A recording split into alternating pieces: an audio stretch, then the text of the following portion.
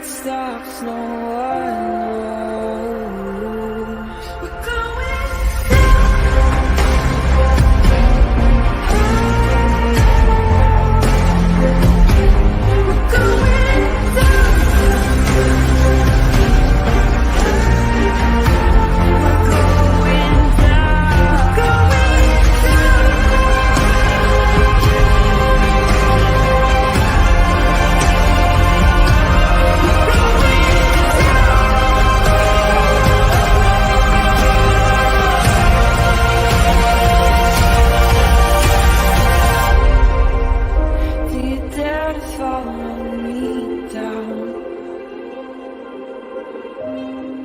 headed into the unknown. Na, na, na, na, na, na, na.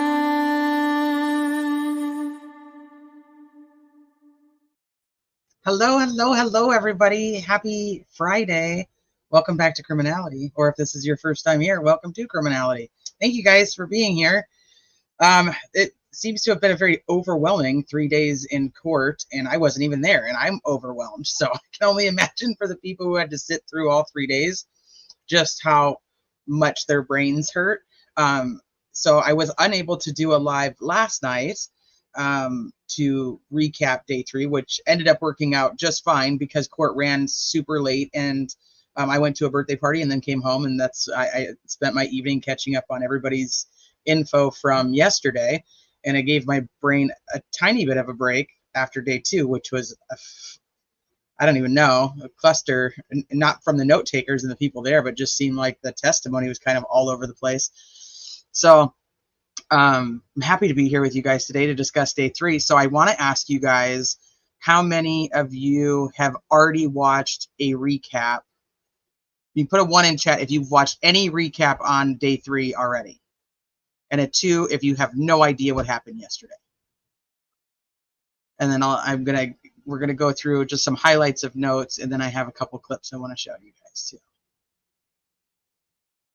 I was just saying, I think most of you have probably watched at least some version of a recap from yesterday. Carla says no, she hasn't watched anything. Okay. Adrian says 2 mostly. Oh, Dina 2, Danielle 2. Okay. 1 and 2. Luke, 0 wasn't an option. Stop living outside the box. Get back in the box. Oh, that sounds terrible. Don't take that. I'm just gonna let that go like I didn't say anything. 1, sorry. No, you shouldn't wait. I didn't wait either. Of course. I mean, I was watching all kinds. So how many people have already watched a recap about day 3? Have watched any channel recapping day 3? Was a 1. And if you haven't watched anything, then a 2. I mean, you're so shocked that I'm a 1. I'm actually more shocked at some of the 2s. Dean's like, you are my go-to for Delphi. Oh, Dean, thanks. Oh, that's okay, Kel. I'm barely just getting into it. So, okay, so we do have a few 2s. So we'll take it. We'll go through it kind of in order, but it's going to be, I'll be very honest, it's going to be more discussion about it versus like a read through of anybody's notes. I do have like 4 people's notes up on the screen so that we can go back and kind of see what people do have to say. But yesterday seemed to run smoother, even though it took a very long time. And then at the end of the day seemed to be very emotional for the gallery and the witnesses. So we'll just kind of go through it. Christine's like, what's this case even about? I don't even know what you're talking about. So Thomas is like, I can handle more recaps of this. Yeah, it just seemed like there was a lot. So, all right, so let me say hi to you guys. First and foremost, I actually want to say, I don't know how many of you guys followed the Chad Dorman case. It was a big case that for me, and I actually went and visited the scene last year. Chad Dorman is the dad who killed his 3 young sons, Clayton 7, Hunter 4, and Chase 3. He had shot them all at his home while his wife and stepdaughter watched. It's a horrendous case. It's just a horrendous situation that anybody would ever have to go through something like that. He was in court today and decided to take a plea deal. And so his wife and stepdaughter no longer have to deal with a pending court case and pending trial and having to sit and listen to everything and relive it, because they were there firsthand. His wife had been shot in the hand. If you guys aren't familiar with it, I have a live. It's called Chad Dorman, A Monstrous Dad. Gives a very good overall as everything was unfolding. So, but he decided to take a plea deal. So they had court today, and on Monday there's going to be a press conference. So on Monday I'm going to do a live with the hearing that was actually today. So some people may have already seen it, but then I'm also going to do the press conference on Monday. So it was in Ohio. They did say what the plea deal was. He's essentially getting no death penalty. They took the death penalty off the table, dropped some of the additional charges, but he's still charged with the murder of all three boys. They're so cute. I have pictures of them on my community tab. If you haven't seen them, they're just the cutest little boys. He will have a life sentence for each of them. And then there's like 2 aggravated charges about the firearm that I think comes with like 16 years each. Don't quote me on that, but I'm pretty sure that's what it was. So it's like 3 life. Essentially, he's never going away. So they do have the death penalty. They were going for the death penalty, and that's why he took the plea. Well, I don't know if that's why he took it, but the plea is he doesn't have the death penalty now.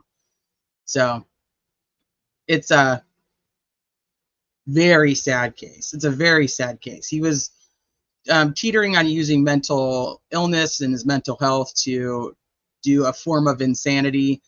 And then they were supposed to have a hearing on August 5th, and he said, let's postpone that. And he went to court today and said, no, I'm done. I'm going to take the plea deal. So I'm glad for his wife and stepdaughter, but he's just one of those that you're just like, you get that feeling. You're just like, yeah, I don't fucking care what happens to him. He's a piece of shit. So he had admitted everything that he had done. He'd already admitted to it. They got it thrown out. His defense team had gotten the confessions thrown out based on him not having his Miranda rights read to him in an interview. So Monday, we're going to do that. Who are we talking? We're talking about Chad Dorman. I was just wanted to give an update on that. So he's the reason there is a death penalty. Yeah. Cute little boys, but it's sad that they're no longer here, but the trauma his wife and stepdaughter had to go through. One of the boys had run to the stepdaughter, and it's so sad. Had run to the stepdaughter, and he'd already killed the other 2 boys, and then the last one ran to the stepdaughter, and she was trying to run away with him, and he came and he gave he put the point of the gun at her and said, put him down. And she put him down, and he went to shoot him right in front of her, and the gun jammed. And the little boy ran from his stepdaughter and ran over to the mom. And the mom picked him up and was holding him and trying to get away. And he shot the little boy while the mom was holding him, shot her in the hand and shot him. So, yeah, he took a plea deal. So, it's just the trauma that they had gone through is just something that I just don't wish on anybody. There's a lot of family victims that, or victims' families that I feel terrible for, but these guys this is in it. They're scared for their own lives. They're scared for the boys. And now this 15-year-old little girl, she had to put the little boy down so that she didn't die. It's just horrible. It's horrible. Why did he do it? He said that he'd been thinking about it. So, but I love that. I love those little boys. I think that they're just amazing little human beings. And so.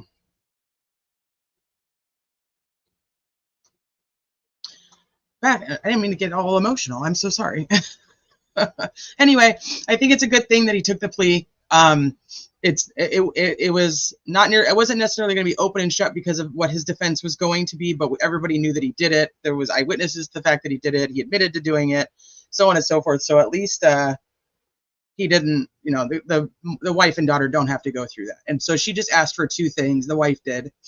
Just said one is, that she request her family's privacy to deal with everything, and that they're still grieving and going through everything. And then they're asking to not just relive the day of June 15th, but to remember the boys for who they were and what I say. I can't even do it. It's so stupid.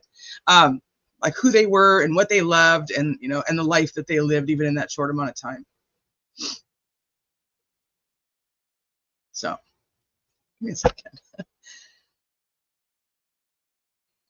I don't know. So some of these cases, they just too fucking sad. So I just wanted to give you guys the update. I didn't mean to get all crazy emotional. So let's go back to Delphi and talk about the hearing yesterday. And I have a video I want to show you guys. So the first off, yesterday when they went to court, well, let me say hi to you guys before we get into the notes, because I didn't even get to say hi to everybody. Woo. All right. So, hi, Pam. Not stupid. You're a mom and loving person. I know. It's just it's so cute. I probably shouldn't. I'm just going to say hi. I'm not going to read the comments because it'll probably make me cry more. Hi, Gilletta. Hi, Ramblin. What's up, Sleuthy Goosey? Hi, Pam. Hi, Teresa. Hi, Scott. Hi, Kit Kat. Hi, Gilletta. I think I already said hi to Gilletta, but now I can't hardly see, so I don't even know what I'm doing. Hi, Luke. What's up, Scully? What's up, Passion for Victims? Hi, Adrian. I'm glad you're here. Hi, Thomas. What's up, Kel? Hi, Nancy and Nancy. Both Nancys are here. Hi, Michelle. Rexy, 15 months. What? Look at you. That reminds me, I got to make a note to myself to go make some new member emojis. Hi, Salty Beach. I feel like if people witnessed RA or had him on camera committing the act, people would still be in denial on this case. I don't actually. I don't feel that way. I feel like people, we talk about, like we just talked about with Chad Dorman, or we talk about with like Stephen Stearns, and even not even just on camera, like, but if you go back to even like Lori Vallow and Chad Daybell, there really wasn't an argument on whether they did it or not.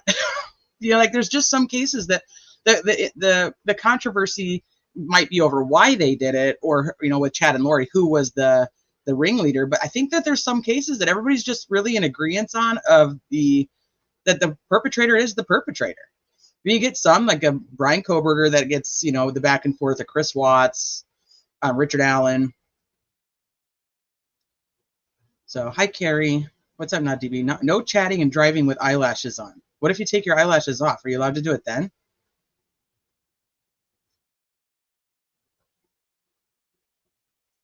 Yeah, I know. I went back and forth on it, but I'm like, he for the women, or the mom and the daughter, I'm like, I take it for them. She said this is what is good for her family, and I'm like, then that's good enough for me.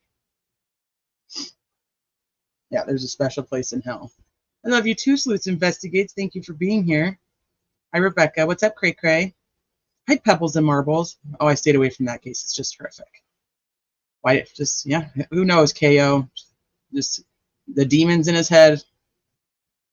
There was a lot of speculation that she was going to be leaving him, but it is. Don't make me cry. I have eyelashes on and I'm driving. Okay, I'm sorry. It's your TV slide. Don't be driving and with your eyelashes on. All right, let me see. I don't know if I got a high percent. Thank you for being here. Let's check with criminality because it's or show up in a fan funding tab. Hold on, let me go back and see what that's about. Hi, Julie. What's up, Phoenix? Hi, Thomas. Scully says, I got the receipt.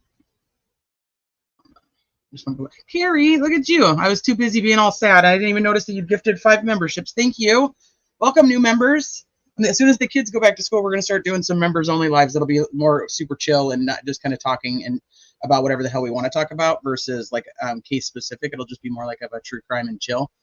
Probably on Wednesdays if I can plan it correctly. Oh, thank you, Adrian. The Apple Rivers. I haven't watched it yet. There's just so much true crime. That's what happens in the world of true crime. Everything happens at the same time. I don't know. Somebody was talking about fan funding. I don't know what that was, and I wanted to be able to answer. Let me go back to the bottom. So if I didn't get, hi, Cleveland Rocks. What's up, Marshall? Hi, C-Dub. You just got here. You're sad. Oh, I was talking about Chad Dorman, so the case just made me sad. But we're going to move on. I just wanted to say hi to everybody and we're going to talk about Richard Allen's hearing from yesterday. What's up, R&M? For me, if I don't find the defendant as a redeemable character, I'm just not interested. When I see the Dorman interrogation, I was like, bruh, You still got to Mirandize him. What the fuck? Right. And that judge made the right call and threw out his confessions because he wasn't Mirandized. They screwed up. I mean, he kept saying weird stuff like, I want to talk to my lawyer, but then he'd refer to his lawyer. Their excuse was that his lawyer was supposedly his mom and stepdad or whatever. And I was like, he wasn't making any sense. So they just like since he had asked for the attorney, but then was saying his attorney was his mom. They just said, well, we know your mom's not an attorney. So, but that got him and the judge did the right thing. So it is what it is. But like I said, we're going to talk about that on Monday. I'm going to try to keep my emotions intact, but we'll watch the hearing that happened today. And then we'll also watch the press conference that the prosecutors are going to have on Monday. So Monday, if you are wanting to see the kind of the finale of that case, that's what we'll do here Monday. Hi, Gail. Hi, Ticking Time Bomb. Hey, Libertarian. What's up, Salty Sweet Tea?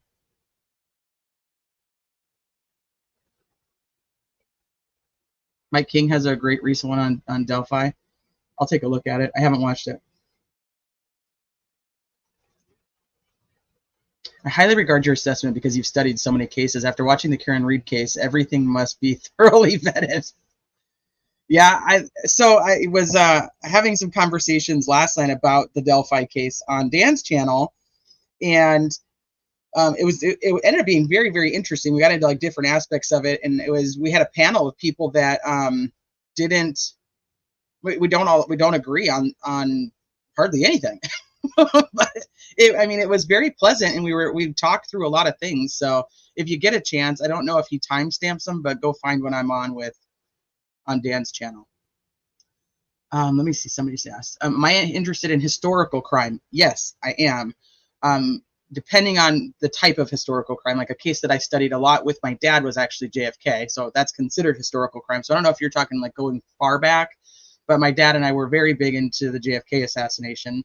And before he passed, we were actually able to go to Dallas. He'd been there before. I hadn't. I'd been to Dallas, but I hadn't been to these specific spots. And we did an entire 3-day of going around and looking at everything to do with JFK. So one of my best memories with my pops. I am. I didn't even know he was doing a live Miranda. All right, I'll have to watch him when I'm done. Dan's channel is the Contrarian.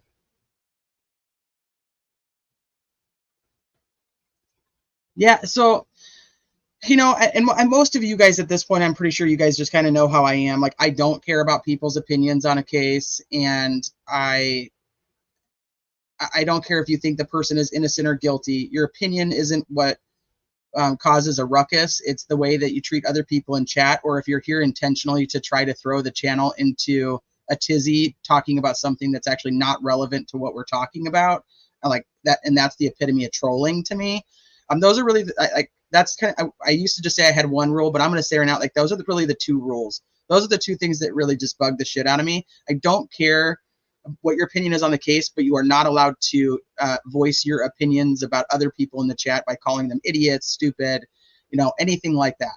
It's ridiculous. This is a case that in the end of the day, as we sit here, there's 212 of us, sitting here right now. None of us are going to be on that jury. None of us are going to have the ultimate decision in what happens in this case. So we're here to talk, to discuss, to go over different details, and not sit in an echo chamber. So like I said, I could care less what your opinion is on the case, as long as you're not intentionally trying to destroy what's happening in chat and you're just not mean to fucking people. That's really it. Sleuthy, we know that we know you're me as a wrench, really. Like, I'm like, all right, I'll drop a couple links, thanks. But yeah, I don't expect everybody to just be like heavy-handed, but I just expect kindness. But I heard that there was a train of cranks. There is an entire train. There is an entire train full of cranks. I may have like run along the tracks and jumped on it and become a crank at some point, but there is a crank emoji just for that reason. But it's a very fancy train. Like, they serve us drinks and stuff, so it's okay.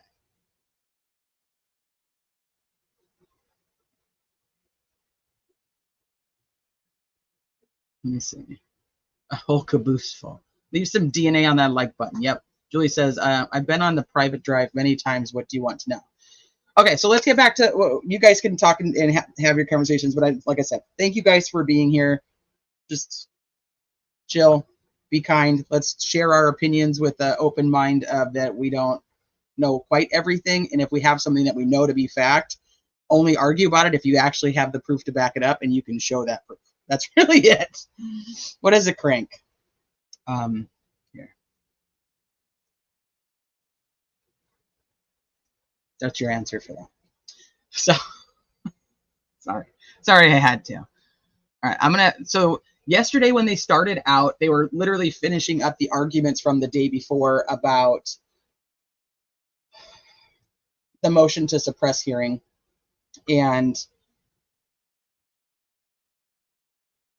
Judge Gull was telling them, like, I think you guys should know, like, how to treat each other. Because remember, Nick was saying, I don't want them to be mean to me, and I don't want them to, like, call me names.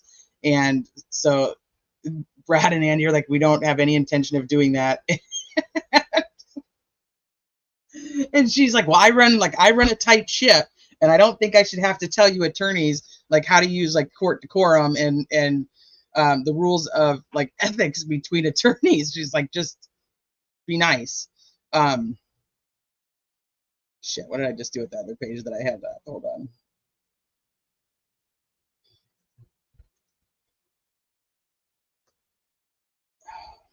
Give me a second. Let me find what I wanted to show you guys, because I just lost it now.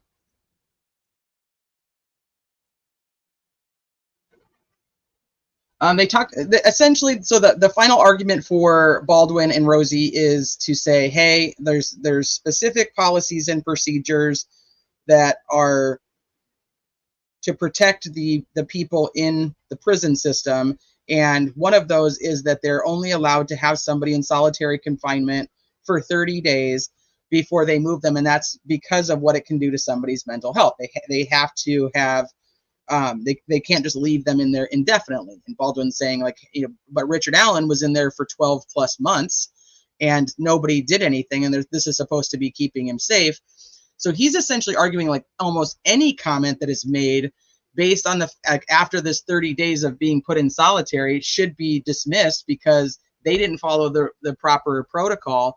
And he's kind of like umbrella-ing the fact that even with the confessions to, like, the wife, which the wife and the mom who would not be considered state actors, he's kind of putting it under this umbrella of that they are, because if Richard Allen hadn't been put in solitary and driven to the point of psychosis, then the people doing that have now created this person.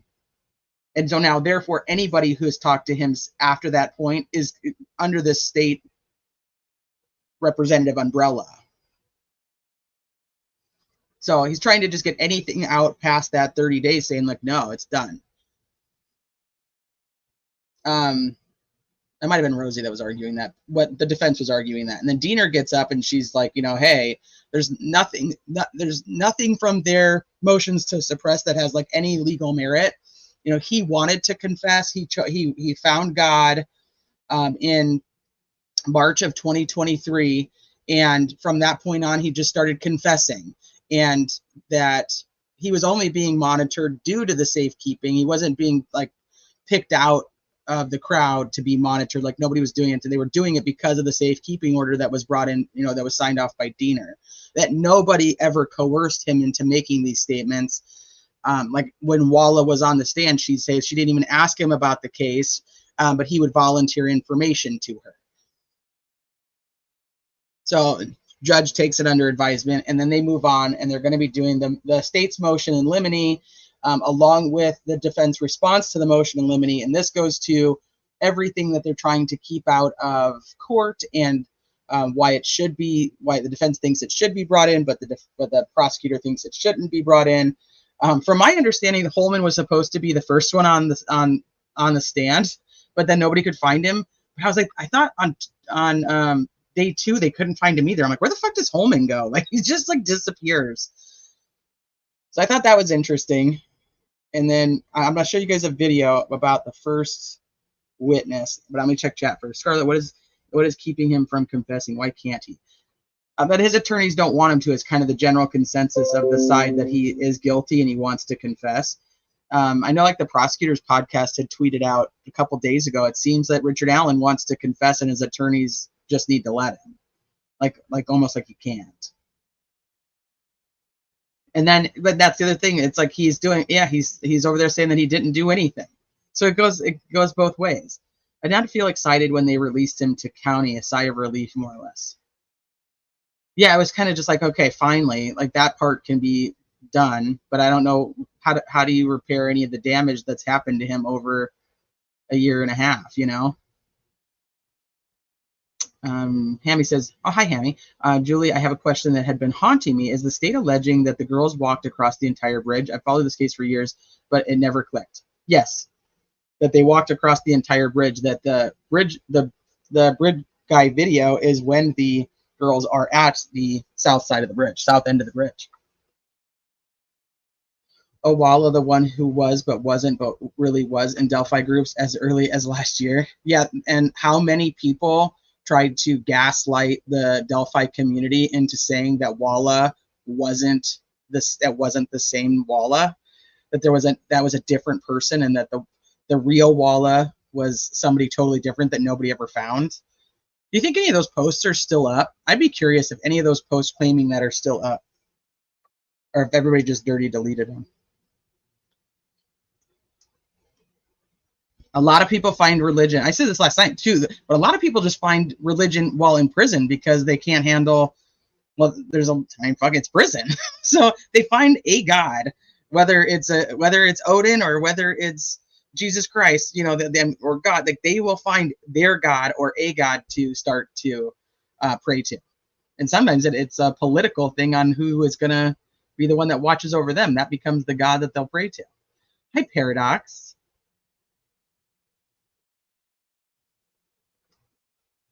What's up, Owl on the Prowl? The defense now has an out to push trial out. You think so? Why? Because he's out of prison? Do you think? Is that what you mean? Owl on the Prowl? I'm curious why you think that.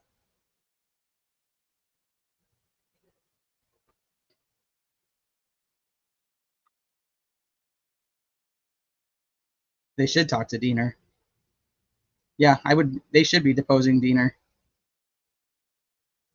But he wasn't actually in solitary confinement, was he? There were others around him, hence a 60-plus witnessed confessions. Well, he was in... Oh, shit.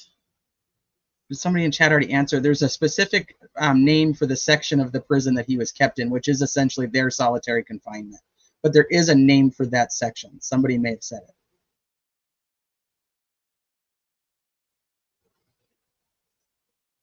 If he wanted to confess, he could simply just change his plea, right? Well, they're saying that the attorneys like Brad Rosie and Andrew Baldwin just won't let him confess.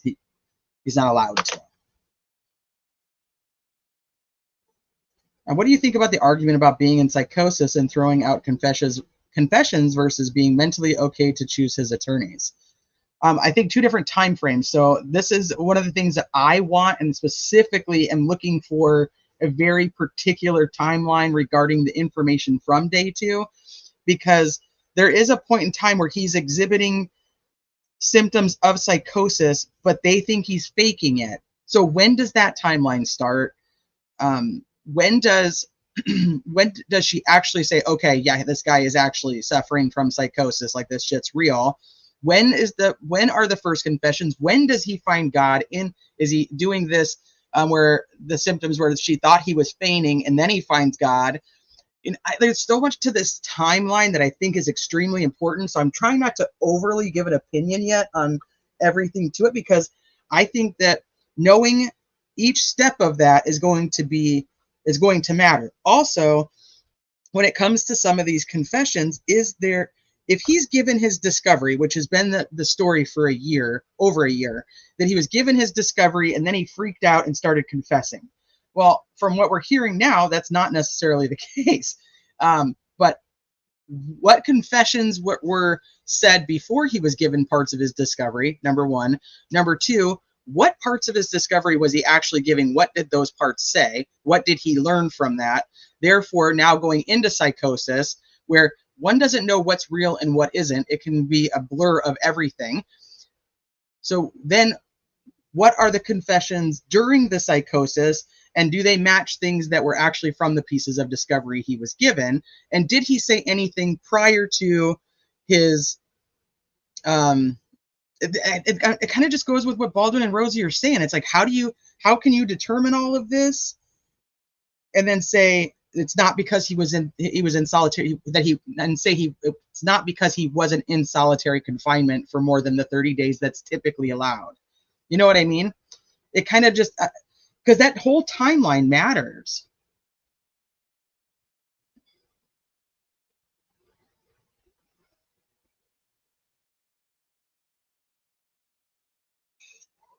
And Al on the Prowl, that's a great point too. A lot of people do find religion because it does allow them to get out of their cell more often, because you cannot stop them from going to worship, you know, whoever that God is. You have to. And that was like the huge thing with Odinism, was like there was the big lawsuit that Odinism be recognized as a religion in prison so that they could congregate and have their meetings.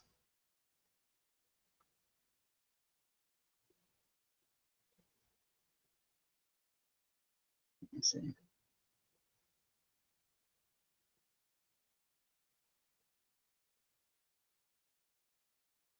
Yes, since he was in prison and not close to his counsel, a pod max. Okay, I'm definitely behind the check because you guys are answering what that whole thing was called. Like AdSeg, that might be closer to it. I honestly don't remember what it was called. It's like my brain is not remembering it. Getting worse from January on. March 2023, he found God. Gail says, I think he was faking the psychosis. I think it's hard for us on the outside to be able to say that. I think that, Dr. Walla is the one who thought he was faking it and then realized, like, no, he's not. And then the problem with this too is if he's faking it and they really thought that he was faking it, then they were giving him meds for fake psychosis, and that's not going to look good for them. That's why, for me, like, there's so much of this case that it's like, I could argue, like, I could sit here and debate either side. I could literally say this is how this would be for the state. This is how it goes for the defense. And then I end up like, this is where I become, what'd you call me, DB? Or Fiend? One of you guys, whoever made that damn crossword, that I'm like the ultimate fence sitter or whatever it is. And then I was like, fuck, that is me. I know that one. They have the videos of his psychosis where he's running across his cell and slamming his head against the wall, apparently. I mean, that's on video. What do you think? Like, they're going to show that to the jury.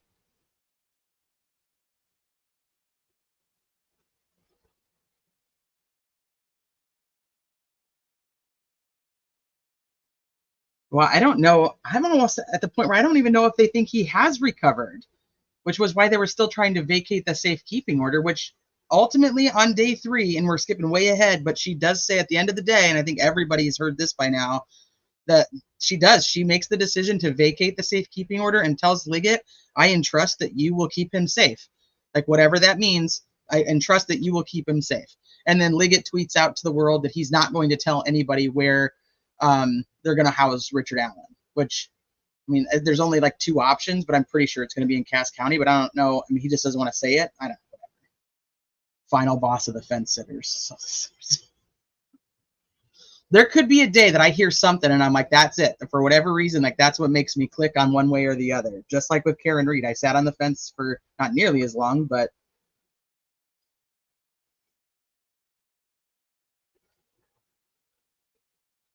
yeah, feeling anxious, have a Pepsi.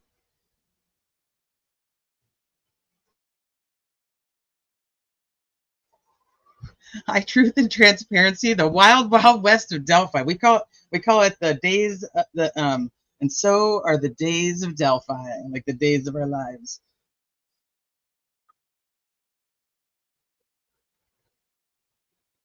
I don't know.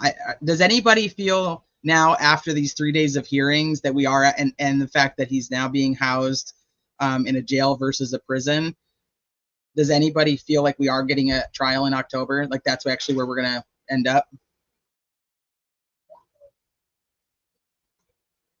Hold on real quick.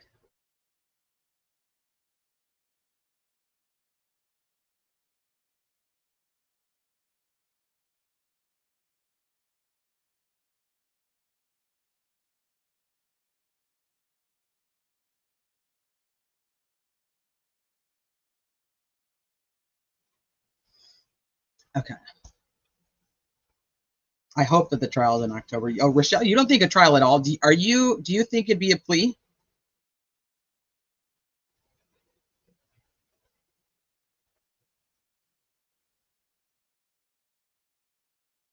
The only one to claim he had psychosis is Walla, and her testimony should be tossed, in my opinion.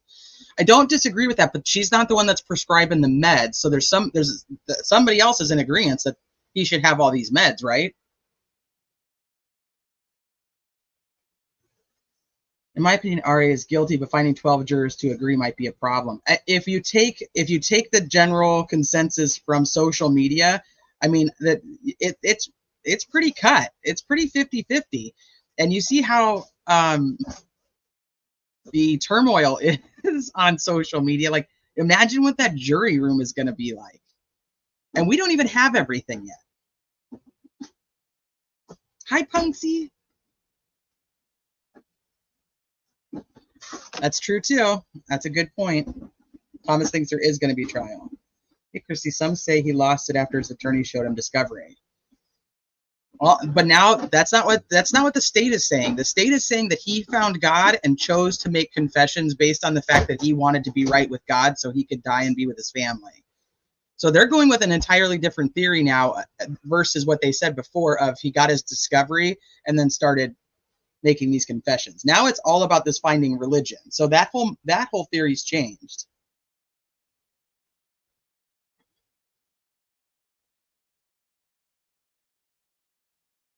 We do need to get her a nice cushion. You think they'd let her take it in? Like one of those like bleachers, like little cushions?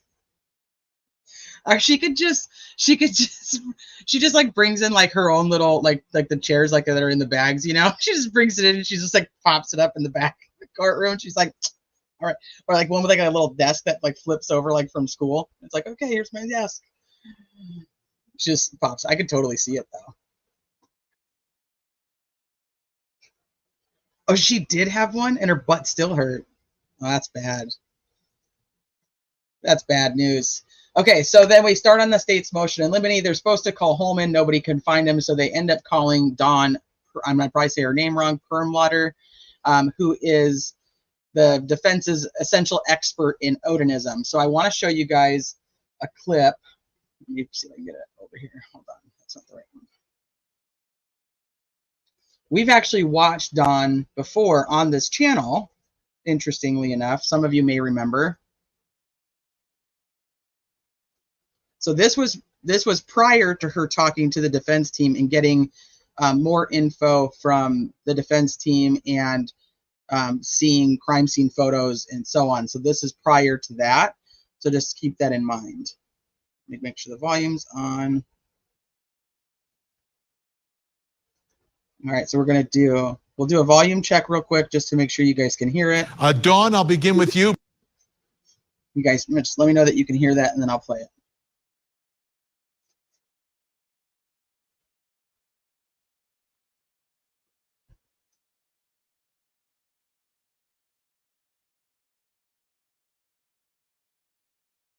Okay, we're all good.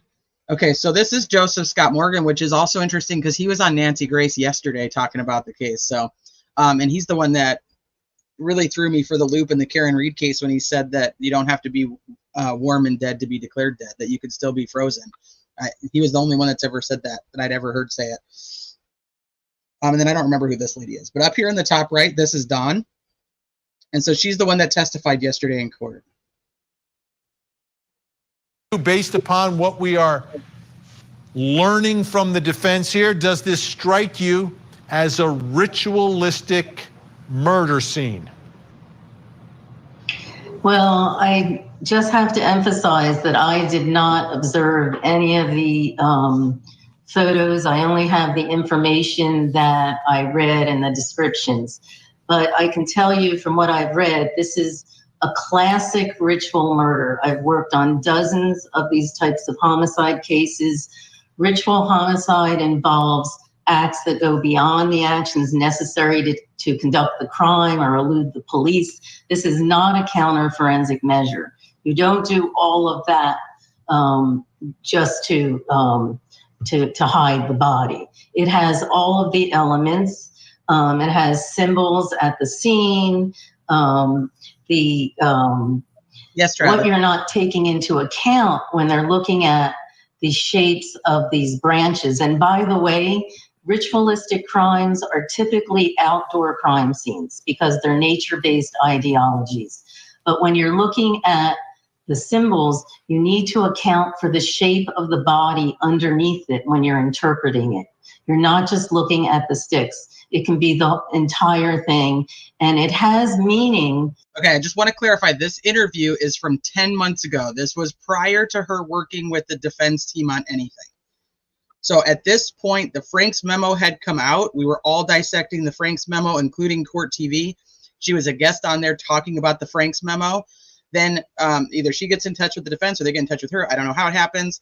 And then she's the one that testifies yesterday about her experience studying crimes having to do with Odinism or ritualistic killings at all. But this was, she only at this time had read the Franks motion. She had not seen anything yet that she ends up testifying about yesterday. So two very different time frames. We're talking almost a year in between. To whoever did it. I really do not think it's random. The other thing are crime scenes because they're nature-based ideologies. But when you're looking at the symbols, you need to account for the shape of the body underneath it when you're interpreting it. You're not just looking at the sticks. It can be the entire thing, and it has meaning to whoever did it. I really do not think it's random. The other thing is obviously the cause of death is significant. In ritualistic crimes, you do not get gunshots. They're always typically knife wounds. And there's always things that are done with the blood. And in this case, obviously a secondary scene, but blood, whether it's blood spatter or what was on the tree, it seems that this was not random at all. Body positioning is very significant. And as I said, it will have some meaning to the person who did it. In terms of Odinism, which I'm very familiar with, it would be consistent with racist Odinism, which is very popular, has been popular among neo-Nazi skinheads and prison gangs since the late 90s. In fact, there's many groups right now that are taking it to the next level. We have a blood tribe leader who has runes tattooed on his face that translate to son of Wotan, which is one of the also known as Odinism. So to me, so based upon what the defense is saying here, you think there's something to it. And again, you prefaced it all by saying you haven't seen the actual photos. None of us have. Joseph Scott Morgan. Let's start first with the bodies. I'll let it play just a little bit so you can kind of get the general conversation between all of them, because it has been a while since we watched it. Does that appear posed the way it's described? Does it appear that someone could be murdered or dragged and naturally end up that way? And what are your thoughts about the blood and lack of blood in parts of this scene? Again, without having access to the imagery, it's very difficult for me to opine about this. Positionality is everything, whether it's some kind of ritualistic event, and even when we work cases involving serialized perpetrators, they have a ritual in and of themselves. They have a rich fantasy life as well. If they're acting out, they can pose bodies. I worked a series of homicides where bodies were posed in kind of Leonardo da Vinci's classic anatomical man position. And you also have this issue that's really significant to me, that is undressing and redressing, which is something that's quite striking to me that came out. But yeah, that's the scene as far as I can understand it at this point. I don't know that this is necessarily randomized, but if this is the coverage that is on top of these bodies, it would seem to me that it was a very poor effort to obscure the bodies, because that's the goal with covering bodies, right? You want them out of sight. We don't know how robust any of the vegetation was. We don't know how fresh the vegetation was. And it's very troubling to me, Vin, that these items were not collected, specifically as it applies to tool marks. They were not collected in the beginning, because we're talking about saw marks, bolt cutters, perhaps. I don't know, how were these limbs, if they are in fact limbs, how were they trimmed away? Because that's a big telltale there. You're leaving money on the ground there from an evidentiary standpoint. Why would you not collect it at that point in time? I don't understand that. Lauren Vellucci, what questions do you have based upon what the defense has now filed in court? People involved in Let's skip ahead to where Don talks again. Rituals like this. Would there be more bodies? Because this goes back all the way to 2017, and we have heard nothing about other victims in this area. Aw, Sleuths and Adrian. Thank you guys for gifting all the memberships. Sweet. Thank you. Welcome to all the new members. Bob said there's video from the Hoosier Harvester. There is. It's a running video. I think, don't we already know that? Is that new? We knew that already.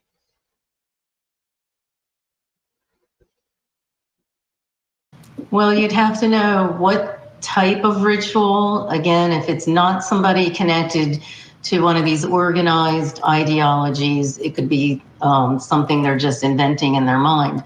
But it could also be, you don't know if it's an initiation, if it's sacrificial. There's a lot of different types of rituals that are done.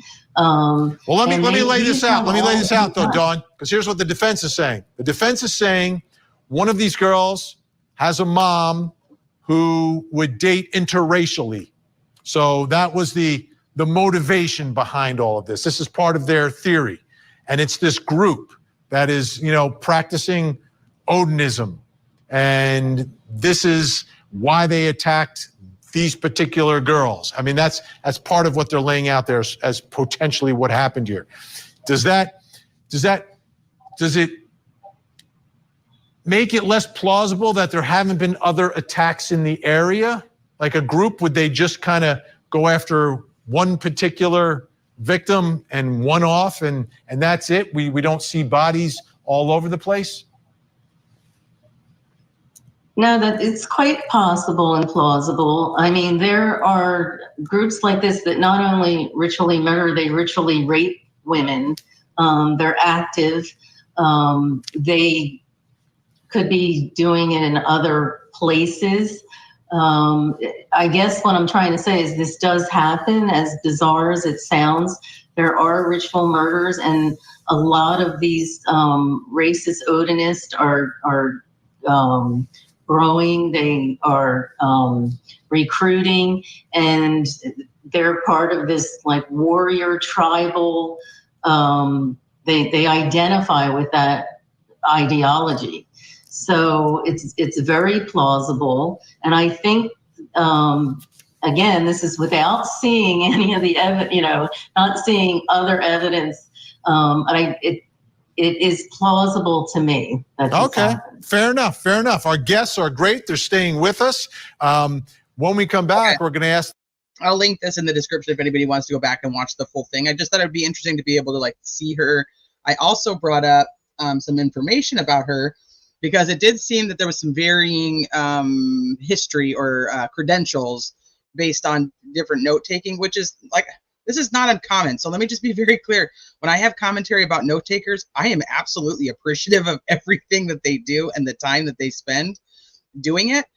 It's impossible. This is why I get frustrated that we don't just have a live feed to watch it ourselves, so we can hear the tone and the tenor and see the facial expressions and be able to see these things ourselves. Because people, you know, you're writing a note and they're still talking. And if any of you have ever taken notes in life, you're listening to somebody who's still talking while you're still writing. That isn't, you're not always going to catch everything. So she has a PhD. Her specialties are in intelligence, terrorism, and ritualistic crimes. She is the director of the Symbol Intelligence Group, and she's considered one of the leading subject matter experts in the areas of symbols, symbolic methodologies, unfamiliar customs, and ritualistic crimes. In her SME, which is her subject matter expert capacity, she routinely provides law enforcement investigators, defense, and intelligence agencies with specialized information to assist in operations, investigations, and analysis. She has advised police departments and prosecutors' offices on numerous cases of ritual homicide and presented expert witness testimony on ritualistic crimes. She is a professor in the forensic medicine program at the Philadelphia College of Osteopathic Medicine. She is the author of 2 books, one investigating religious terrorism, and the second one is ritualistic crimes and symbols of terrorism, as well as numerous publications on ritual violence. She has been interviewed for many documentaries, newspapers, newscasts. She holds a Doctor of Philosophy from New York University and a master's degree from the American University of Washington, D.C. She's an active member of the American Investigative Society of Cold Cases, and the VIDOC, I think it's VIDOC, I don't know if I'm saying that right, Society, an exclusive crime-solving organization that solves cold case homicides. So I just wanted to put out there exactly who she is, because I know, like I said, it was kind of all over, but I mean, you're talking about somebody who has studied this for many, many, many years. So she's definitely not a lay person. And I know Adrian mentioned this in chat earlier, but if you guys are interested in learning more about, you know, our personal thoughts, I had Adrian. She did just a phenomenal presentation of the stick figure, the stick configurations, and what she potentially thought they meant. We talked a lot about Dawn, because there was a whole. She's one that says, Dawn is one that says, like, you can't always just take the sticks into consideration. You also have to take the positioning of the bodies into consideration, which is important, based on what later testimony yesterday actually says about things being moved, and that the forensics with the way that the blood flow was on certain wounds, which we're going to get into, and it's a terrible topic, but we're going to talk a little bit about it. That she is positioned, or that she's talking about, like, the positioning of the body is important. So when Adrian and I were on, Adrian did, one, just looking at the sticks and what that could potentially mean. And then if we looked at it with the sticks and the bodies, what that could potentially mean. But the most important takeaway from that live and from what she just said on Court TV is that these types of crimes are not what we might think they are. It's a message to the person themselves. I heard people kind of making fun of her saying, like, magical thinking, but I'll tell you, just from going through with, like, Adrian and researching it when the Franks came out, that was a very common phrase in this situation. Is it's what the perpetrator thinks of what they're doing. It's for them. It's so they can feel a certain way, they can think a certain way, and you might not be able to understand it. Which is why when Adrian and I did the live, we were just going through, what our interpretations might be. But the biggest takeaway is we can't know, because it wasn't for us. It's not a message for us.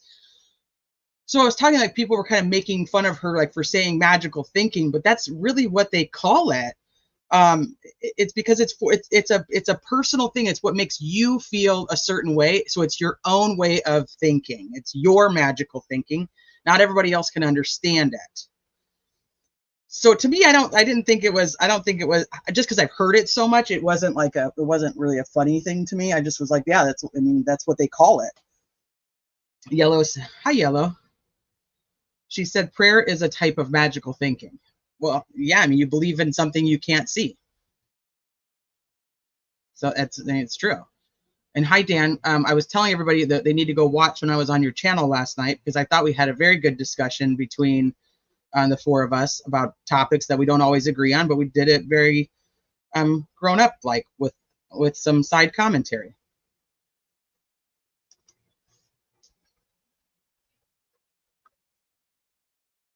So, and then one thing that is brought up later on in testimony is that they potentially considered, and let me pull this up too, hold on.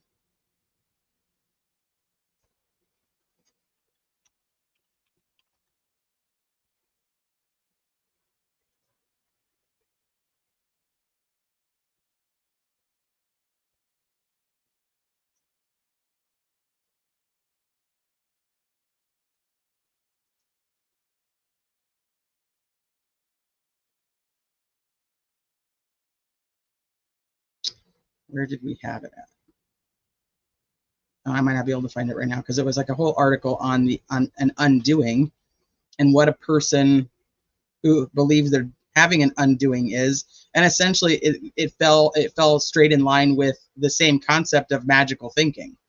It's a person doing something to the bodies, and I think the example we used was like that with the posing and the redressing, and it's making the perpetrator feel that they're leaving a victim like alive, but in reality we know they're not alive. So it's magical thinking, because you're making up in your own mind what you think it is.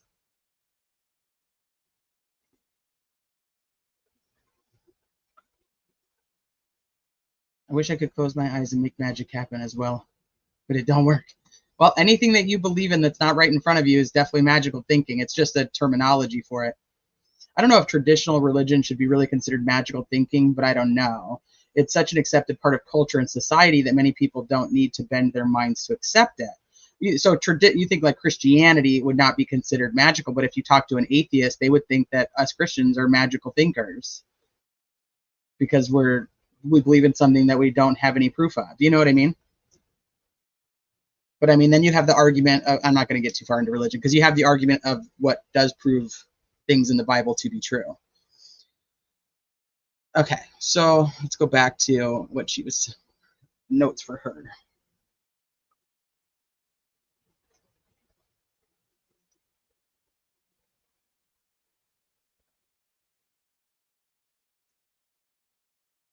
I'm trying to think if there was anything that I missed really about her. So she's essentially saying like everything that she has seen that has to do with the crime is based on magical thinking of the person perpetrating it. On cross-examination, they're like,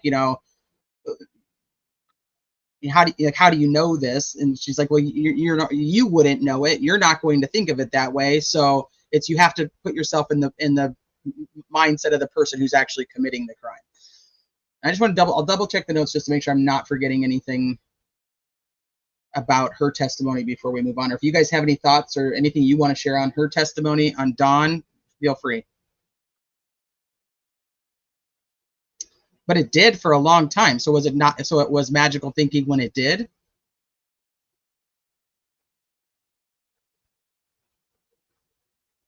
Hi, Ivy.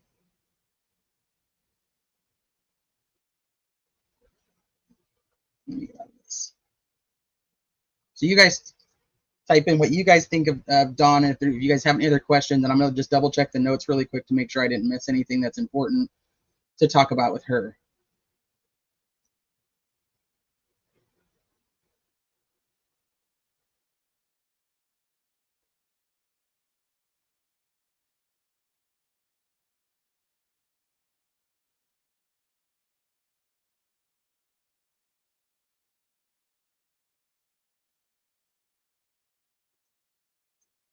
Give me one sec.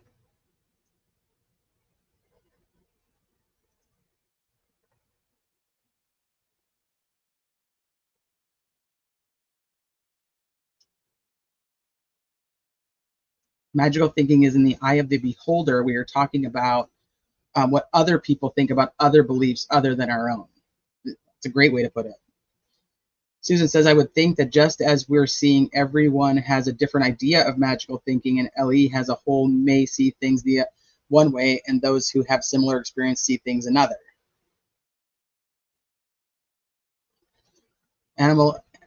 Anomalistic psychology, a study of magical thinking. Well, that would be an interesting read. Adrian, do you have that? Do you have that book?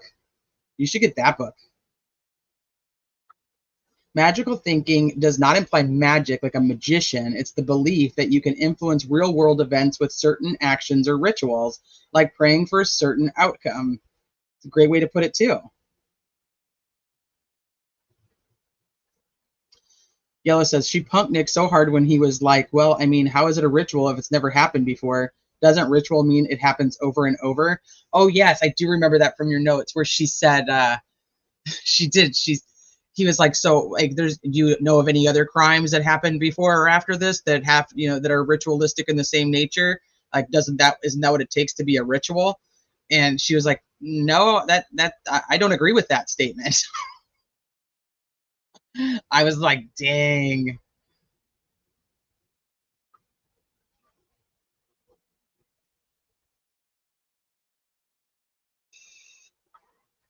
Freud used the term quite a bit, and he was often quoted, and we know what a weirdo he was. Oh, that's funny. Moon Turtle says, in psychiatry, magical thinking is a cognitive distortion or inaccurate thought pattern that involves false beliefs about the ability of thoughts, actions, or words to cause or prevent events. So like a bind rune, when they're trying to stop bad things from happening to them, would be magical thinking under that definition, I would assume.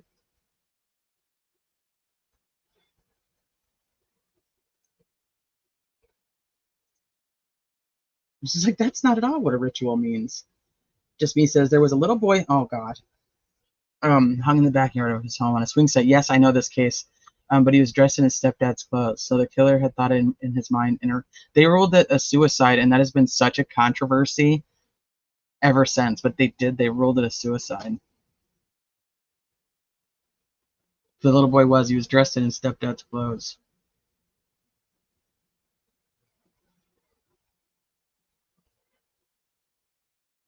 Murder Sheet did an interview with another author about America's secret jihad. Hard for it to be a jihad when it never happens. Well, what if it's a secret then?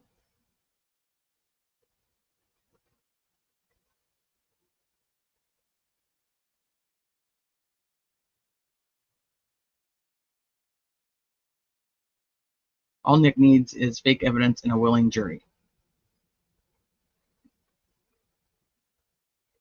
Well, we have to see what her rulings on all the hearings from the last few days are, and see how she's going to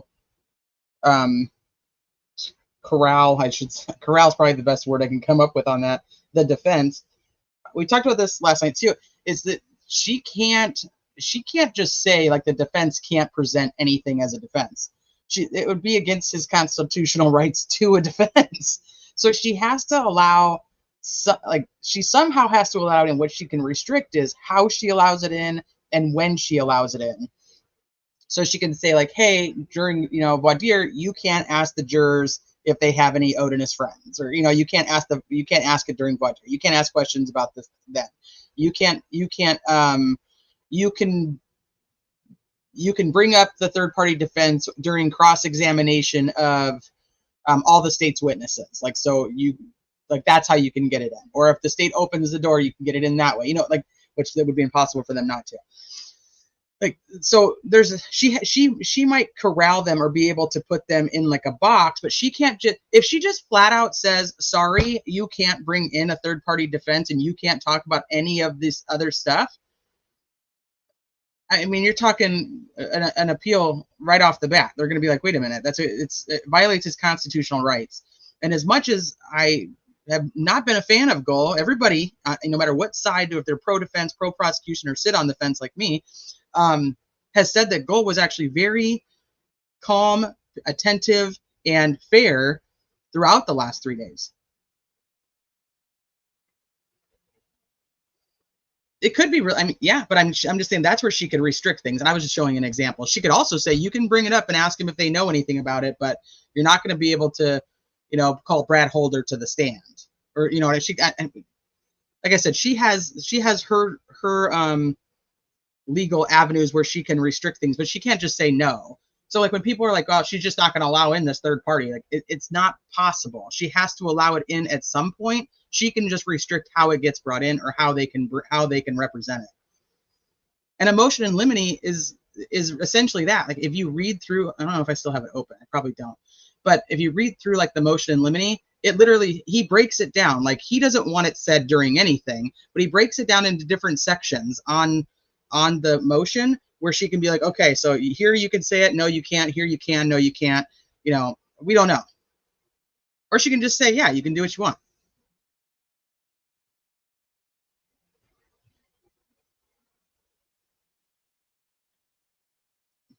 All right, so anything else major from anybody who was in court about Dawn's testimony? Because that was really my takeaways from it.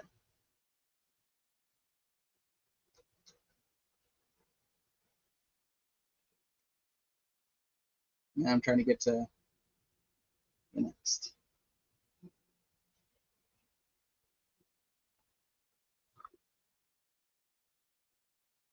And she talked about Odinism. Wait, is she the one that does the 5? Oh, I do want to talk about that, but I'm going to bring up Yellow's notes for that. Give me a second, because Yellow had it written perfectly.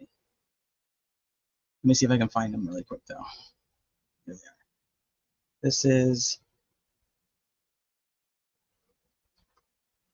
I think she's the one that brings up the 5.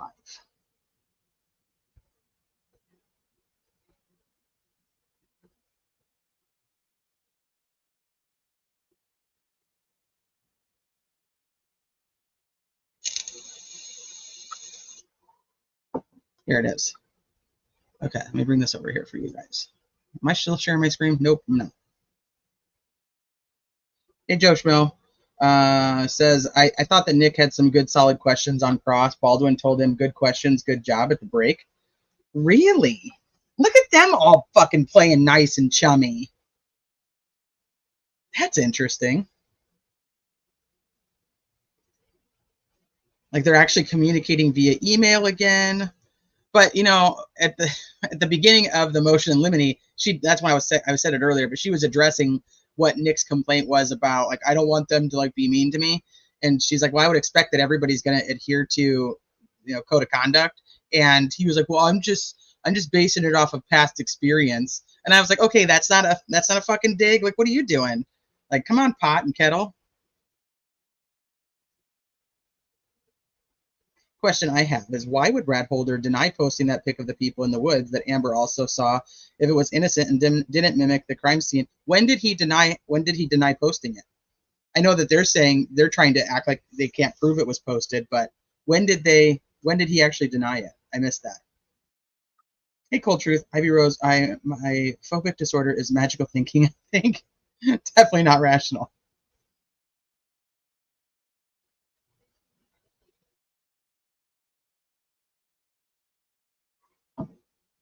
Okay.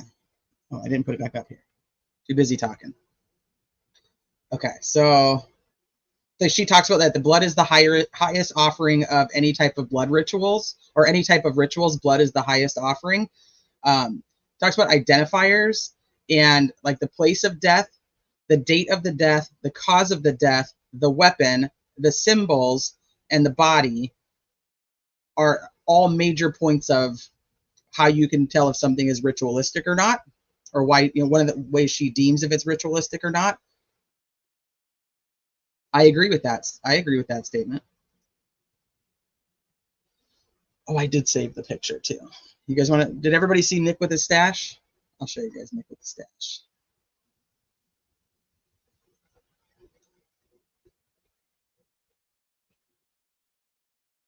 He's got tan pants on with some pinstripes. But there's the mustache. In case you guys missed it yesterday, that was on the news, and he was walking into the courtroom. It doesn't look as bad as I thought it would, but I mean, it's definitely not fitting for him. I liked more the goatee that he had before.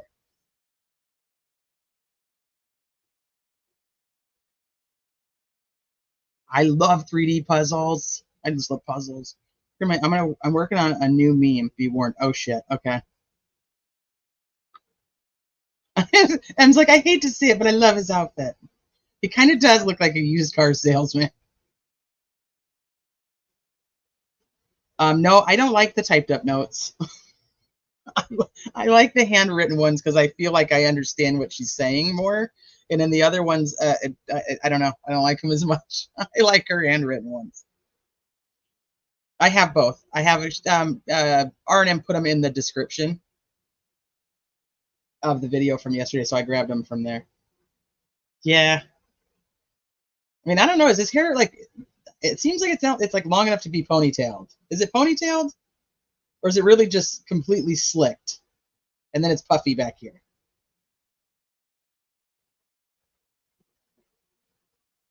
I mean, he's not an unhandsome guy, but I also just love the picture here. I think he's just like eyeballing him, or maybe he's eyeballing the cameraman.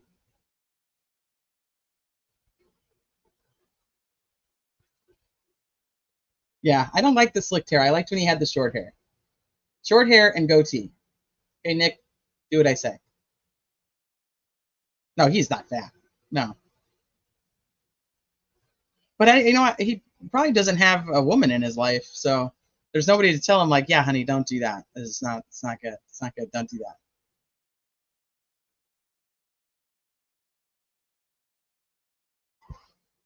Okay, so these were the identifiers for her.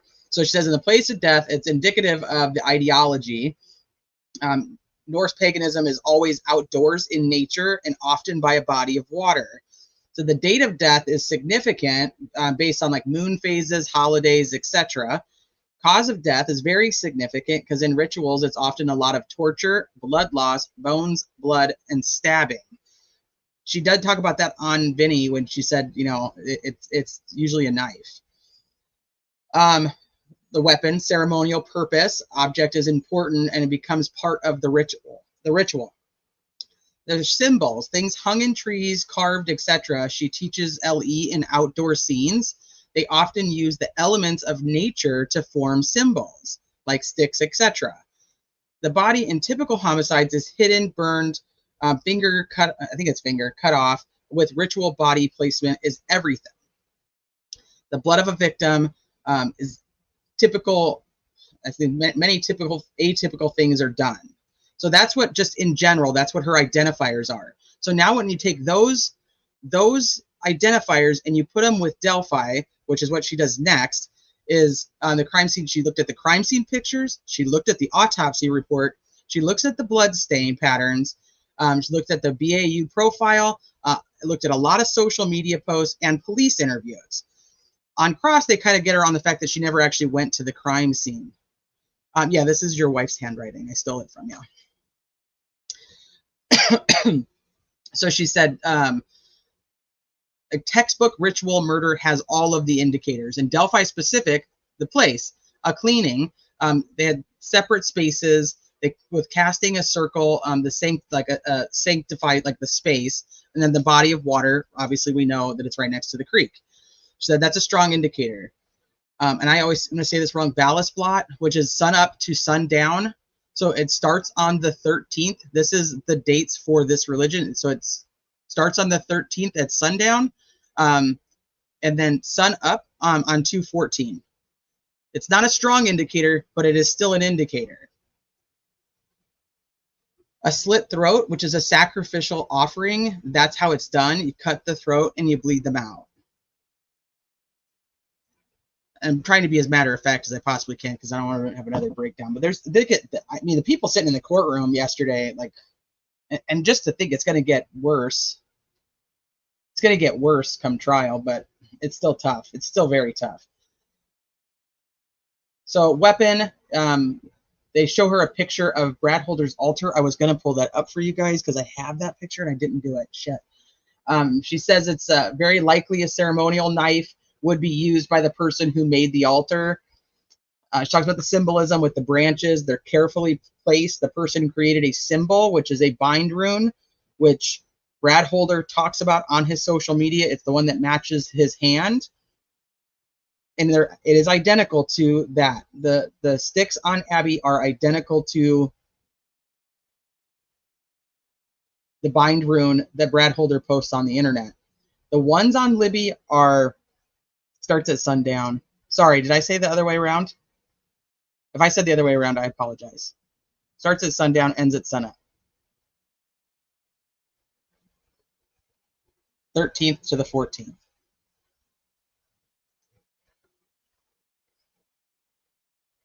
The ones on but the sticks on Libby are much harder to try to decipher, in my opinion. But the other, so like this is where you go with the 50-50. Like, could it have just been a random ass thing and it just happens to match?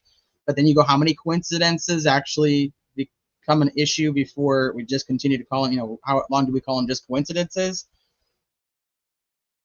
So she says that the bind rune is the identical on his hand to Abby. It's exactly the same. I will agree with her. She also observed that BH creating stick runes in woods prior to the homicide, which we know we have a ton of those posts too. Talk about asking her to look at Libby's body. This is intentional, meaningful. The body might be a symbol. Bind runes to the offender. Pick on BH. His Facebook is identical to the body's.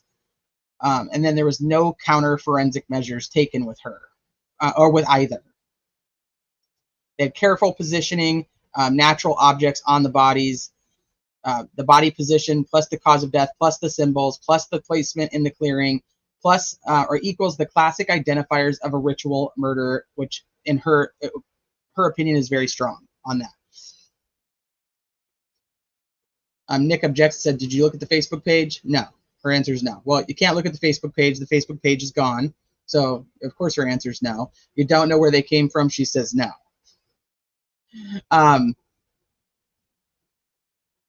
Judge, I just want to point out that this is from Facebook. Okay. Great. Thank you. It's telling her positioning of Abby's legs are identical to the painting as a classic piece of art and imagery, which he posted on 2/17/18.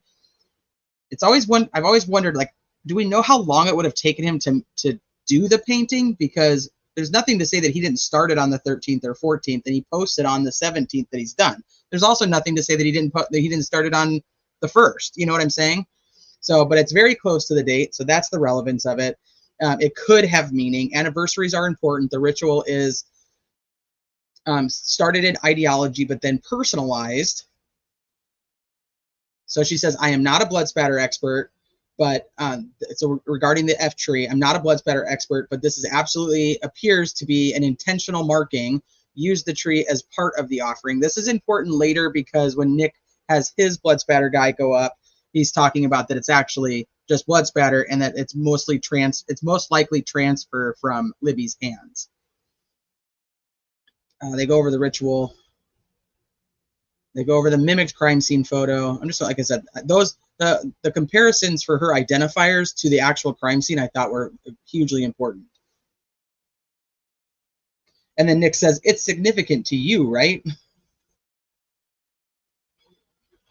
All right, let's see. Yeah, there's 10 YouTube channels that scroll through Brad's Facebook. There's a ton that just scroll straight through it. I screenshotted the entire thing and put it in the Prezi.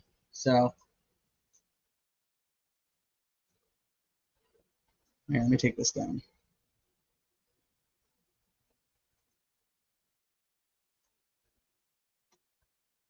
Shoot, I want to take that down. Hold on, let me bring that back. Let's put it over here.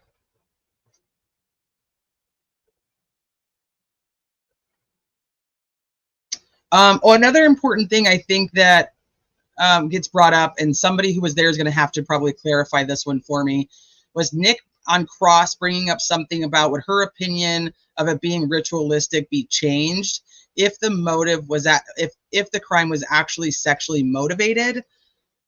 She says that it wouldn't really change it. She said I can see, you know, sexual assault in sex motivated crimes, but Nick says something like, what if it like indicates that the perpetrator was intending to sexually assault them but then didn't?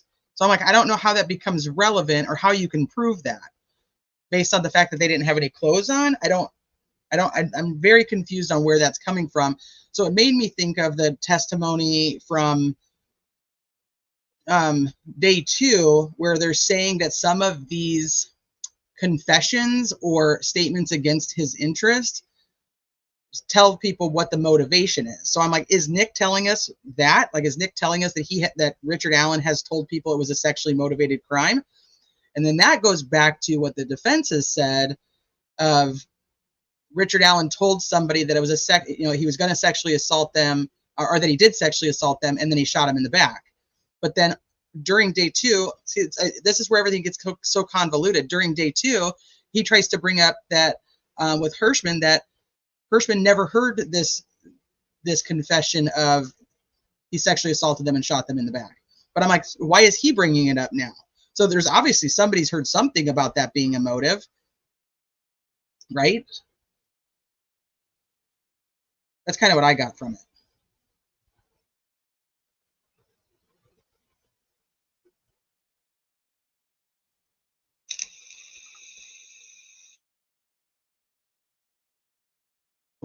What exactly is the textbook of sacrifices?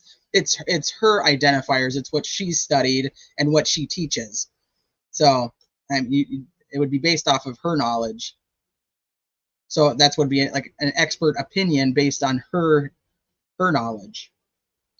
But then they're going to bring up the expert that says, no, none of that's accurate, and it's really just this.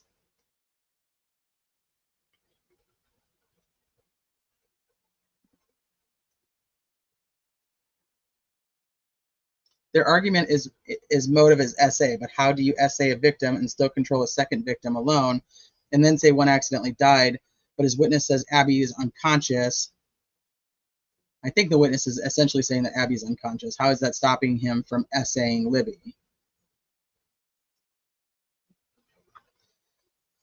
Well, if we go with my thought process on that, I think that there was always talk, and this is talk. And if it did come up in one of the hearings, somebody will let me know. But from my understanding, it was not brought up. But for so long, after this crime, it was said that Abby was like hit in the head with something, that she had a head wound in the back of her head. So it does lead to her being unconscious. So is there just a struggle with Libby then? I don't know, because you still have to go back to that Abby's partially nude at some point.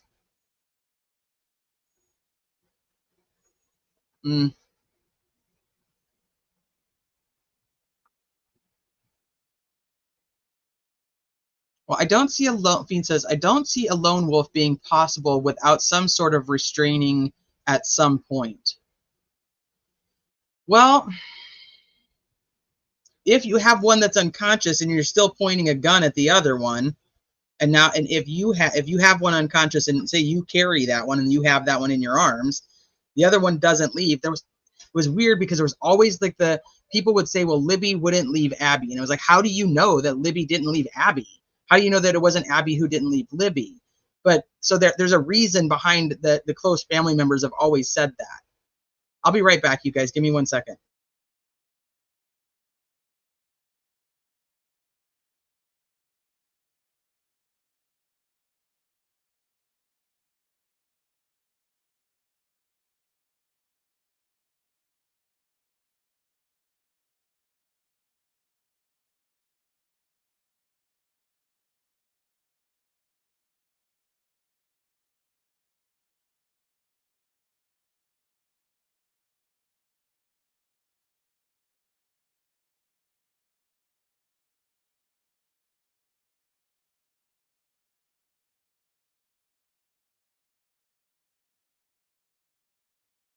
Okay, sorry about that.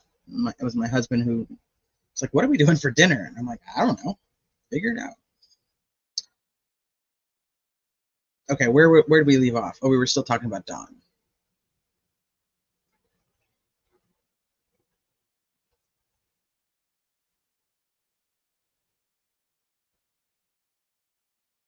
Let me go back and see if there's anything else.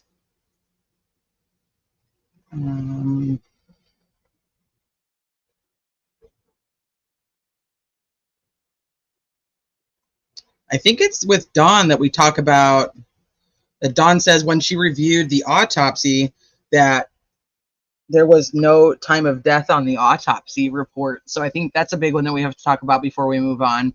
And she also said while reviewing the autopsy report that it was stated that it was a serrated blade that had caused the injuries.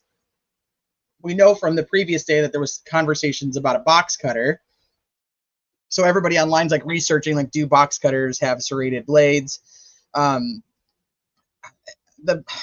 not of the impression that this is a box cutter.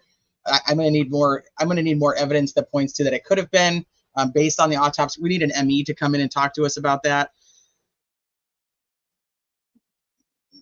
The way that they describe Abby's wounds makes me think that, like, they're going to be able to measure a depth of her neck wound, and so is it consistent with a box cutter? Most box cutters have like the little protector things on them, so that you don't cut your thumb. And I'll just say, like, somebody who worked, I was a retail manager for almost 22 years. Box cutters are just not very durable, and I hate to say this in the context that we're talking about it, so it sucks. But Libby's wounds, for me, I don't know how the box cutter is going to do that in a very short amount of time that fits into this time span of when the state says the girls are killed. Yeah, I think a box cutter seems weird because we don't know about the wounds. There's the ME, even if they can't say exactly what the weapon was, they will be able to rule out certain weapons. The other thing is, he supposedly confessed that it's his box cutter from work, but he wasn't working that day. So, like, did he just happen to have the box cutter in his pocket?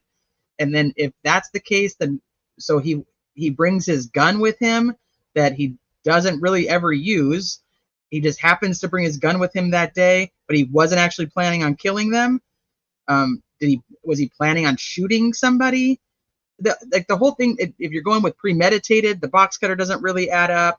And if you're going with it was just something that happened at the bridge, then the gun doesn't really add up. So I'm going to wait for the ME to really kind of decide whether I think a box cutter is even...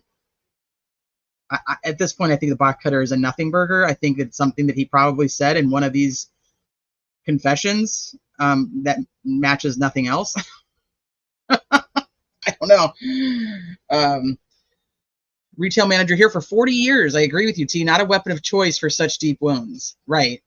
So I think it takes away if it's premeditated that he brought a box cutter, because he's not going to go out there and shoot them. He has no idea who's even going to be there and who could hear any of that. I don't know. Everybody's going to have their own opinions on that. I think that we need to wait for the ME to actually get some clarification. Right now, we have a couple of witnesses that have stated what the autopsy report says. But I can tell you that when I was looking at this case years ago, many people had said that the law enforcement was going to stores looking for, and I'm probably going to say the name wrong, but it was like a gut-hooked fish knife.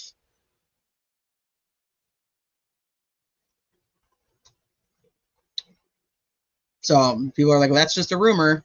I don't see it being a box cutter. I think the box cutter is like a nothing burger. That's where I'm at with it. Until somebody can actually prove to me that it matters, it doesn't matter. It's the same as him saying he shot him in the back.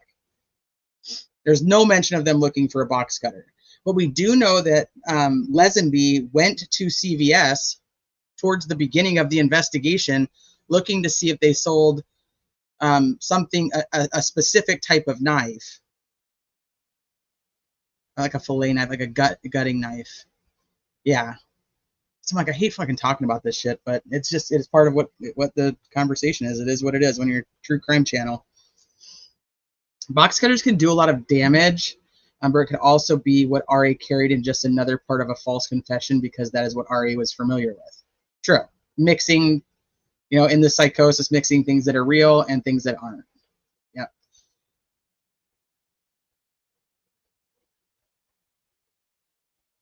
Well, he used a K-bar knife.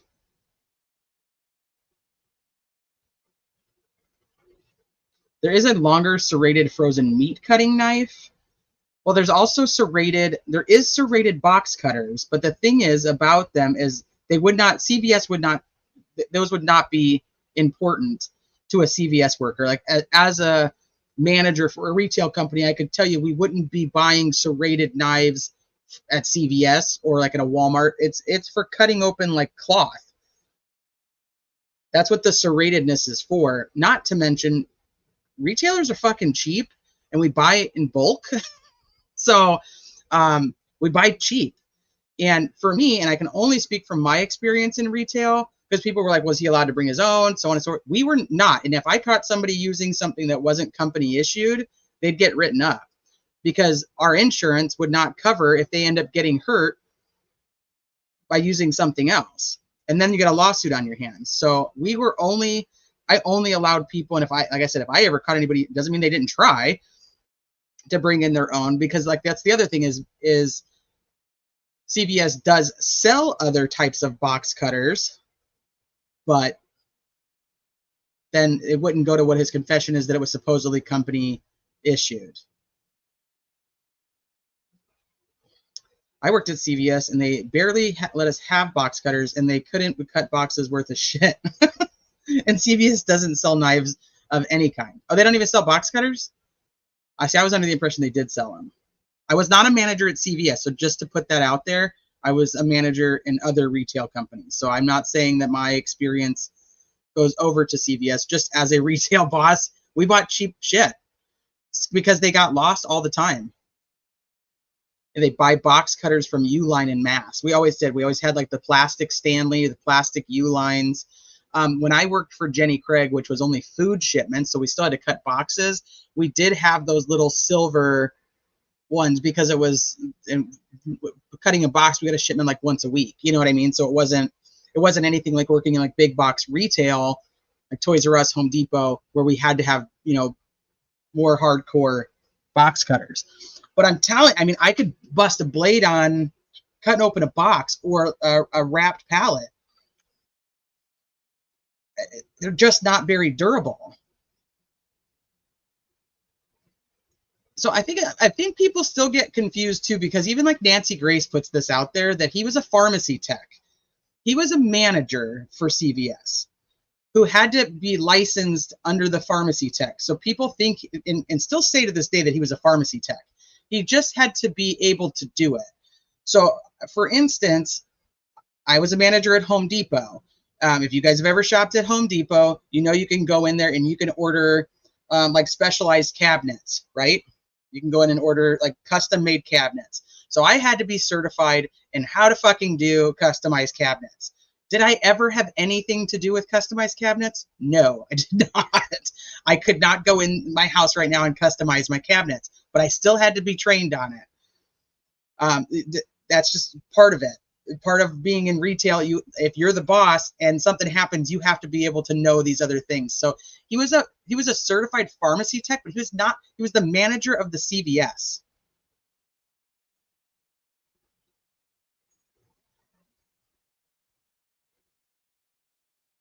Yeah. And so that's where I'm kind of going with it. I don't know what he's really using a box cutter for, like to open all the medication. But once again, he wasn't even at work that day. So I don't know. I'm going to let it go because, like I said, I don't think the box cutter is a big deal. But the other thing that we do find out is about there not being a time of death on the autopsy reports. Well, Kara had tweeted something about that. She believes it's actually common that the autopsy reports don't have a time of death. Can I mix paint? I did. I had to be fucking trained in mixing paint, but that one I actually did do quite often. That was stupid enough. If the paint guy called out, I had to fucking mix it. And I hated that shit. But that's a whole nother life. I'm never going back. I'm never going back there.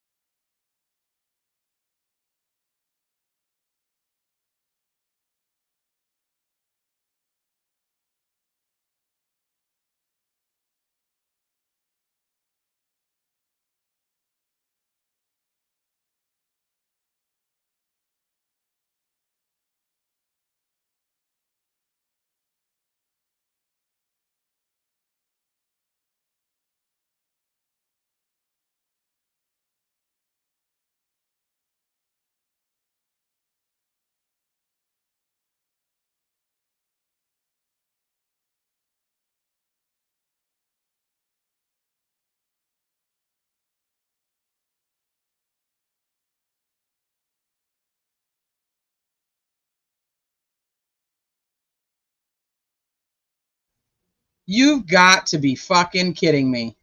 How long have I been muted? You have got to be kidding me. I have been talking up a fucking storm over here and just saying all kinds of really, really important shit that now I won't be able to remember and tell you again. How fucking long have I been muted? How did that even happen? I didn't even mute myself. What the hell? Long time. I'm talking to all of you guys. I'm reading all these comments. What the fuck? Son of a biscuit eating bulldog. No, you weren't on hold. I was talking. I was totally talking to you guys. Having all this conversation about retail and cutting open boxes and being a pharmacy tech. What was the last thing you guys heard? I never even hit the mute button. I was saying so much. We were talking about medicine and we were talking about him being the manager. And I probably said some really like cool shit that I'll never be able to get back. We were talking about box cutters. We were talking about the thumb thing that protects the box cutters. Shit. I didn't even mute for that. I just didn't. To hit my bong. I don't have a bong. I just have a vape.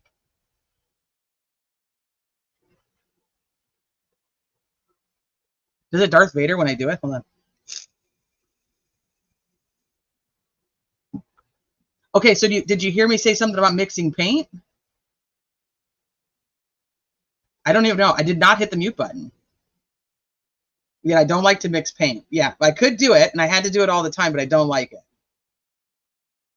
Somebody fucking magically ritualed me into being muted. Son of a bitch.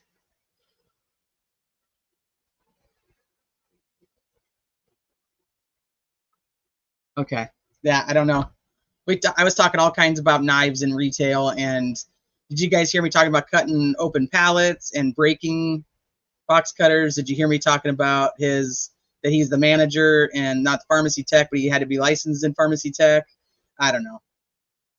I probably said the most profound shit, and now it's just gone. It'll never be heard again.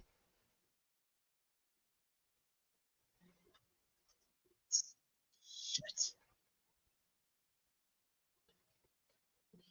All right. Well, onward and upward. We just keep chugging along. Oh, I said I'd never worked at CVS. Okay. Most of it you got. Perfect. You did it with your magic raven powers. Thanks a lot, Dan.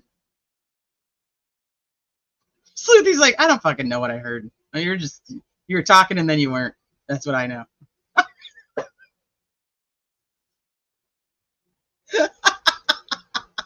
That's so dumb. So dumb. All right, let's see what else there was. I think that covers everything from Dawn. Is anybody in agreement with me that that's really the biggest part about Dawn's testimony? Is there anything else from Dawn's that we need to talk about? She took up most of the morning. I think she took up the whole morning until lunch. Well, they had to do the closings for their motion to suppress, and then it was Dawn because they couldn't find Holman. He's left marks on my forehead before, so it's possible.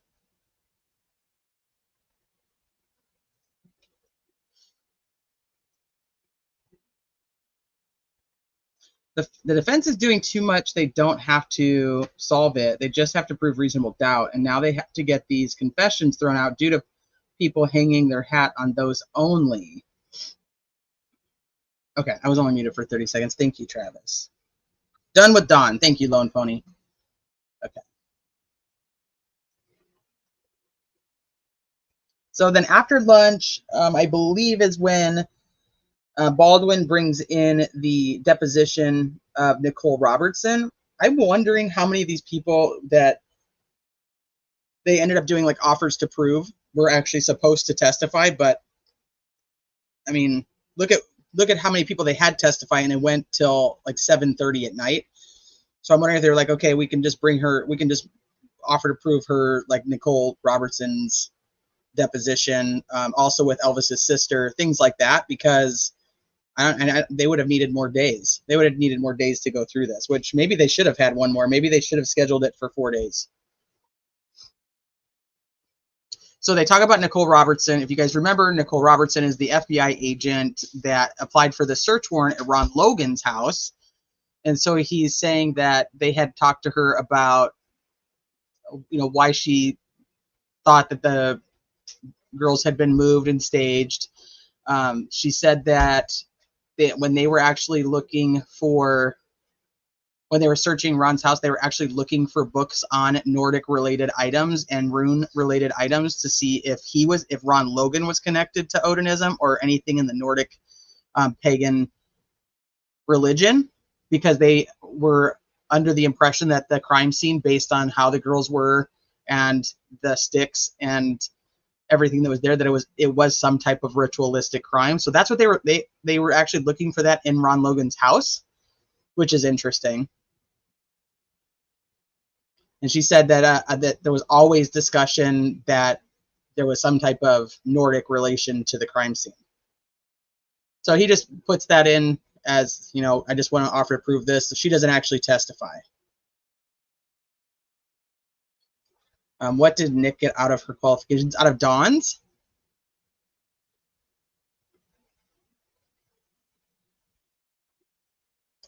He essentially just tried to take what he knew his expert was going to be testifying to later. That's kind of my impression of it, is he knew that, he was going to ask his expert these types of questions, so he was asking her some of the same, and she was like, yeah, no, like some of it's relevant, some of it's not.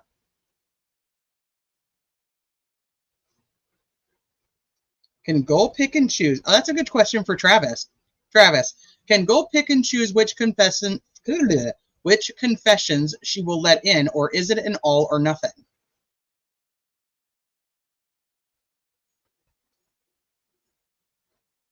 Well, we have the list of what they took from Rick's home, and there's no box cutters. There is knives. They do take knives in, but there's no box cutters taken in. But according to his confession, he took it and threw it in the dumpster at work. When? Because he wasn't working that day.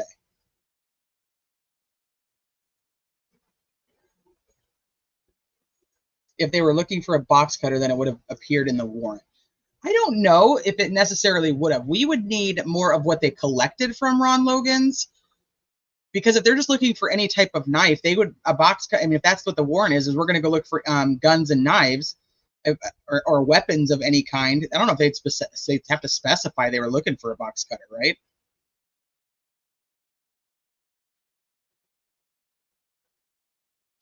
Those are sold in hardware stores, and CVS said no when asked if theirs were serrated.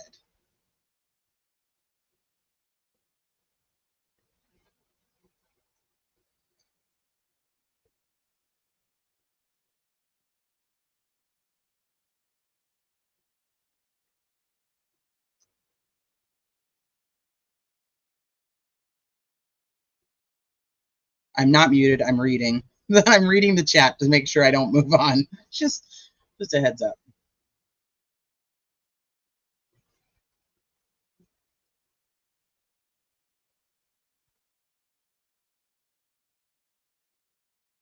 I would have. There's no way they wouldn't say knife box cutter if they were looking for it. They wouldn't exclude knives from the warrant, but they'd want to be more specific.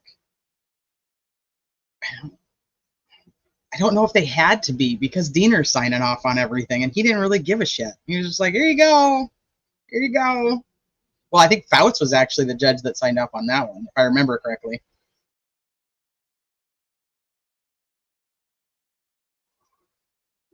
Just to have said, I worked in a warehouse for over 20 years, and they were issued those silver ones, and they were dull as fuck. Criminal Network says, out of the hundreds of phones that were tracked, how come we haven't heard where Ron's or Rick's phone was? Did I miss something? Carrie says, most CVS have a camera by their dumpster as a way to ensure employee theft is not occurring, because that's a main place where they would take stuff and then pick it up later. But they wouldn't have, they didn't bother to go check any of these types of things at the time of the crime. So there's no way that any retailer has, when they arrest him in October of 2022, 5.5 years later, there's no retailer that's still going to have anything on camera from back then. It's the same issue I'm running into. Like, they should be able to prove where Rick Allen was or wasn't during 12:30 or 1:30. Like, but then it's like, how can, you know, if nobody went back, nobody kept their footage for 5.5 years from, you know, companies over in Peru where he supposedly was, then can they? I don't know.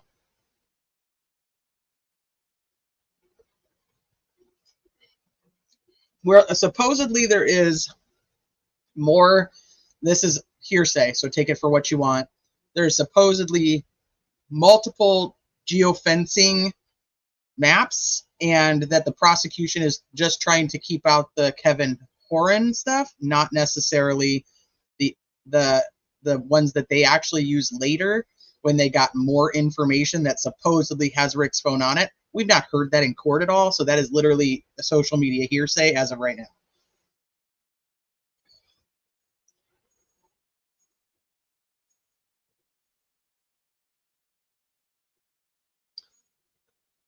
Oh, yeah, he did. He asked her, like, oh, did you know their alibis? Did you look into any of them? And she's like, no, that wasn't what I was doing, because she's not there to prove that any of those guys had to do with it, but she was there to talk about the Odinism aspect. So I don't know. That line of questioning was dumb, in my opinion.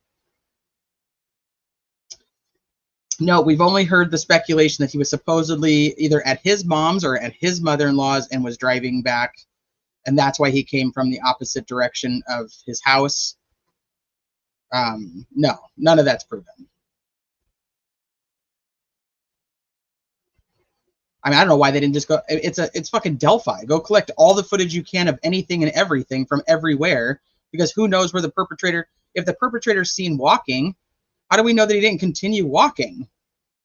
Nobody saw the perpetrator get into a car. They just assumed that that perpetrator got into that car at the abandoned CPS. But what if the person just kept walking through town? Based on what Bob said, Nick coming in hot was effective. I did hear from multiple people that Nick did a good job during his cross. And I think somebody above said that that Baldwin said so to Nick afterward. Like, good questions.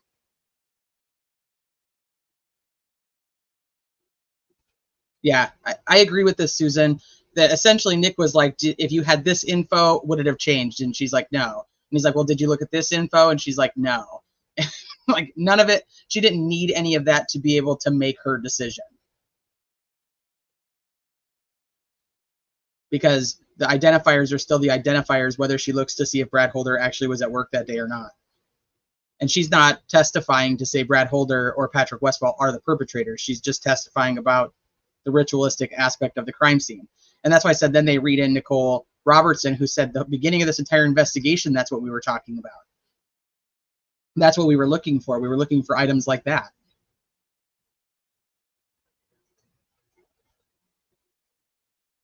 Then Jerry Holman takes the stand. Remember, he was supposed to take it first, but nobody could find him. So apparently they got him after lunch, and his is very short. It's just he believes that the two sketches are of the same person. So sketch one, old bridge guy, and young bridge guy, to him, those are the same people.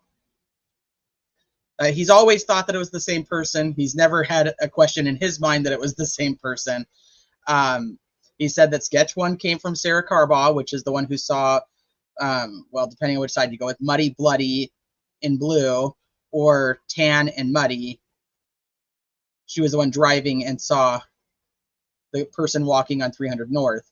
Sketch two comes from Betsy Blair, who's the older lady who's walking and comes up to the bridge and sees a guy in his approximate 20s standing on the little out of the bridge, and says, like, 50 feet away from him, and that was at around 2 o'clock.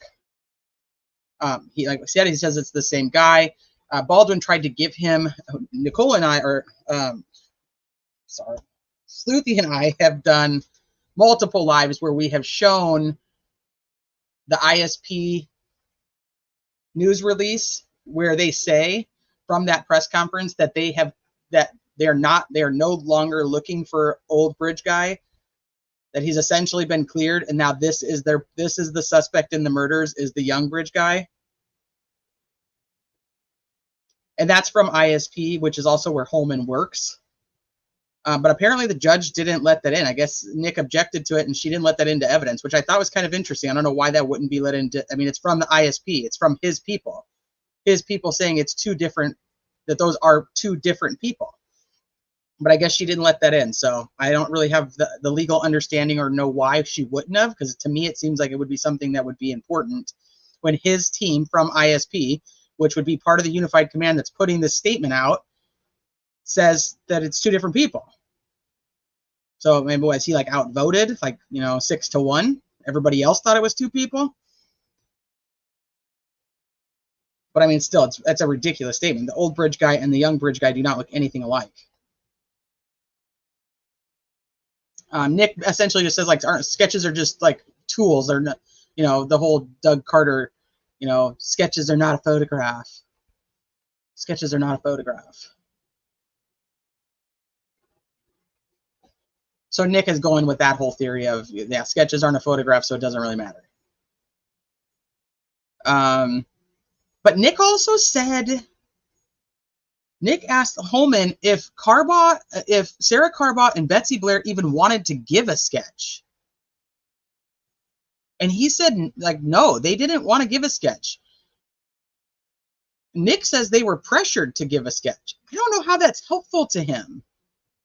And or what that does for the state. Like, why would you be pressuring the witnesses to give a sketch when they're not comfortable giving one, or they don't feel like they actually know enough to give one?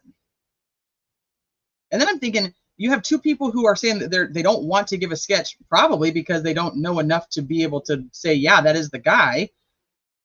But you pressure them into doing it, and that's what you put out to the public?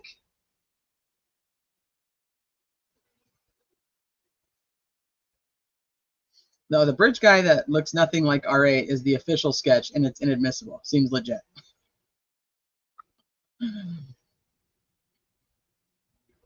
Oh, that's interesting.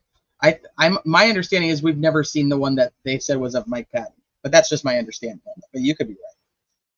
So if he's on his way back from his mom's, what's the issue? She's his alibi. How long does it take to get from her house to the area? I don't even know if that's true. It's not. There's nothing. That's just social media fodder.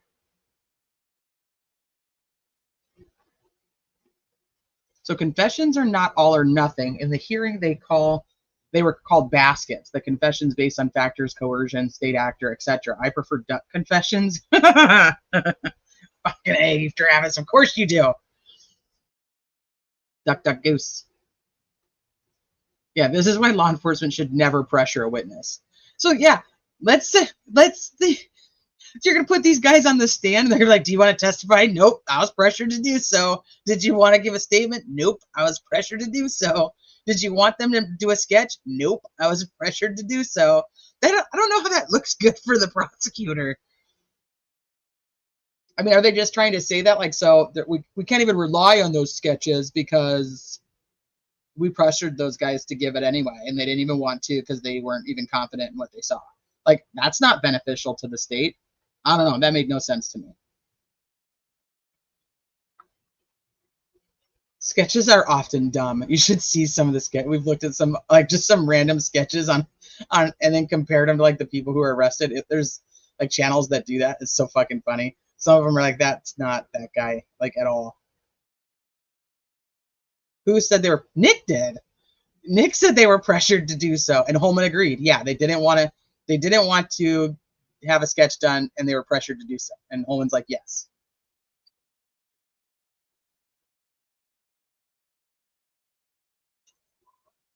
What did Fiend say that everybody's saying yes to? Let me go find Fiend. Anybody remember the chatter that the girls were reported as being sighted at a gym an hour walk from the trail? They were supposedly sighted at the high school basketball game. It was the high school gym.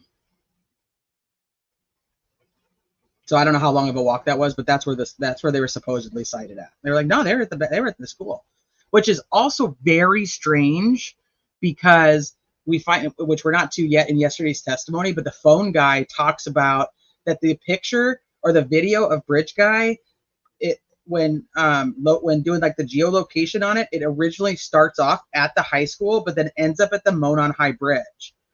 And it was supposedly a tip sent in that they were at the high school gym. But I mean, they would have been dropped off there, gone to the high school gym, and then come back. But I'm just like, that's also very interesting that there was that tip, and then there's also the video that says it's from there.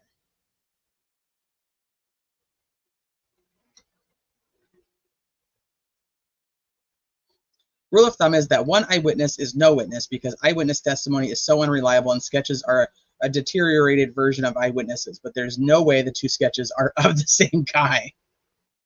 Right. It's hearsay. Yes. Can you tell me what in the world would make, why does that benefit him? Why did he want that out there? How does that help him? Oh, is that another high school ball game? But their friend was playing basketball. The one that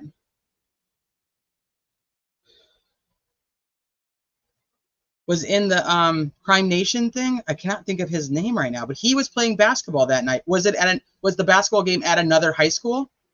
Maybe that was it.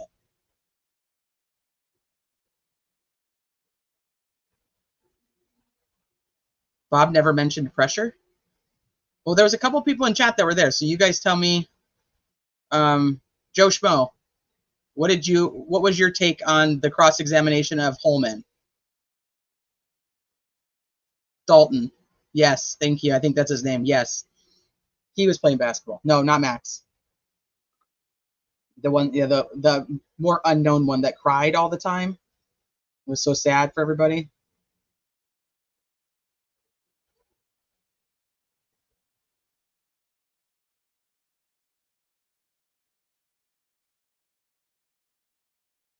I believe they should make history as the man who Haldol cannot hinder. Yeah. Somebody said a gym. Didn't sound like the gym, but could be. Okay. Scarlet, I'm so confused. Okay. I thought he just didn't want Holman testifying to his opinion of the sketches. That's all that Bob mentioned. From my understanding, it was that the witnesses didn't want to give the statements or didn't want to give the sketches. Joe Schmo said, let me check my notes. Okay, thank you. Hey, Jeanette. Was there any butt dials? Oh, God. No, but there is. True Grit Crime and Crank were both unable to make it to the third day. So they don't have notes from yesterday's stuff. I have a few other people's notes, plus Yellow's.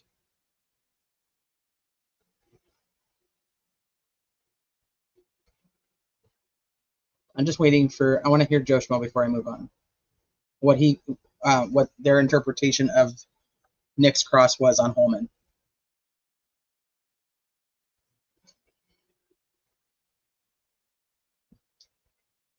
The first sketch was actually Betsy Blair's. It was released 2 years later, and Betsy Blair went to LE and said, what the fuck? Yeah, she kept saying, that is not the guy. That is not the guy that I saw. Okay, Bob mentioned that Nick was objecting to what ISP's press release meant. Bob said that he should be able to speak to it due to collective knowledge doctrine.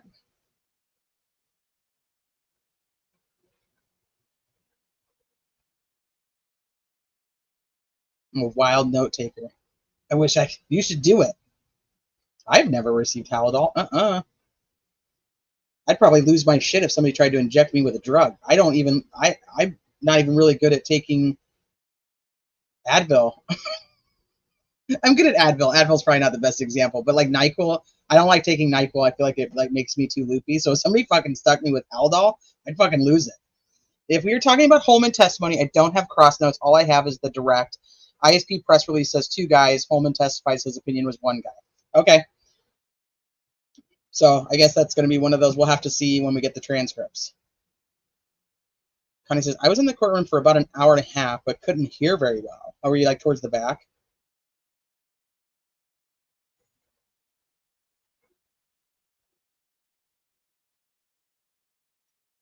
All right. Well, it was Nick on cross, but it wasn't really, I don't even know if it was really a cross. It was more of when he objected, this is what he's, because since it's not trial, it's a little bit different. They can kind of just ask some questions to the witness because it's just for the judge. So it's not as restricted as a trial testimony. So Bob was in the back, and because of that, he missed a lot because of that and because of his defense brain. Okay, well, from my understanding, that's what was said. It was Holman, or McLeland asking Holman, and I'm going to the other notes now, are sketches a tool that law enforcement uses? Holman, yes. Carbaugh and Blair didn't want to do a sketch, but they were pressured, right? Holman, yes. Always been your view that they're the same? Holman, yes. And then Holman is done. So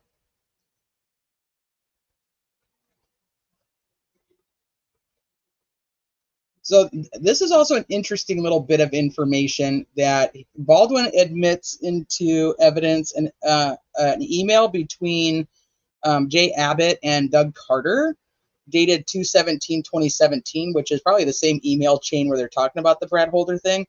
But there's something that says suspect 6 is being worked hard. Ties to Brad Holder and Vinlanders.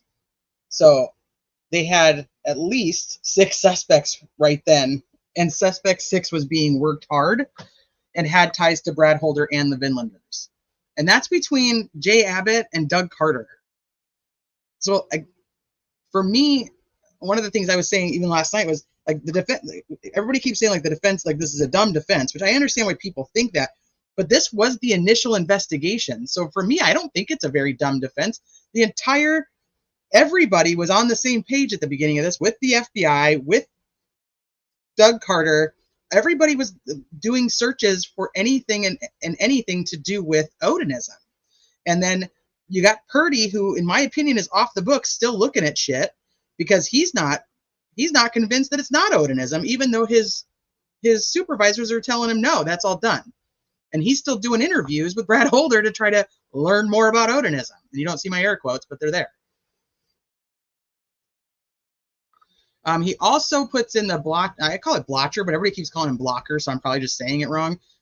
He is the one who we've talked about with the cell phone he was doing the pinging the night the girls were missing, and he's the one who states in his report that from his perspective, it means that Libby's phone was either off or dead, or it was no longer in the area, or it was dead. That's what he was getting because it wasn't bouncing back with the AT&T pings. So he admits the Blotcher report. Nick objects to that because Blotcher is deceased. We've talked about this a few times. He died of brain cancer in 2021. There's no weird murder that goes along with his story, thankfully, because there's a lot of weird murders that go along with Delphi.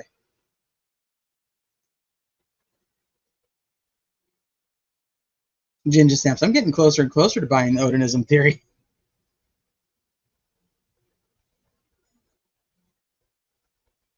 Someone way up high up obviously told them to look the other way on the suspects. And then they just stopped. Holman wasn't the lead and Nick was still cooking pieces. Fucking DB. Vinlanders were bad news, guys. Members, domestic terrorism watch list. Yes. As Vinny says, this isn't a defense made up thing. It's directly from discovery from the state's investigation. But it seems so out of anything we ever see that it's like, yeah, come on. You know, that's where people are like, that's too unrealistic.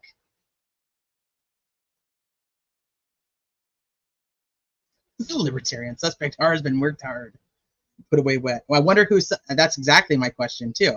It's interesting because we'll get to this when we talk about Cecil taking the stand, the phone guy. But he says, you know, they talk about the geofencing and stuff, and that supposedly on that original geofencing map there is somebody on that map that has ties to the 6 people that Murphy testifies to. I'm jumping ahead, but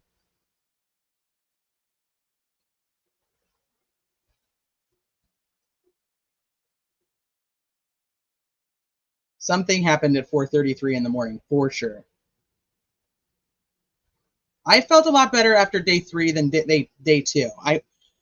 And I figured if depending, so we talked about getting the transcripts, right? We know we're going to get them, but if the attorneys request the transcripts for themselves, it makes the transcripts cheaper for us on the outside. So I'm really hoping that that's what they're going to do. They should, because they're going to want them anyway. But if it comes to it and they don't, and like there's obviously only so much money in the pot that we can put, you know, towards all the transcripts. Like day 2, the motion to suppress hearing, that would be my first one I would want, because it was the most confusing. And I listened to all kinds of live streams, pro prosecution live streams, pro defense live streams, people who were just there and just, you know, just to get the info live streams. I had such a headache on day 2 at night. I literally could not go to sleep.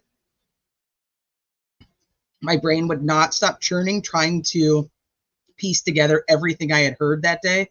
And I was like, I don't know. I don't have any answers. It was so confusing.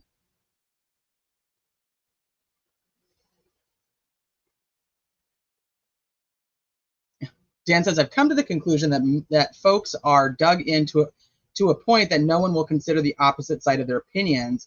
All of the fence sitters lean side to side, but most are polarized. Which brings me to, let's go back and look at, we had a poll that I had put up here before the live even started.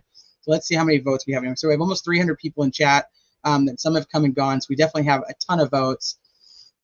My question was, did the last 3 days of hearings sway your opinion on Rick's guilt or innocence? Very clearly, everybody knows I absolutely believe that Richard Allen is innocent until proven guilty in a court of law. That is his right, and that is how it is. So when I say this, it's about your opinion. 23% said yes, that the information swayed them one way or the other. I didn't ask which way. I just put one way or the other. So yes, information that they have learned over the last 3 days has changed their opinion. That was the most interesting part to me. 55% said nope, we still believe exactly the same thing. And 22% said I am more confused now than I was before.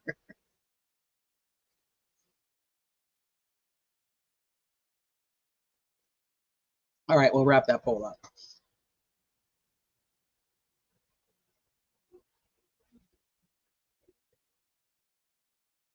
I am more confused now than I was before. On the confession stuff, I'm more confused now than I was before, because there's such a timeline that's lacking in most of the note taking, just because I think it was so much. But that's what I'm the most curious about. Saying court reporting doesn't involve personal feelings. It doesn't, but it's. I mean, it's yes, it shouldn't, and I get that too. But I think for me, the biggest personal feelings I had were day two, when it was reported that he had confessed, and I'm not a journalist, so I don't have to, I'm not living by that code. And I know you're not talking about me, Cold Truth, I'm just talking.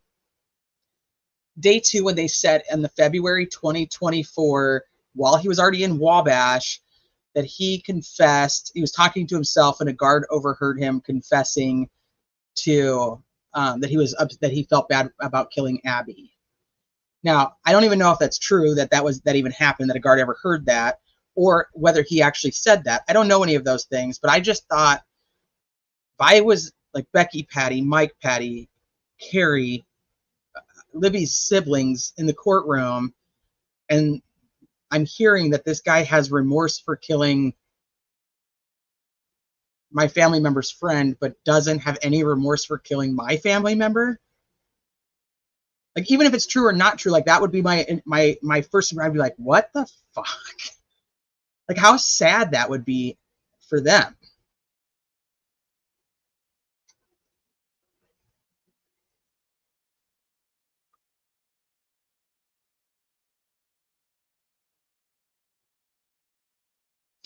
And then obviously knowing that we had the guy come on the stand yesterday who was talking about more details of the blood and the blood spatter. I mean, that's just tough for anybody. All right, let me see what you guys say. The red Jeep is real and it's spectacular. KK is a liar. B&R slipped some Halidol into Nicole's drink. She is calm and rational. Scarlet Letter says, my mom had no idea who you were, but said there's this lady with a purple background, and I bet she has a good timeline. I was like, I bet you mean T. Hi, Scarlet Letter Mom. That's so funny. Like, I bet she has a good timeline. We have some pretty decent timelines over here. We need one for the confessions, and then I think we'll feel better, one way or the other, about what we think of them. Everyone should question their beliefs. If they end up back in the same place, even better. At least they challenge themselves.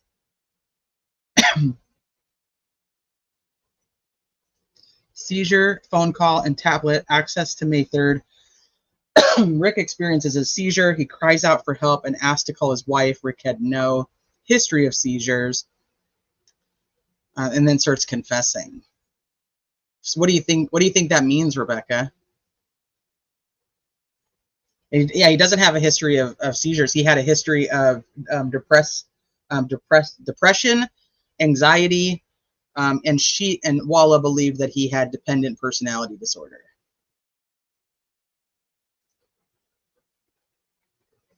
Right. It is me. Oh, that's so funny.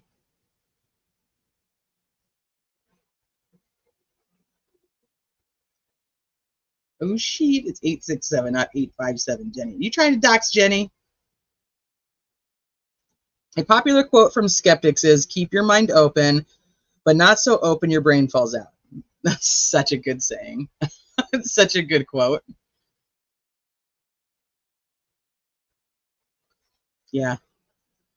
He wasn't there, so I know that doesn't matter to me. I'll make it. Sleuthy and I will do it when we get the transcript.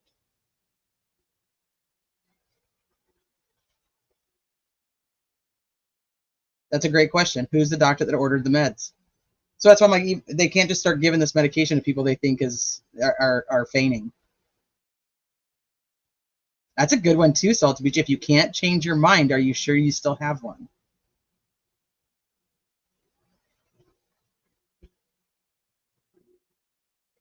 All right, let's go back. So Amber Holder, I think, is the next one to take the stand. Let me just double check. She is, yeah, Amber Holder is Brad Holder's ex-wife. We know a lot about her stuff already, so I don't think we need to spend a ton of time on it. But she talks about that she was actually married to Brad Holder for a very short amount of time. It's interesting. Like, they just, I guess, realized they made a mistake, and she said, like, they're actually still friends. It was a very pleasant divorce. I'm like, that's interesting. You don't hear that often. But they're just like, yeah, I think we screwed that up, and we probably shouldn't have got married. I don't know. I don't know how that works. She said that Brad Holder did talk to her about the murders. He didn't tell her he did it. I know people have said that Brad Holder admitted it to Amber, but what Brad Holder had said was that Patrick Westfall had wanted to move on past animal sacrifices, and that caused a fight between Brad Holder and Patrick Westfall, and that he had gotten in this fight with Patrick while he was, while drunk and near a river. Or he said this while he was drunk, one or the other.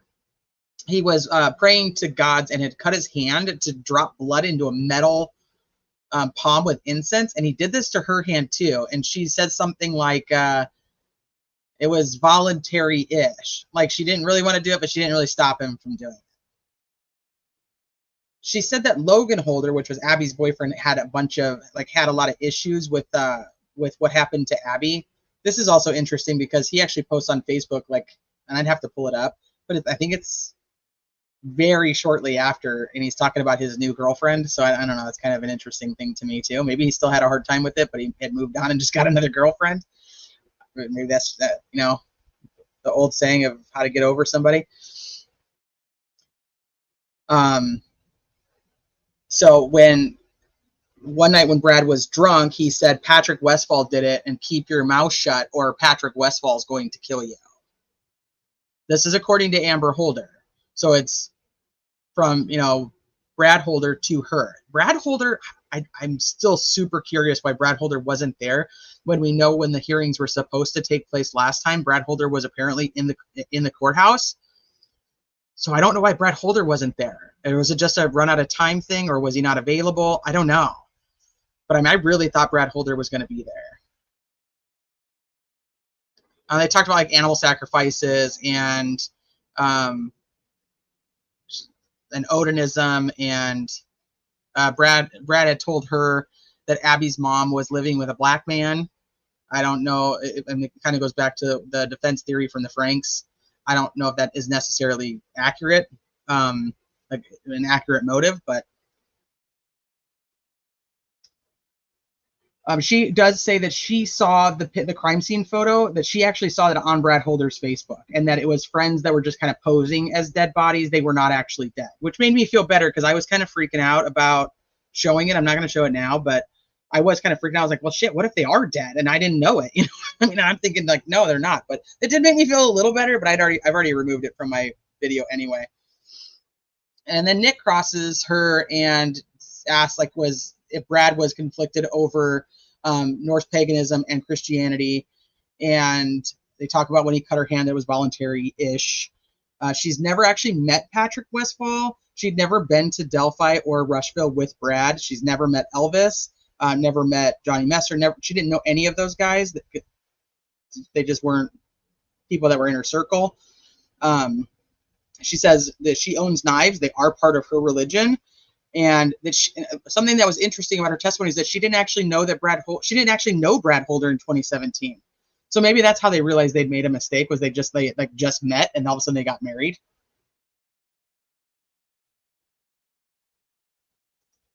So I think a lot of what she had to say we essentially knew already, but they tried to keep a lot of that out at the last time she got to testify,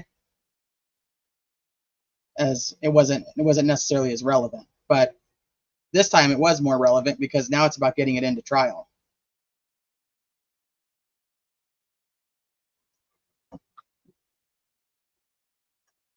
Yeah, but still, even with the theory, if Anna is living with somebody, with a black guy, like I don't know why the kids would become the target. That's weird to me.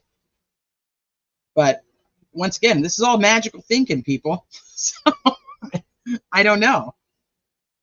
And they didn't talk about Masons at all, I guess. That was a question I had, was like, did anything come up about Masons? And apparently not.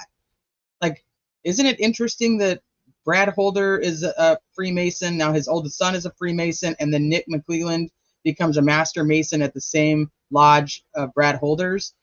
Like, why didn't they probably could have got that in through Amber.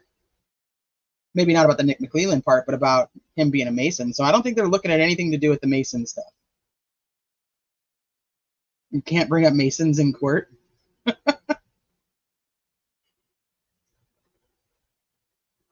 Dawn won't make the final cut to testify at trial, is my prediction. We will know more on the ruling about the Odinist-related terms. Why don't you think that Dawn would make the final cut to testify?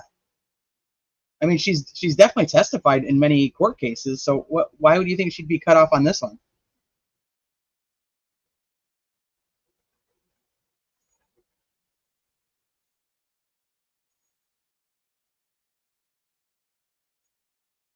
I would hope that that's too conspiratorial. I would hope that that's too conspiratorial for court. Oh, the Mason stuff? Well, I mean, if she's trying to show, like, if the defense is trying to show that law enforcement stopped looking into them because for a particular reason, yeah, I don't know.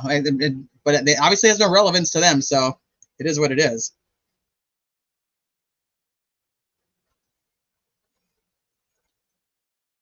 So like I said, I don't think that we learned too much, except for I thought it was interesting that she didn't actually know Brad Holder in 2017. Next, they call Kevin Murphy. This is not the first time he's taken the stand in these 3 days. A lot of them are repetitive witnesses, but he talks about, he was a cop for like 25 years with ISP, and then he was on the task force to investigate Delphi. He said sometimes he was like full-time on it, and sometimes he was not, and he was on the Joint Terrorism FBI Task Force. Let me see what else. They were briefed. They were briefed every day, typically by Holman, Liggett, and Hammond. Hammond is ex Carroll County. He's retired Carroll County. I shouldn't say ex. He's just retired. There was a new name that was brought up. He said that he and Chad Larsh, which I'm not familiar with who Chad Larsh is, were the ones that were actually out doing, looking for like the witnesses they wanted to talk to, or searching in like the toughest terrain and the hard locations. He was under the impression that the girls were killed between 2:15 and 3:30, and that's the timeline that he was given based on his superior officers, and he never really questioned the time and never asked for like an official time of death. That's just what he was told, so that's what he was looking at. That they had decided that it was probably 2 to 3 people minimum that perpetrated this crime, and it could be up to 5 or 6. So they thought they were looking for a crew of 2 to 3 people. He got the tip from Rushville about admitting the murders to his family. This is, All Eyes and I were talking about this the other day too. So his sister was friends with Misty from Homeland Security. And she said that I've tried to tip this in, nobody will get back to me. They keep saying they're going to talk to me, but nobody talks to me. Like, I need to tell somebody about this. So she tells her friend Misty. Misty gets a hold of Ferenczi and says, hey, I've got a friend of mine who's saying her brother's confessing to this stuff, and somebody should check it out. So Ferenczi and Murphy are the ones who, since Ferenczi tells Murphy, and then Murphy and Purdy go and actually meet Elvis's sister. So bringing Purdy back in here. So, and Purdy, they went to go talk to the sister in 2018. So January of 2018. Like, Purdy needs his own timeline, I swear, because he's the one who Becky Patty said, check out Brad Holder. He's into Odinism. And then he's the one who's doing these side interviews with Brad Holder that are off the books and not being recorded. And he's saying he's trying to learn about Odinism, but he's already been told that they've spoken to the Purdue professor, and the Purdue professor says it's not Odinism. So, Brad Holder has this alibi, and it's all done and clear. So they go to see the sister, and they say that she's very specific about the crime scene, that he had admitted things to her about the crime scene. So he supposedly has confessed to her, or I should say, I don't know if the confession comes right then, but on the 14th, before the girls are found, he's trying to say, hey, I'm in a gang now. Here's my jacket. And she's like, yeah, I don't really need that. I have a jacket. So you keep your own jacket.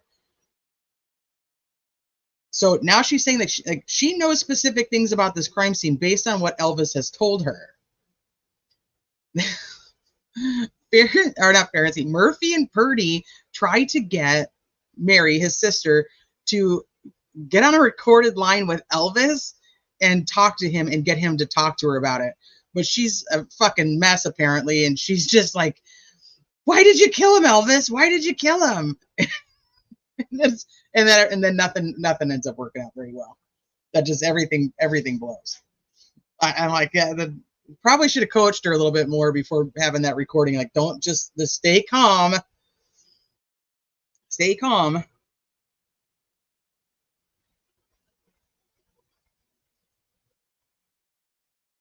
I seen Homeland Security trucks during the hearings parked a block away from the courthouse. Ooh, intriguing.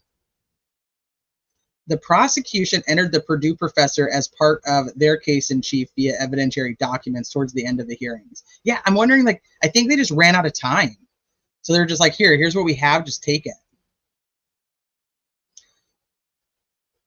When did Homeland Security come in? Well, that was a more private conversation where she contacted Homeland Security. But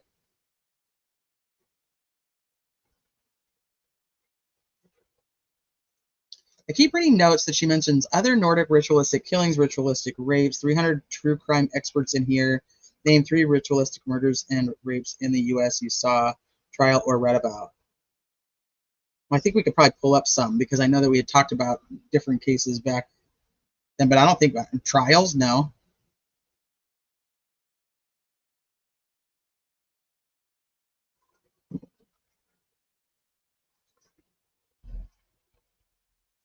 Do you think space optometrists have conspired with the Fed? I don't even know. I'm not even going into that. When is Nick going to add Holman, Liggett, and Mullen to his cannot mention in court list? It's like, you cannot talk about Holman. Purdy is a weird dude in the press conferences. Take your name down. Did I have you up on the screen? Did I?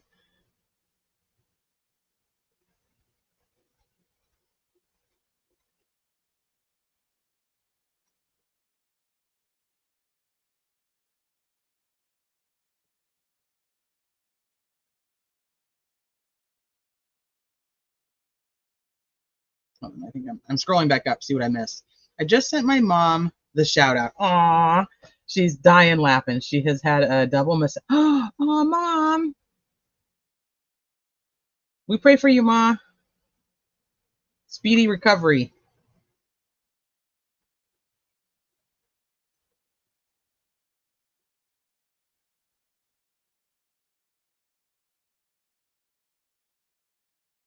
Never solved. Nope. And then you also have, the other two girls. Hi, Steven. Can you answer my question? Has the timeline shrunk when the murders happened? I think it's expanding, in my opinion. With the phone getting the messages at 4:33 in the morning, I think it's going to be a pretty big deal. But could be wrong because there's a new dump happening with that. So, but we'll get to that too. Okay. Let me just see what else happens with Murphy. Murphy apparently ends up crying on the stand because he says that he's the one that Elvis confessed that he spit on one of the girls, and he says that he should have immediately figured out a way to get Elvis back into an interview room, and he never did. So, he apparently has a lot of guilt about not following through with that. He did call Jay Harper his boss. He says he might have called Mullen too, but he should have gotten him back into an interview room to be able to follow up with that. But he didn't do it. But they do get a search warrant for Elvis Field's home, and nobody seems to know whether that was actually followed through with. So Nick on cross for most of this time sits there and says things like, well, did you ever connect them to the crime scene? Did you ever connect them to being in Delphi? Were you ever able to do any of that? And his answer is no, because everything that he, Ferenczi, and once they start working with Click out of Rushville after the Elvis Fields tip, everything they collect, they turn over to Unified Command. So yet they write up the search warrant, they got the judge to sign it, and then they're like, here you go. And then nobody ever knows what the hell happened. We don't know what Unified Command did with it or not. So I know that there's a lot of they couldn't connect them to the scene. They couldn't do this. They couldn't do that. And it's like, well, they weren't able to finish their investigation. They were called off in 2019.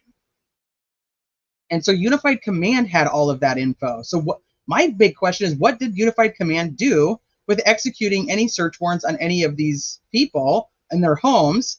They're saying they never even took Brad Holder's phone, according to the state.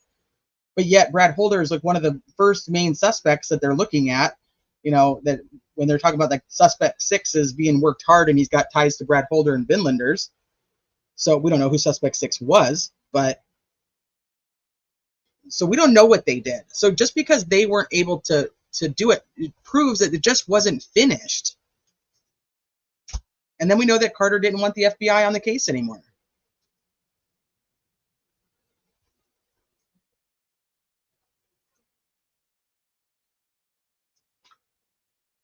No definitive answer regarding the warrant on EF served. AT&T warrant for VH phone never served.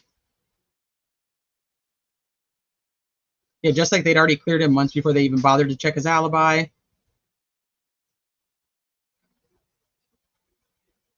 Mary Jacobs reached out to an old friend, Misty, because she worked for DHS.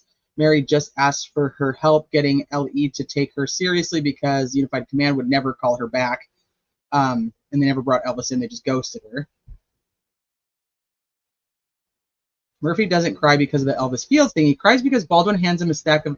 Oh, thank you, Joe Schmo. Okay. So he cries because Baldwin hands him a stack of the investigation docs that included the crime scene photos. He says, I retired in 2020, and I've been trying to forget these for 4 years. Oh, fuck. How sad is that?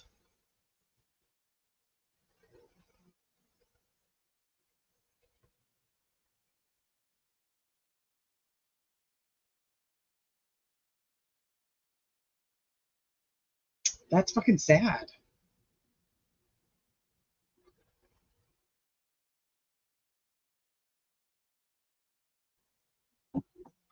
She did. She wrote books on ritualistic murders and ritualistic symbolism and terrorism.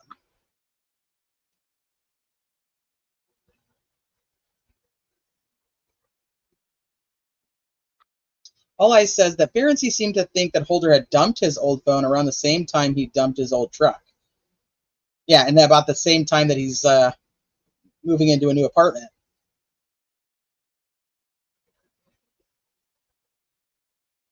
Yeah, that seems to be the running consensus, is that he was glaring at Mike Patty, at Susan Hendricks, and at Becky Patty. That he was glaring at them. I don't know. The other side says that's not true. So it's one of those. That's their interpretation of it. I guess it is what it is.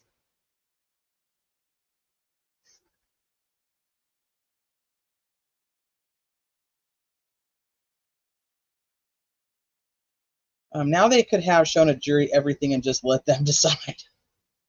Well, you have to go through the legal process of figuring out what she's going to allow in and what she's going to keep out, and when she's going to allow it in.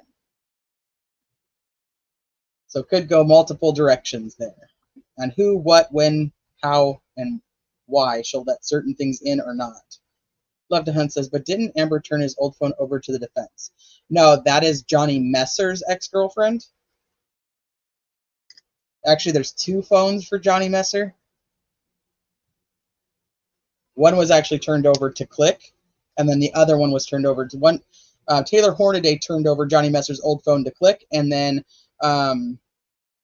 another ex, how did they refer to that phone? The Goldilocks phone. The Goldilocks phone is given to the defense team because the person who had the phone was trying to give it to Holman, but Holman would never come and get it. So she got a hold of Click, and she said, hey, nobody's shown up to get this thing. And so Click forwarded her on to the defense team and said, here, give it to them. Yeah, moved into a new apartment, dumped his phone, and bought a new truck.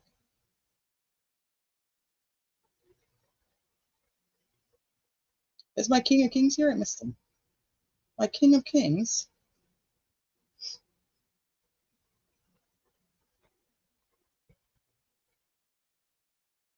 Well, we know that, and from the Karen Reed case, they definitely got a bunch of data from people's phones that they never even touched their phones. The FBI, when the FBI came in, FBI was getting all kinds of info from phones that were destroyed. So, hi, my King of Kings. What happened to the guy that said he spit on the bodies? Was that ever confirmed? Yes, that's what Murphy is testifying to. He said he is the one that Elvis said that to, and how he feels remorse that he should have done something to get him back into an interview room instead of just letting him go. So I think a lot of the rest of this, I'm just going to skim it real quick, but I think we know most of this. We know about Rod Abrams. We know about Ned Smith. We know about Johnny Messer. We know about the connections that Johnny Messer's uncle lived with Elvis at one time. So we know that they're connected to each other. We have Johnny Messer is the recruiter, even though he says he's not a recruiter. There are multiple people who multiple people who have stated that he was actively trying to recruit them. We also know Patrick Westphal and Johnny Messer had a falling out. And then we have a Facebook post from Brad Holder who says that he's stepping down from his group with Patrick Westphal, and that he's essentially starting his own group, and it's time for like everybody to rise up and start doing their own thing. And then all of a sudden we have Johnny Messer, who's been recruiting, who has ties to Elvis Fields, Rod Abrams, and then they have the ties to Ned Smith. Rod Abrams says that he's up in a hospital visiting somebody that day. They go to verify that, and no, there's no Rod Abrams and Elvis Fields. Elvis Fields says he went with his friend. Nope, that never happened. Elvis Fields' phone is left in Rushville the entire day, but it's not just left there. It's not actually touched. Like nothing happens with the phone the entire day. And then Johnny Messer, his girlfriend, says, I let him borrow my car that day. He went to Delphi. He came back. There was blood on it. I thought he'd hit an animal, and done. Turbo says that Click Brady Giglio stuff with Pastor Evans was going to come out this week. I don't even know I don't know what that is. What's Pastor Evans? Shane Evans? He's not no pastor. Or somebody else? I don't know what that is.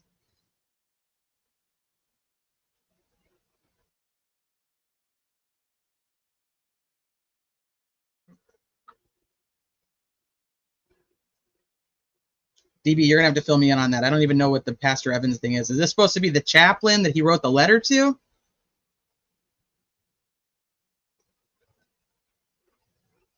And that's all going to come out this week.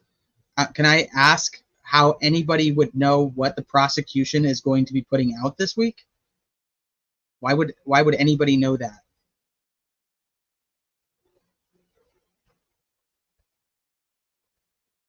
Oh, Pastor Evans was a guy that got acquitted while Click worked in Rushville.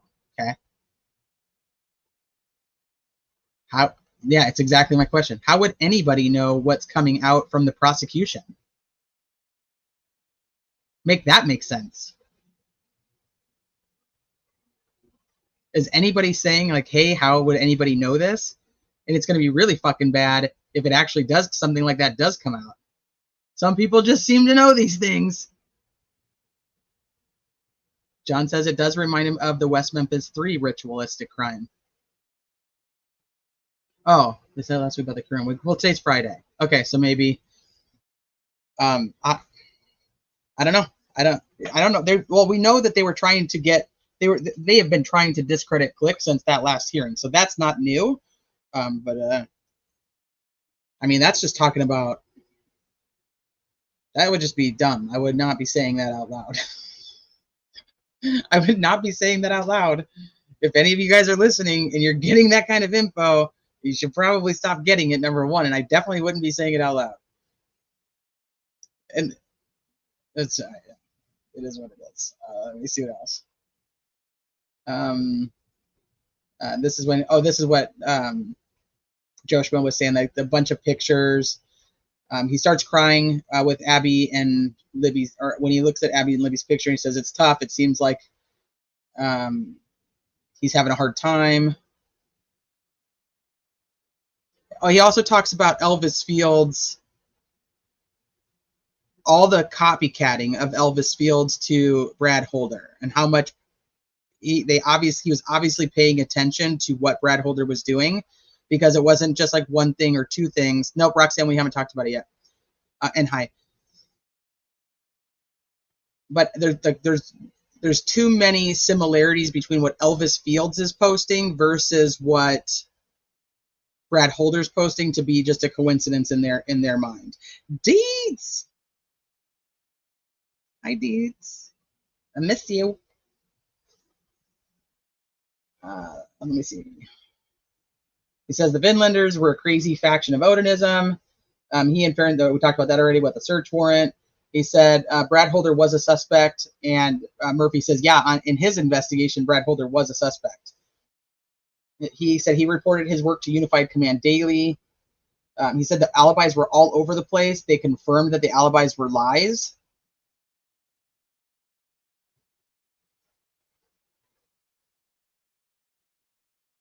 Regarding Elvis, okay, so then Nick comes up for cross. You once said you thought that he was messing with you. So apparently at one point, Murphy didn't believe any of the stuff that was coming from Mary and Elvis, and just said that he thought it was they were messing with him. But he says, yeah, I thought that at one point, but then I realized that no, they weren't. But that kind of goes, it's funny because that's the same as Walla, which he wants in, where Wallace says, yeah, I thought he was faking it. I don't know. It's like they just didn't buy it at first, and then they were like, wait a minute, this isn't this. There's too much here, too much for it to be a coincidence. Is essentially what he says. And then they try to like knock Mary by saying you were worried about the quantity of pills in her home. I was like, dang. So the amount of pills in her home should override if she actually has valid information about the crime scene that nobody should have. I'm like, those two don't correlate together. Like we're totally pill shaming Mary over here. And then we talked about this too. Like they said, they could never place the guys at the scene. Well, no, because none of their investigation was actually approved to continue, and nobody actually followed through with any of the search warrants that were written. Are we having a debate? Am I having a debate?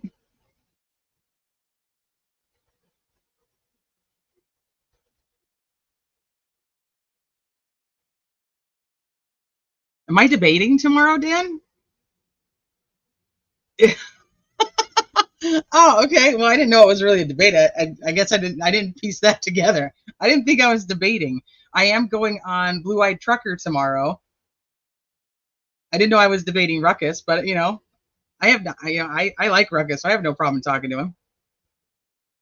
I didn't know that I didn't know. No, it's not. He's not clickbaiting. Probably. I am going on there tomorrow, and he did talk about Ruckus, but I didn't know. It was a debate.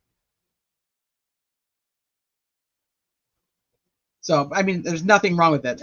I mean, it'll be interesting. I love talking to Ruckus, so I don't have any issue with it. I just didn't know that's what it was. But tomorrow I will be on Blue Eyed Trucker. Well, I mean, if he's having both of us on at the same time, then I'm a fence sitter, and then one's pro guilt, so he probably needs a pro defense person.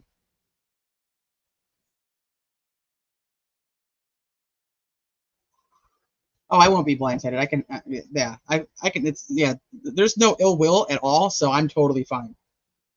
But yes, I was going to tell you guys at the end of this that I will be on. I have to put on my Boston accent when I debate Ruckus and be like, Mock. You and Ruckus do okay-ish. I like Ruckus.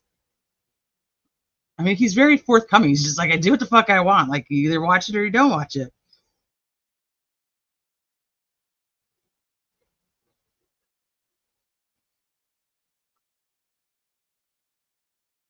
Gotta go.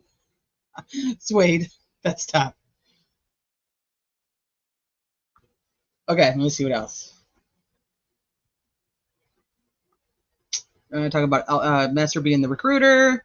They talk again about the Josh Crispin thing, which we knew about from the prior hearings, that Josh Crispin was the driver. He would drive hogs around, and that they would pay Elvis under the table to like help load and unload trucks. And but there was something interesting that came out in this. Let me see if I can find it in the notes.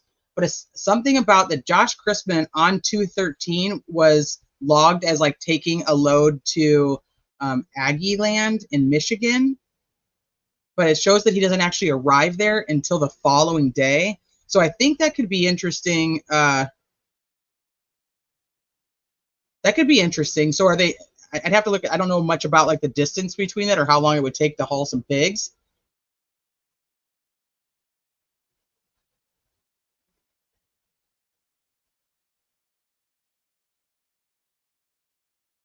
But I mean, and what time does he say that he left on the 13th? And what time does it say that he arrived on the 14th? But that could be something interesting to kind of keep an eye on.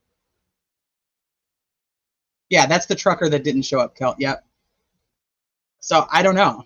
But we know that he has ties to Odinism. He was part of the American Guard. Josh Crispin was.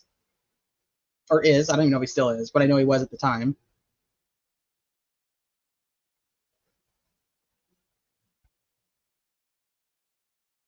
I think I skipped from Murphy to Click, FYI, without realizing it. I think I did. Let me go back to Murphy real quick and just see if there's anything I missed. Nope, we were talking about the pills, but I did. I started on Click. Sorry. All the stuff about Josh Crispin is during Click's testimony. That was the big thing there. Then cross of Todd Click. once again, same question. You could never actually put Brad Holder at the crime scene. And he's like, no, no, we didn't. If you want to go with it, honestly, my theory doesn't include necessarily Brad Holder even having to be at the crime scene. If Brad Holder is trying to start a new faction of his own, he leaves Patrick Westfall because they get in this fight over whatever happens, and he's trying to start things on his own. He knows Johnny Messer and Patrick Westfall don't get along, and he knows that Johnny Messer recruits. I mean, they very easily could all be working together without Brad Holder having to show up. But we can also talk about the fact that Brad Holder's alibi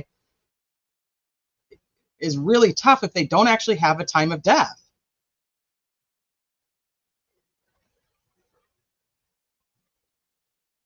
They do not send digital transcripts, no. They have to be picked up in person. I have a friend of mine there that picks them up for me. She's a sweetheart. I send her, you have to bring cash in. You have to bring cash and hand it in, and then she hands you your transcripts. And then my friend is kind enough to scan them all in for us. But no, yeah, no, they definitely don't make it that easy, Julie.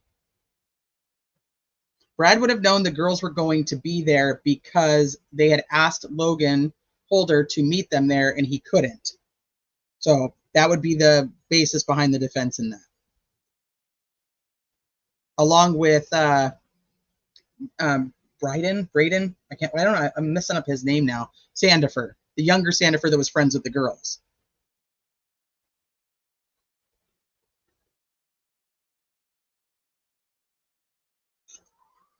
Why were the GBI there? Were they at the hearing, Diamond Eyes? I actually didn't hear that they were at the hearing, so that's news.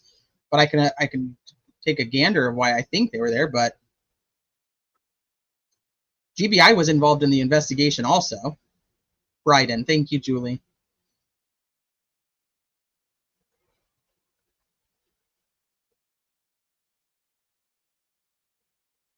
So Max is different because Max has stated that he was invited by the girls the night before.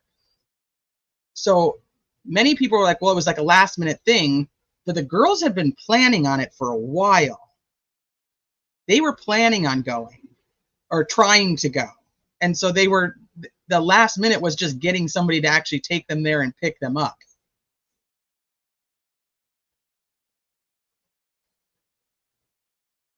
$2 a.m. via Snapchat. They were messaging Max, and Max talks about that on the Crime Nation one. GBI did a peer review of the investigation.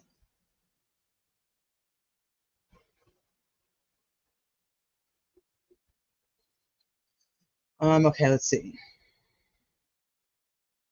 So he says, what evidence Nick's asking Todd Click, what evidence do you have of this, why you guys were going down this path? And he says, I knew that runes were placed on the girls with sticks at the crime scene, and I knew these guys made runes and sticks. He believed that the girls had stumbled upon a ritual and made fun of it, and they got killed out of anger. Also believed that Libby was killed first, and Abby was a witness. He was originally told that the girls were abducted around 2:30 and killed before the search party was there at 5:30. He refers to that time frame as popular for the investigation. That's what they kept pushing, was this 2:30 to 3:30, and 5:30 was when the search party was out there in full force. Hey Jennifer, Sandifer, Bryden Sandifer was supposed to go to the bridge, or was not supposed to. That's the wrong terminology, and make sure I do it correctly so it's put out in the world correctly. Bryden and Logan were invited to go meet the girls at the bridge. Andre says, what is state basing timeline on? No time of death. They're basing their entire timeline, which is, and also it's very interesting because they say it has to do with the movement of the phone. That the movement of the phone is what creates the timeline of their death.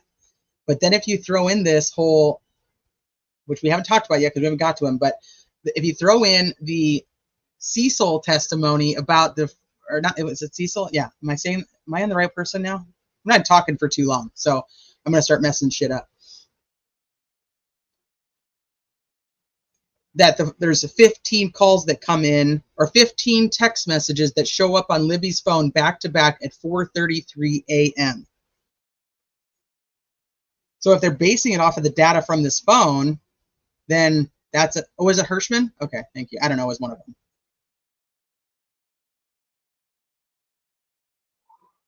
No, it wasn't Hirschman. It's the phone guy from yesterday, the one that does the Celebrate stuff.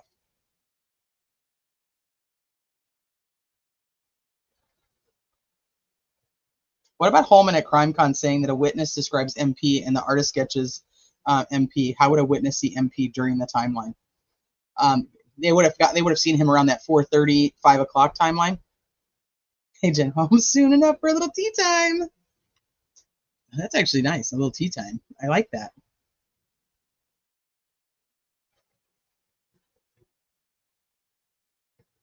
That's hip hop. That comes from Cecil. So we'll get to him because he's up shortly. So we'll try to speed through some of this, but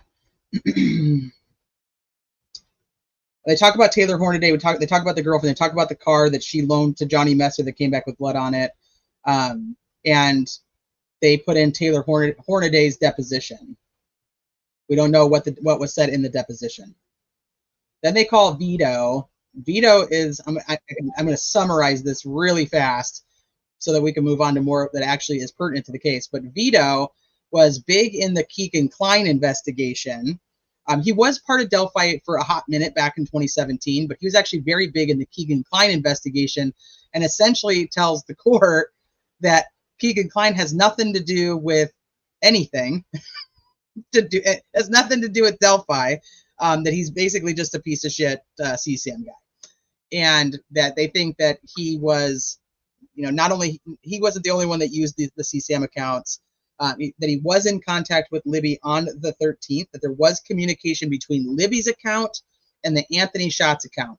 Now, somebody else could have been using the Anthony Schatz account, but there is communication between those two on that day. But it is said that nothing from the Keegan Klein investigation led to Richard Allen. And even after they arrested Richard Allen, there was no tie found between Richard Allen and Keegan Klein. And that Keegan Klein lied a lot. Lied, wasted lots and lots of money. He told them that they had thrown items into the Wabash River, hence we all know the Wabash search, and that law enforcement did find guns, knives, phones, but none of it had anything to do with Delphi. So they did find a lot of stuff. I would be curious if they actually found anything that was able to at least account for the money that, like, they solved other crimes by finding some of these items. I think that would be cool to know, especially for Indiana taxpayers. So he did. He caused the river search.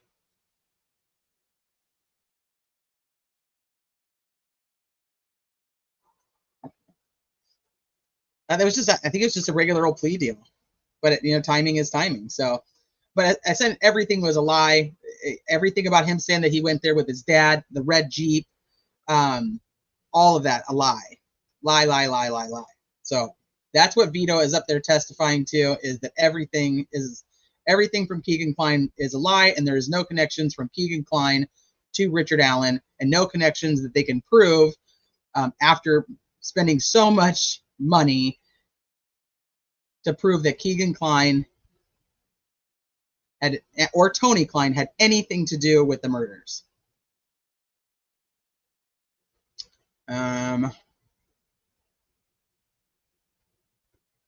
Vito was the one that interviewed Patrick Westfall when Westfall's phone was wiped, so I'm assuming that's the 2023 interview. He never asked for Holder's. He also interviewed Holder. He never asked for Holder's phone. They asked him why. He says, we just didn't, because we had his work records, which Nick ends up putting into evidence later, is the email and the deposition of the coworker that was sending the emails that Brad Holder had clocked in and out of work that day. Let's see what else there was. Baldwin asks Vito, like, did you not think it was important that Brad Holder had told you guys back in 2017 he'd never met Abby? And then throughout being interviewed in later years, he said he met her once, and then he says he met her twice, and one of those times being at another person of interest house. And apparently, like, Vito's just like, I didn't really think it was important, so I didn't really care because we had the work records. Which, I mean, there was a lot of information that was proven wrong. Has there been any retraction of any of that info? Any apologies? Have you guys ever watched the show on Apple TV called Truth Be Told? Have you guys seen that yet? It's an older show. It's not new, but it's ironically it's about a podcaster who thinks that they're doesn't think she is. She's trying to be an investigative journalist and solve crimes on her true crime podcast, and she ends up getting sued for putting false info out there. Just saying.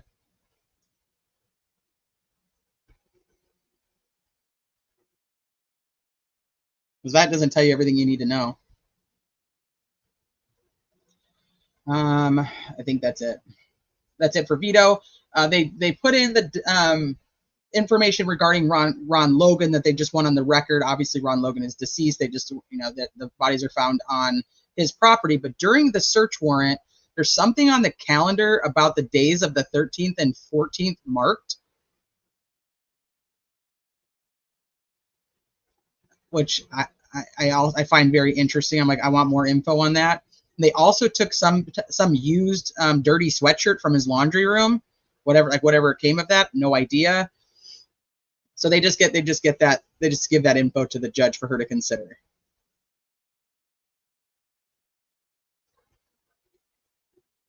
Deeds. No, her name is Poppy Parnell. They pushed it very hard, and had a lot of people believing that Keegan Kline and Tony Kline were the perpetrators and the killers of Abby and Libby. So I'm like, is there any retraction on that? Is there an apology out? Let me know when that happens. I won't hold my breath.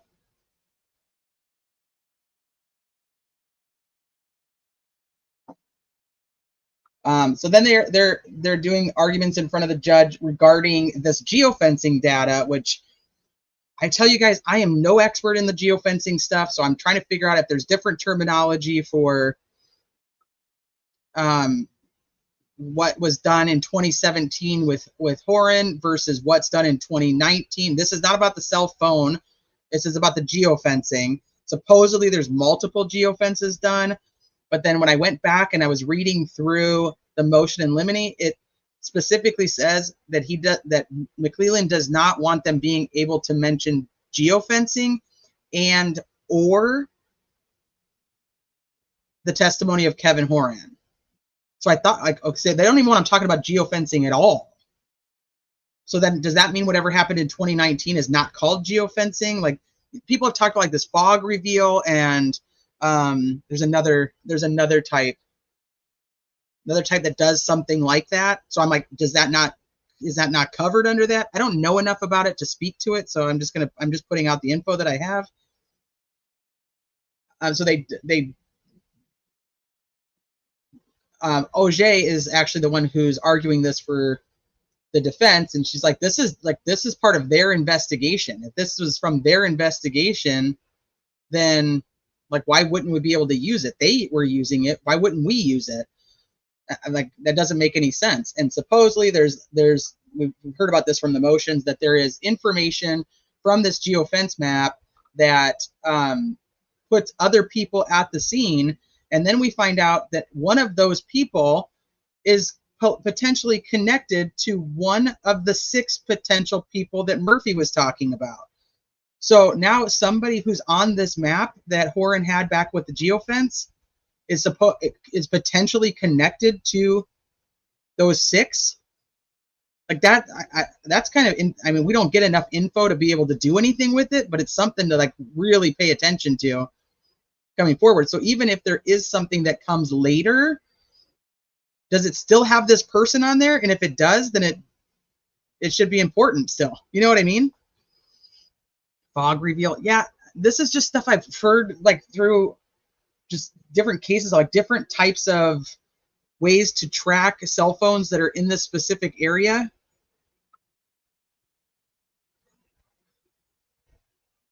I like this better when it's just basically you telling a story to you. Well, I'm much calmer today. Day 2, I probably should have just canceled that live because I was so overwhelmed. I was like, I probably should just like not do this because my head was a fucking mess. But thanks, Luthi. I feel better. I feel better today. Yeah, the motion in limine is just so the defense can't use it how they want to. Arnhem says, pretty sure I saw them once creeping around the bushes. Oh, jeez. How is this a real trial? It's absolutely crazy. Well, it's not technically a trial yet. It's just hearings. It's just hearings leading up to trial so that we can figure out what is and is not going to be able to be talked about in trial.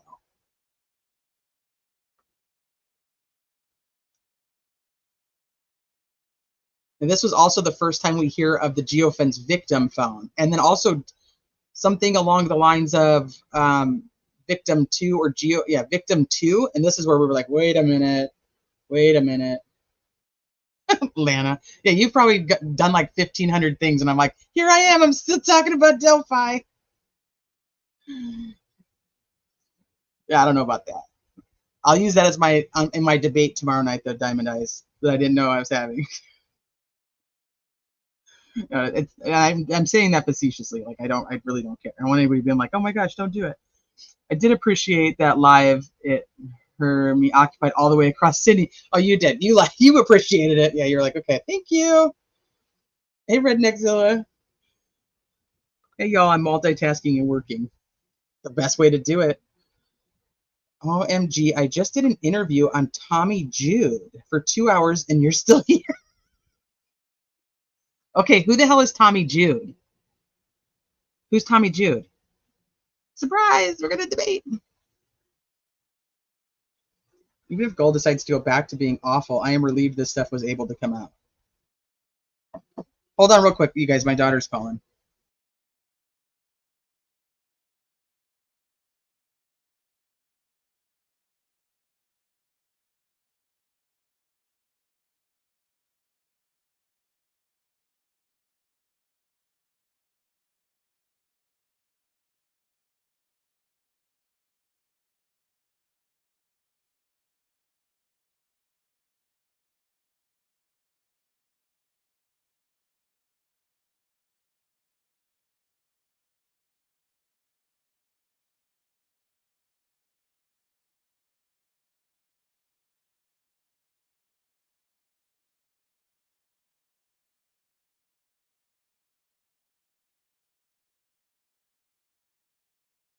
Okay, sorry.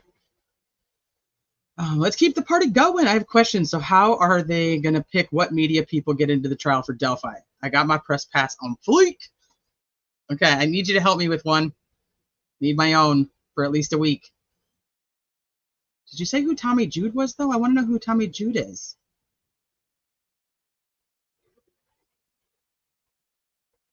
I'm happy Go was better, but concerned about her blotting out the ISP statement of the 2 different sketches. That was ridiculous to me, too. I'll have to go watch about Tommy Jude to figure out who he is. She's like, you want to know? You got to go watch the interview about it. Tommy Jude has a channel. Never even heard of him. All right, let's go back. So we're talking about the geofencing. So I'm still kind of confused on, do they not want any of it in there? But even if they do multiple, if this phone is still on every one of those, then this phone is still going to be important. There was some type of device that was around the cemetery. And if it connects to somebody who's, if there's a potential connection between the Vinlanders and this person, I don't know how that's not important, but, So Nick says, I'm no expert in geofencing and Google warrants, but it's so inaccurate in my understanding. It's totally unreliable. This is problematic. If he says, I'm no expert in geofence and Google warrants, but from my understanding, it's totally unreliable. It's such a dumb thing for a prosecutor to say. Anytime he ever tries to use anything to do with geofencing and Google warrants ever again to lock somebody up, this is going to come back to haunt him. And if it doesn't, then the public defenders that he's fighting are not very good. That is the dumbest shit to say. Now you're saying that geofencing and Google warrants are just totally unreliable. I'm pretty sure that there's convictions across the country with geofencing. We need, you know who we need is the guy from Murdoch. We need him to come and do it.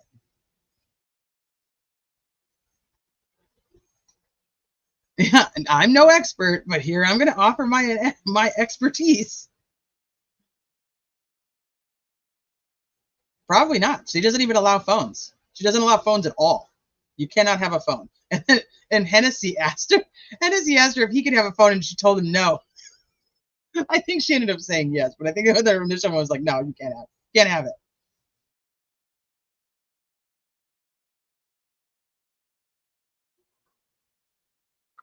They should just have the cameras in the damn courtroom. There's freaking cameras that are there already and can stream. I don't know why. I don't know how we can't get into that, or why we can't get into that. Where's all those hackers? Where'd they all go? Nick is no expert. Mustache and hair combinations at work.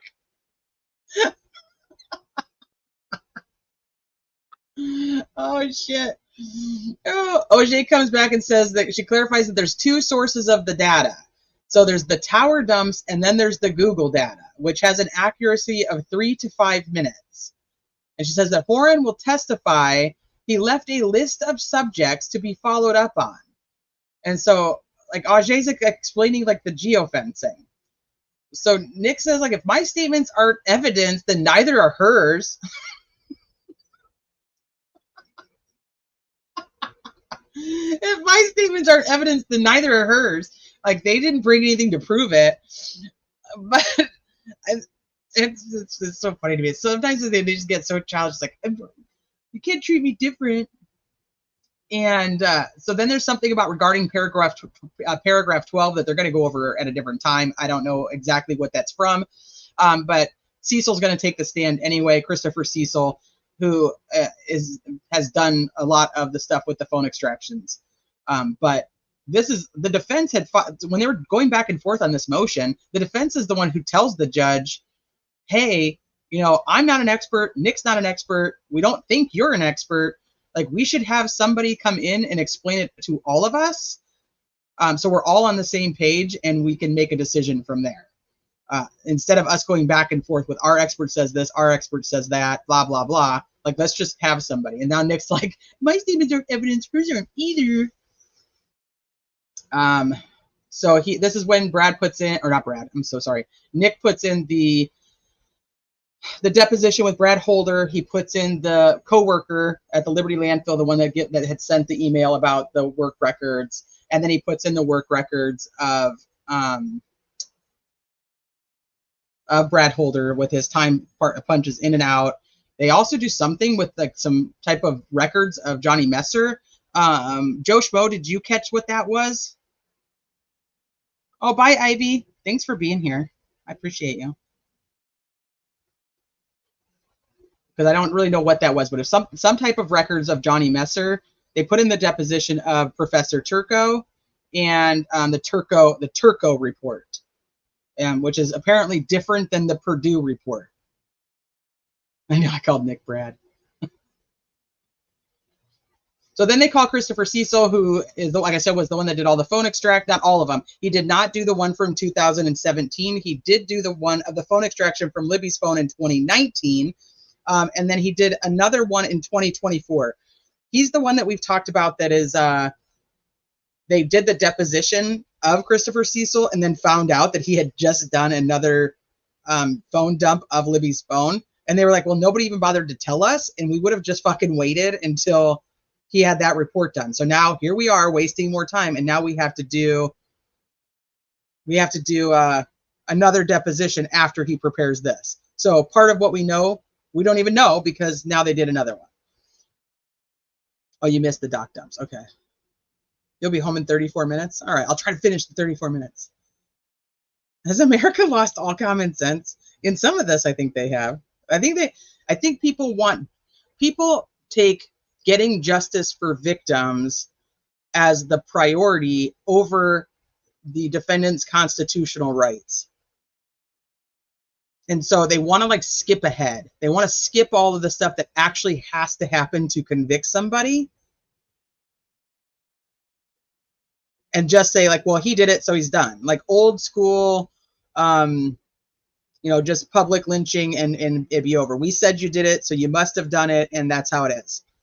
Like they want to go back to that, and which is crazy for me as like a lot of the people who talk like that are American citizens. I know not all of them are, but I'm like, dude, you're an American citizen. Do you not realize how quickly you're giving up your rights by saying something like that? I don't know. Hi, Kathy. You have me on your TV, bright and purple.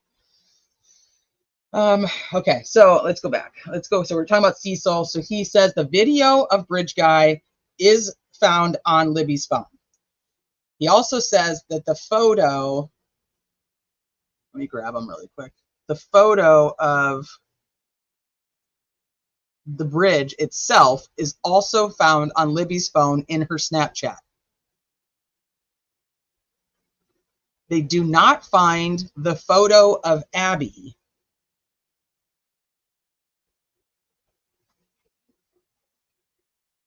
You're like, I don't know why, but do you normally get interrupted in other people's with ads like while it's live? That's weird. I'm gonna see if I can get the pics. You know, my Delphi stuff takes forever to load. I don't know how to make that any better. There's just too much of it.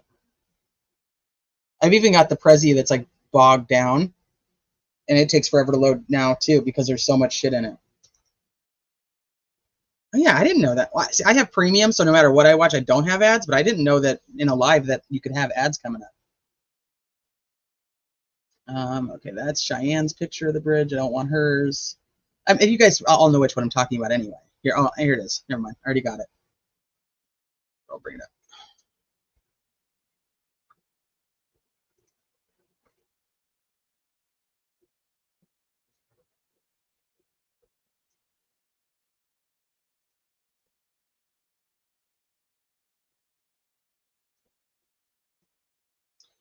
Okay, so here's the two photos. So we have the photo of Abby on the bridge, and then we have the photo which would have been taken prior to the one of Abby on the bridge when they're walking towards the south side of the bridge.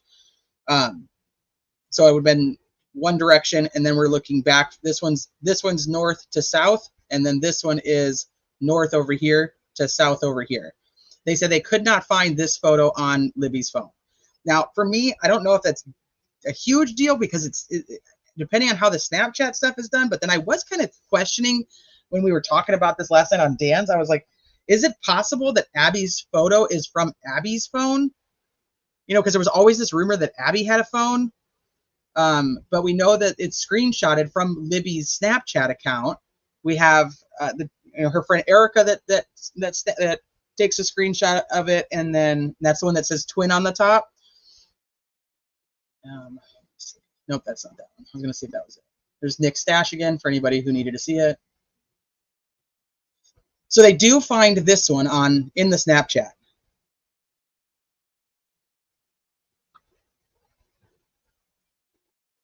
So I find it interesting. Like, so is it just lost in a Snapchat world, or is there something funky about this picture? But they do find the other two. Yeah, the bridge guy video is there, and this photo of the bridge is there. So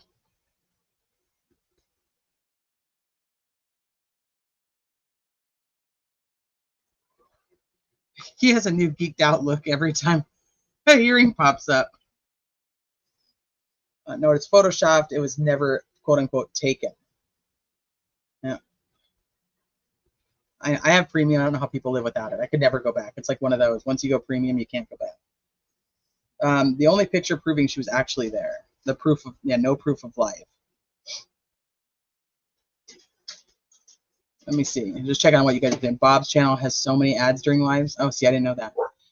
Is it true the state says this all happened in 18 minutes? Please tell me this is what they're going with, because the defense can blow that up. No, not really. So I'll kind of go over that timeline. I don't know if it's in, let me take this down. Hold on real quick. I have a tiny human that needs me. What's up, dude?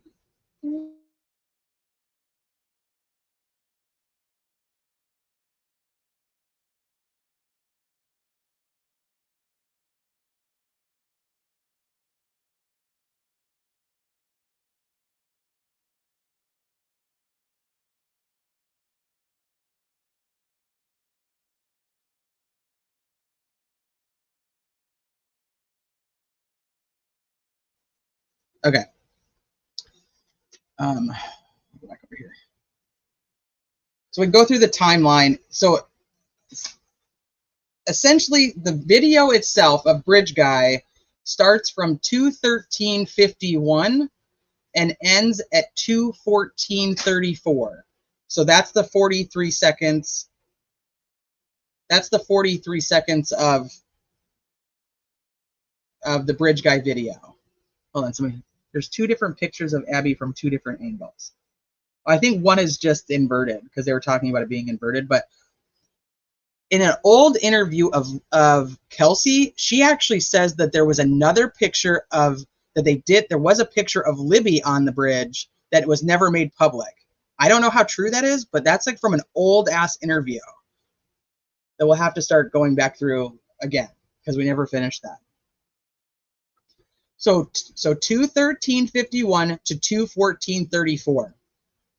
In the original, it geolocates near the high school, but then it comes back and comes back to the Monon High Bridge.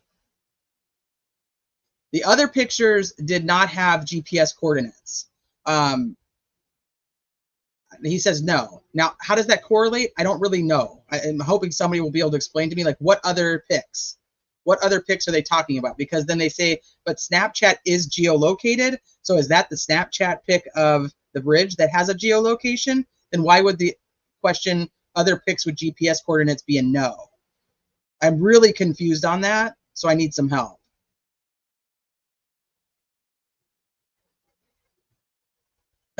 Okay, Ivy. I want to say police said they had taken other pics that day. Yeah, that we were told that like a long time, but everybody stopped talking about it. Yet the photo of Libby was not put out for a search. I don't think so. I'm telling you what I heard. It has the Bridge Guy video geolocates at the beginning. It's near the high school. Then it comes back to the Monon High Bridge. But then the question was, other pics with GPS coordinates? And the answer is no. And then the next question is, the Snapchat was geolocated? And the answer is yes. And then he's asked, are you confident of the video and picture and that day and time? And he says yes. The movement after the video, there's on the Apple Health data. So now people who are stuck in Karen Reed are really going to love this. The Apple Health data is like via like the steps and stuff that the phone, like iPhones, are tracking. It says that the phone stops moving at 2:32 and 39 seconds. So 18 minutes and 5 seconds later, the phone stops moving. So from the time that the Bridge Guy video stops to the time that the Apple Health data is no longer collecting steps is 18 minutes and 5 seconds. That's kind of what I'm thinking, but I don't, what I've heard so far, I haven't had any clarification.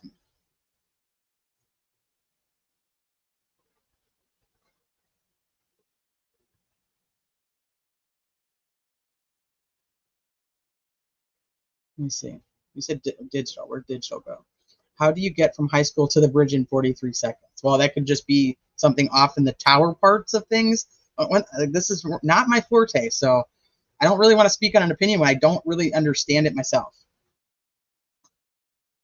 We need TNT to interview Cy Ray and get some info on what all this fucking means, because I don't know.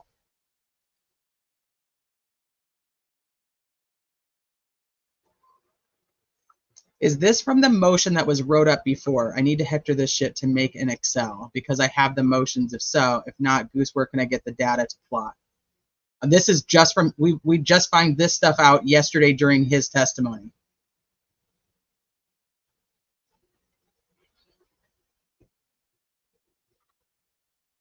Could be when the phone is powered down.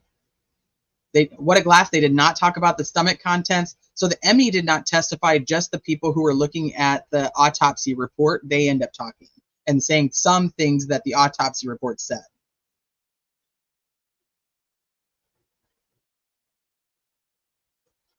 So steps are recorded in this Apple Health data for 18 minutes and 5 seconds. Then the phone does not move and stayed on until sometime after 4:33 in the morning. So Auger comes back up to cross and says, okay, well, does the Apple Health show movement during the time that Libby is in the car with Kelsey driving to Monon High Bridge? And Cecil says no.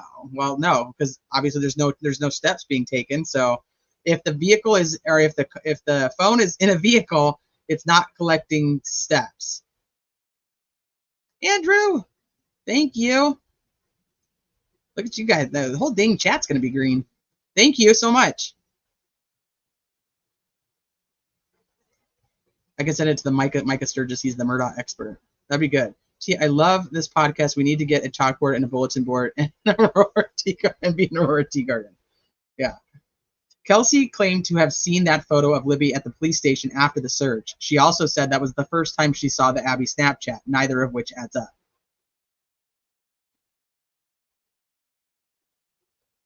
But the Apple data should show them walking on the bridge. They don't talk about that. They only talk about it afterward, because the theory from the state is that the time of death is based on this phone activity. So they're saying that the girls died between 2:30 and 3:30 because the phone stops at 2:32. So what Auger is trying to prove is, well, how do you know that the phone wasn't put into a car and driven around and no steps are being taken because they're driving in a car? How do we know that the phone and the girls aren't put in a car and there's no steps being recorded?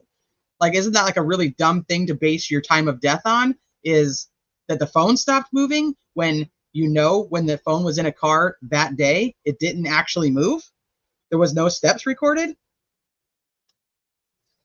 That's her point. So it's like, and then Auger does the same thing that Nick did with Dawn, where he was like, Dawn, have you ever been to the bridge? Did you ever go to the crime scene? And she's like, no, I have not. And so now Auger does it, and she's to Christopher Cecil, she's like, have you ever been to the bridge? Have you ever been to the crime scene? I was like, that's kind of funny because she's doing the same thing. Talks about that. Did you know that there was a private drive like right by down the hill? Did you know that there was a car could have been there? And he's like, no, I didn't know that. So she's doing the same thing of like, hey, if you had this other additional information, would it change your perception? Because they're only giving these people specific info that they want them to have and to know. Could the number of steps get to the drive? He's like, I don't know. I've never measured it. And she's like, so you don't know whether the time from the end of the bridge where they say down the hill to the time that it could have taken for the girls to walk from there to the private drive could potentially be in this time frame of the 18 minutes. And he's like, I don't know. I didn't know there was a drive there. So distance traveled is accurate to the number of steps. So that's the other thing she's asking. So how about, did you figure out the number of steps that registered on the Apple Health data? Did you figure out from the from the south side of the bridge where there's down the hill, is that the same amount of steps that it would take from getting from the south side of the bridge to where the crime scene is? Does that match up? Did you figure that out? And he's like, nope, I couldn't tell you. I can't say that for sure. And he's like, well, it'd be different based on like the person's size, their stride. And then she goes back to talking about the Snapchat picture of the bridge. He said the picture of Abby couldn't be found. They just couldn't find it. He had written in his original reports that the battery had died, that the battery was dead, and that is why the phone was no longer collecting data. That he has now changed that based on the fact that there is 15 text messages that pop up at 4:33 in the morning in a consecutive pattern, back to back to back to back to back. Hold on, you guys.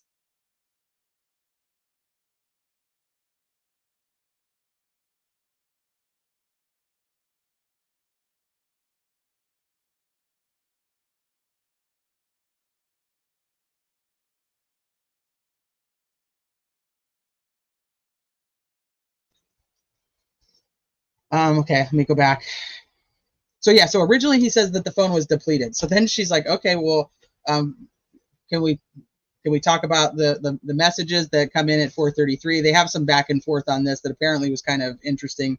And Judge Gold pipes in. She's like, I don't know why you didn't just ask that to begin with, because it got kind of confusing, I guess, in the answer, the Q&A.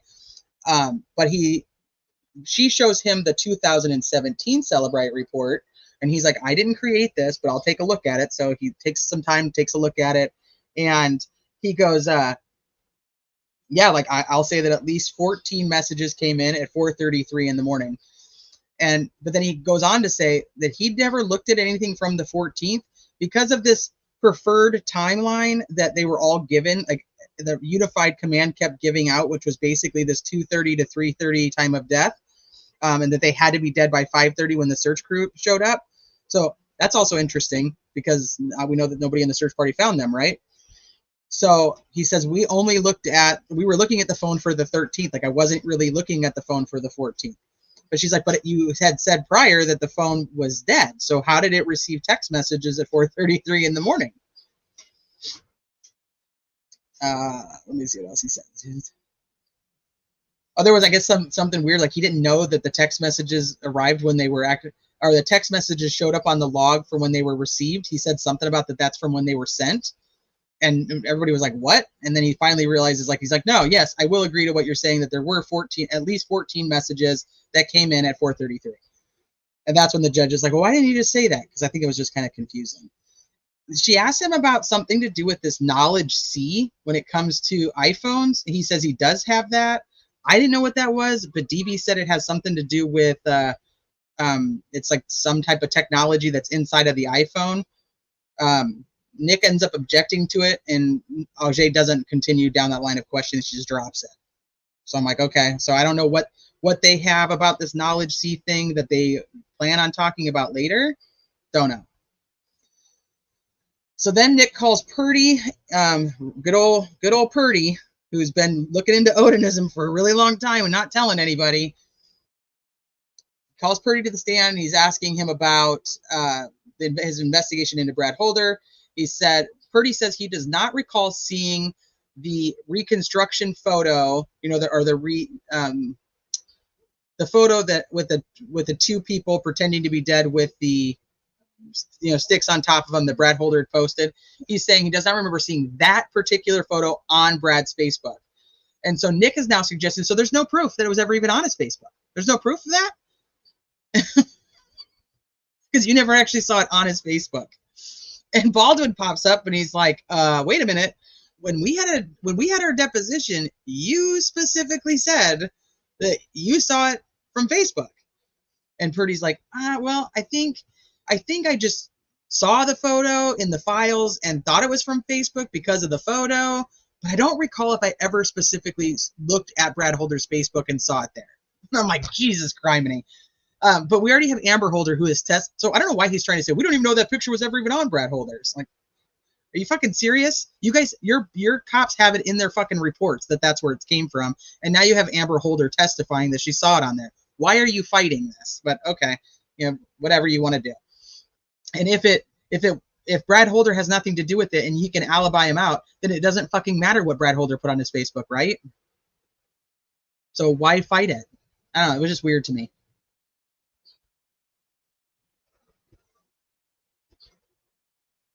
Let me see how much we have. I think we're almost done. I think we have one more witness that takes the stand. So is there anything else about Cecil stuff that you guys think that we should talk about with the phone? I think I covered I hit most of the important stuff. So anyway, he has done an additional phone dump in 2024, in May of 2024, on Libby's phone that he has not completed his report and information on. So the defense does say we're going to have to depose him again in the next couple of weeks when he does finish that. So some of the info can evolve based on new technology that Celebrite uses. That's kind of where that's at.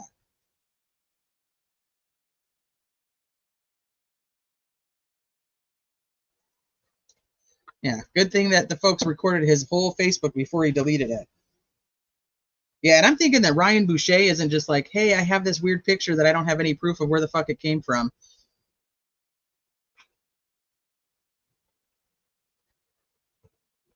It's interesting after knowing there's no proof of the time of death and the whole Odin theory, who suggested BH to begin with. Oh, you know what? I kind of skipped over the stuff with the time of death. I apologize. But with the time of death, I was saying that Kara had said that she doesn't find it uncommon that, and she didn't tell me this personally, this is on her Twitter, just for anybody who wants to know, that it's not uncommon to not have the time of death on the autopsies, but there is something called, she doesn't say this part, but there's something that they do. It's like it's almost like an approximate time of death. So it's not like a TOD. It's like I'm trying to remember what the acronym for it is. It's like TAP, I think. TAP.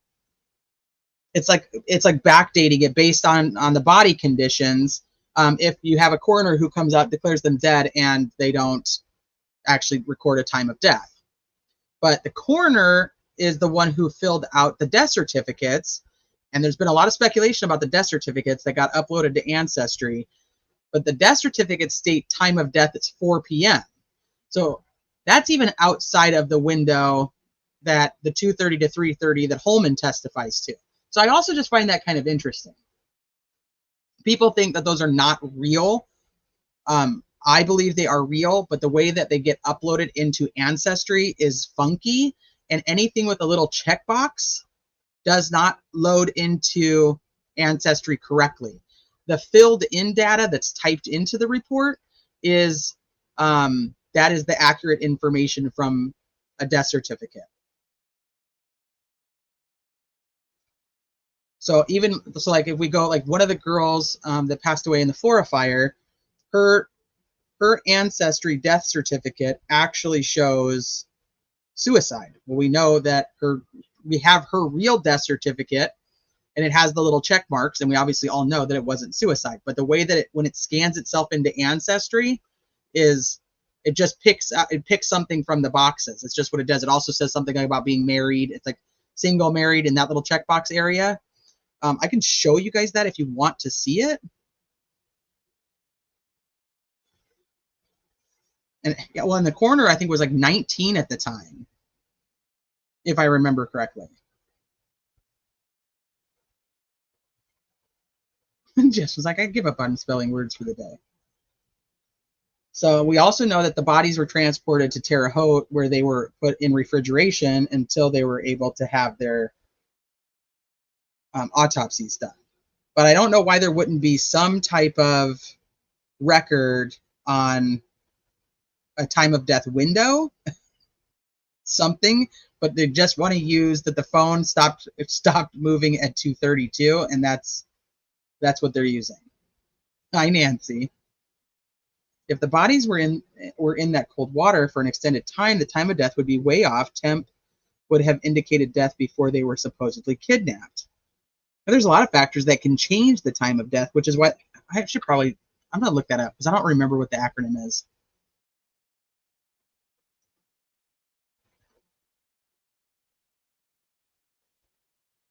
Oh, phone is dead. Bye, Dean. Thanks for hanging. I know I've been going for way too long. We got one more witness, so we'll get through that. It's actually probably the hardest one to read through.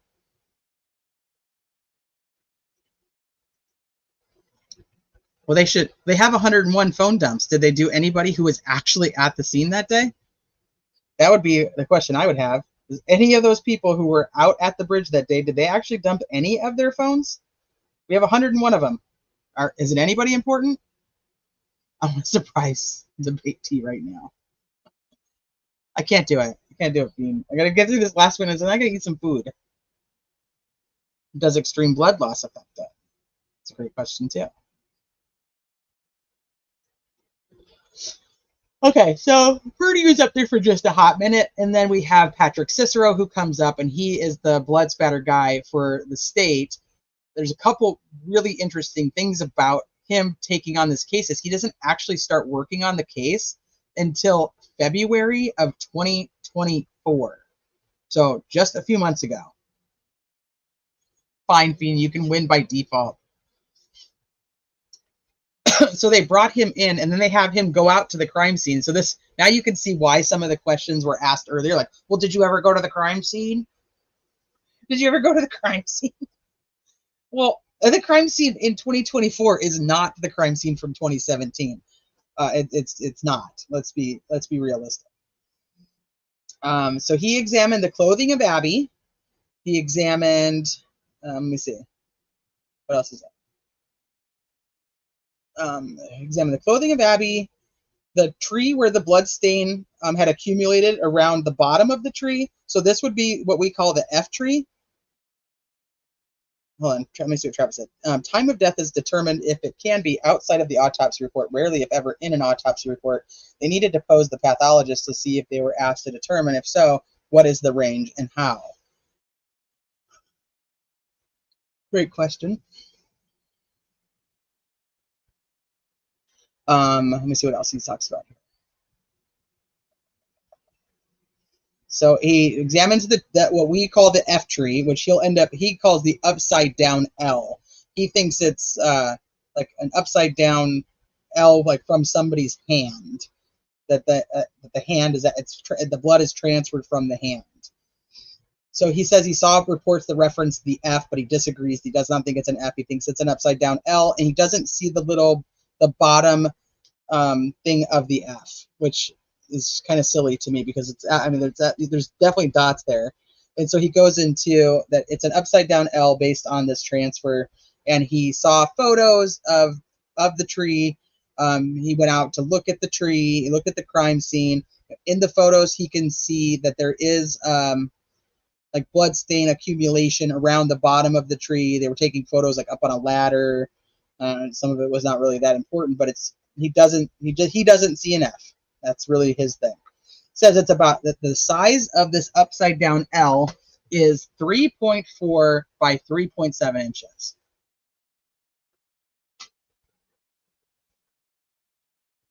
An L my arse.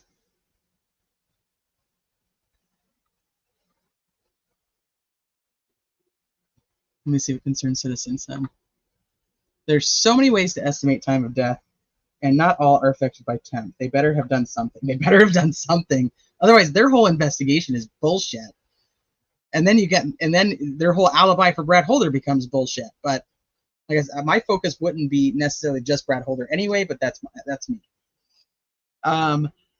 Says that there's 6 little spatter spots. Sorry, you guys. There's 6 little. I did not sleep last night like very well at all, so I'm like really tired. There's like 6 little spatter spots around this L. And he doesn't really have a good explanation for how those are there. Maybe just like drips from this hand that was transferring the blood to it.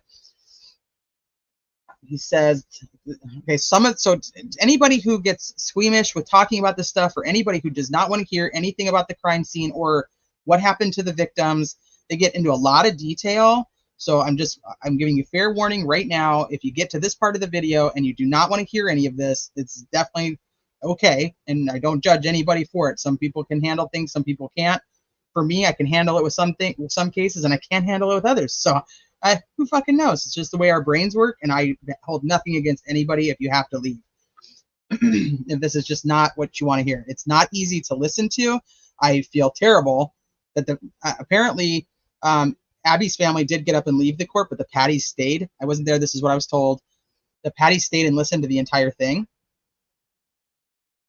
So, and then just anybody sitting in the courtroom, like this couldn't have been easy for her.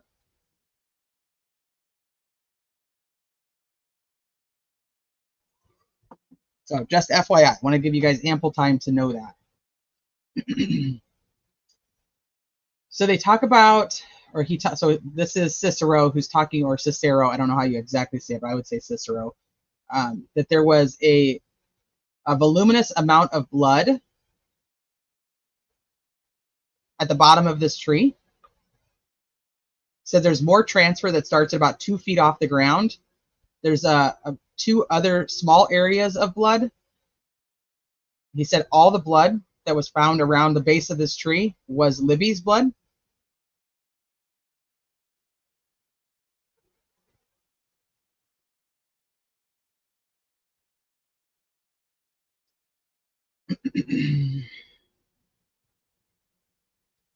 He said that after Libby's initial wounds, that she was still alive and was still mobile, and that she walks through her own blood, as you can see, blood on the bottom of her feet from standing in the blood.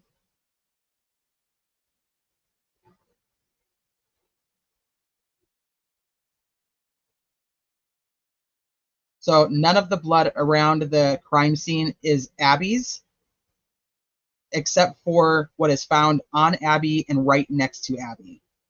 But Libby's blood is almost spread across because he believes that she was dragged through the pools of her blood. So you can see that she had streaking on the back of her body from being dragged, and that the leaves, you could tell from the leaves, the pattern, that there was drag marks.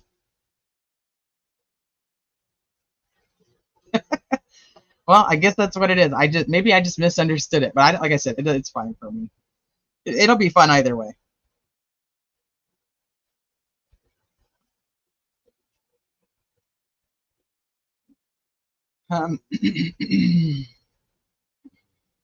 He said that he believes that her left arm was placed above her head due to being dragged over there, and that during the first injuries she was standing and moving around, that the projected pattern on her thighs, that there was some blood that had fallen down on her thighs, meant that there was other wounds that she had received while she was sitting upright. So she was sitting on the ground, but was sitting.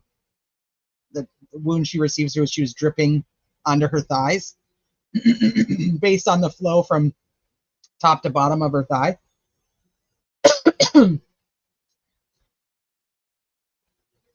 Abby had one wound. He believes that she died where she was found, and that she was not mobile, that she did not move around after she had the wound.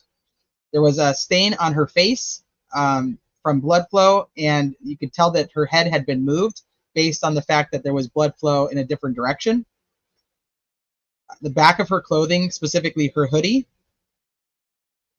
was saturated in blood and had run out of it a bit, and there was like a small puddle of blood next to Abby. But she did not have any blood on her clothing. There was no blood on her tank tops, no blood on her hands, not like Libby had blood on her hands. They believe that was because after she received her neck wound, she had put her hands up to her neck because it had severed both carotids and her jugular.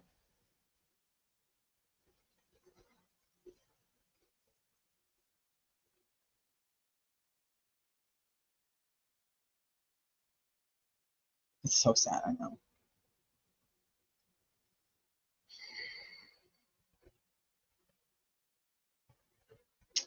Said that Abby was redressed after her injuries. He says he doesn't think so, that she got her wounds with her clothes on, at least her upper clothing, because Ajay ends up objecting and is like, hey, during deposition, you had said something different and that you thought that she was nude. And he's like, no, just at least partially. That doesn't have to be completely nude, but that she was probably partially nude from the waist down. He said that there was only blood around her neckline on the shoulders of her clothing. So essentially, she was laying down, and that's when she received the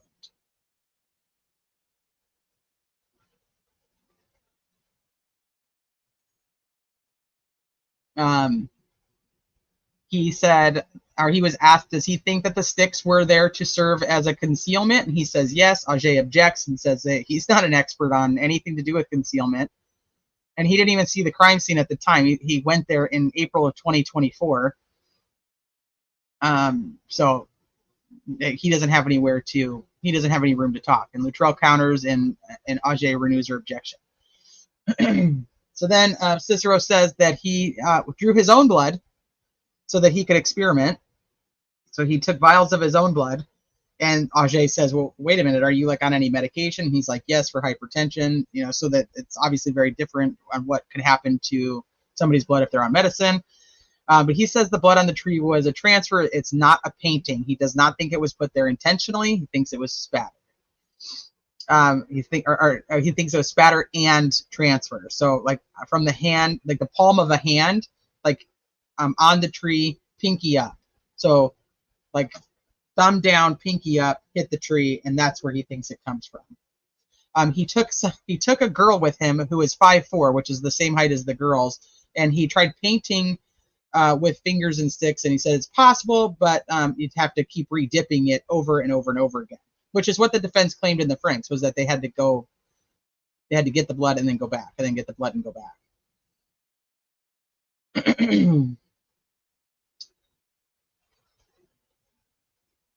So they talk about that the transfer on the tree doesn't explain the spatter, which is why he says there has to be both. That it had to be a different action that would have caused the spatter outside of the victim's hand touching the tree and having leaving the blood transfer there. He said that Libby, there was 3 pools of blood that were small and 1 very large pool of blood that was all Libby's blood. So then Auger comes up for cross. He says that Libby had 3 cuts and that somebody had put blood on her hands. And so someone had blood on their hands and touched the tree to create a pattern. He says yes. I read that wrong. So it's not someone put blood on their hands. Someone had blood on their hands and touched the tree to create the pattern. She asked him, did you do any other tests? He said, or did you test any other people's hands? She says no. And then she asked, do you have any clue like what Brad Holder's hand size is? He says no. She said, do you have any clue how it was transferred to the tree? Just that it was transferred. He's like, correct. I have no idea how it was transferred, just that it was transferred. Asked about moving a dead body. And then like, can you like see a path drug? He says, yes, you can see the staining and the smearing on the leaves as she's being drugged in one direction. You can also see the staining and the smearing on the back of Libby's body.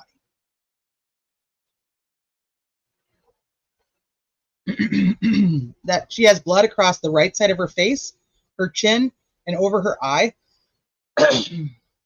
Says that's inconsistent with head to the left in final resting. So it's not how blood moves, so it doesn't defy gravity. So the head had to fall back for those flows. So essentially, during dragging Libby, her head would have to have fallen backwards while being dragged, where the blood would be dripping essentially from her neck to her hair.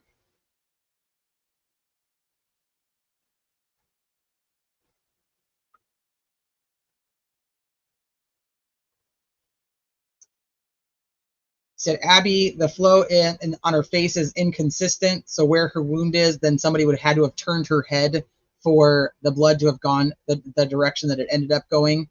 So she said, you said that Abby was nude. We talked about this where she was talking about that earlier, that you said that Abby was nude sometime on or about 2/13/2017. Now you're changing that? He says, well, maybe partially nude. She said, did you record your experiment? He says, no, not recorded. What percent of Libby's body was covered in sticks? He says, maybe 30. What percent of Abby's body was covered in sticks? Maybe 30. She says, like, well, could you have easily just covered the bodies with all the leaves around? The amount of leaves that you saw in the pictures? And he's like, yeah, they could have. And she says, does it seem like the scene was full of a lot of chaos? And he says, yes. She said, given the data, is it impossible to say what happened? Given the data that you have, Mr. Cicero, is it impossible for you to say what happened? And he says, yes. Essentially, it is impossible for him to say what happened. We have no idea. They didn't collect the sticks for weeks. 3%, not 30, said Bob. Most people have said 30, so I don't know. I'll double check on that. But I've listened to a couple streams and they've both said 30. But we'll then see. This is another reason why it's just more important. Oh, see, there's Joe Schmo, 3 to 5. Oh, that's interesting. 3 to 5. Okay. 3 to 5%. Joe Schmo was in court, so I'll go with it. 3 to 5. And then Bob also said 3, so that's 2. We have 2 for 2. Why it's a fucking issue that we don't get to watch it ourselves.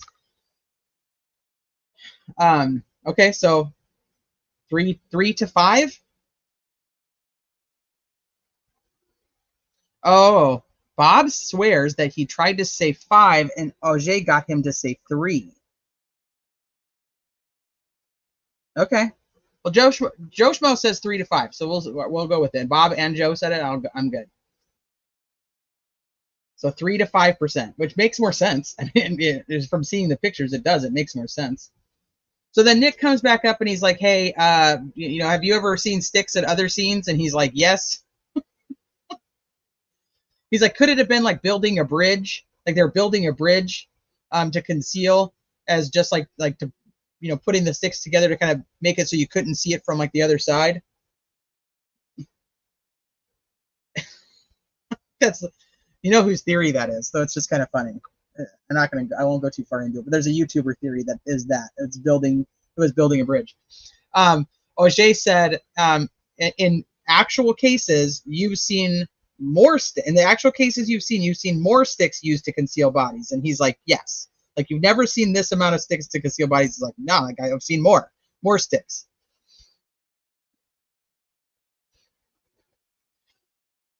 So she says that she's going to take it under advisement. Baldwin stands up and he's just like, "Hey, you know, I need to make sure that this, you know, that this is very clear, and I want to, you know, it's very important that the phone was accessed and turned on at 4:33 in the morning, and it received 15 text messages back to back to back when it turned on." There is some conversation on whether this is some were duplicates based on it being like iMessage versus text message, like as they're trying to go through, because, you know, iPhones are stupid like that. But either way, to me, that is irrelevant, because 15 messages still come through at the same time, because the phone was not in working condition, was not there, was not on, was not connected to something for text messages at 4:33 to start coming through, whether they're duplicates or not. And nobody cares how many people text her. You know what I mean? Nobody cares that. Like, the point is that they all came through at 4:33. And Nick stands up and says, "Well, that's not enough to blame Brad Holder. Even if it's all true, they didn't meet the nexus to allow any third-party suspects." Even if it's true, even if it's all true, it doesn't matter. Even if it's true that the phone turned on at 4:33, which I'm not saying that it is, but it doesn't matter, because it's not enough to blame Brad Holder.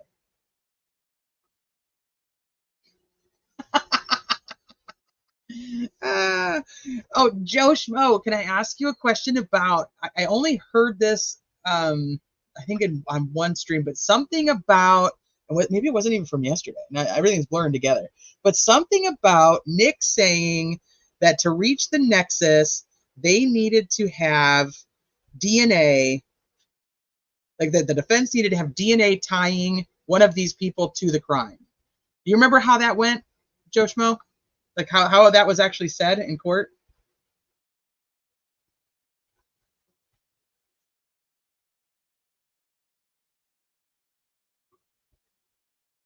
Ooh, that's interesting. 4:33 a.m. would be 3:33 a.m. Central Time, and that is the devil's hour and time.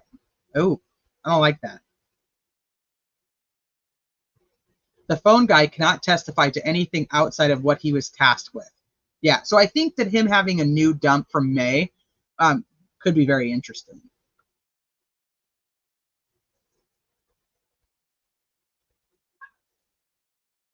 Wait, I'm not sure about the time. Hold off on it. Okay, I'll take that away.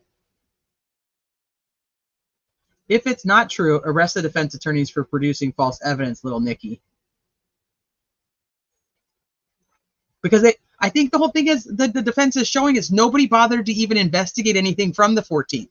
Nothing mattered on the 14th to them, because they were stuck on the fact that the girls died between 2:30 and 3:30, and they were not going to budge from that.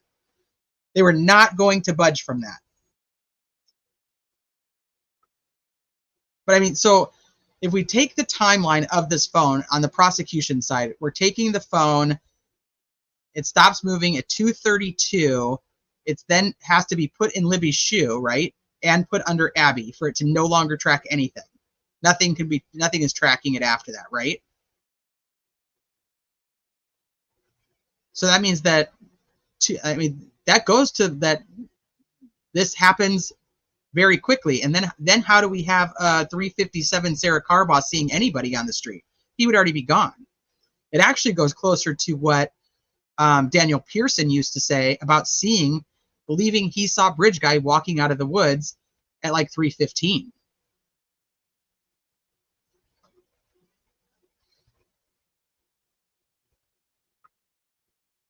Let me see.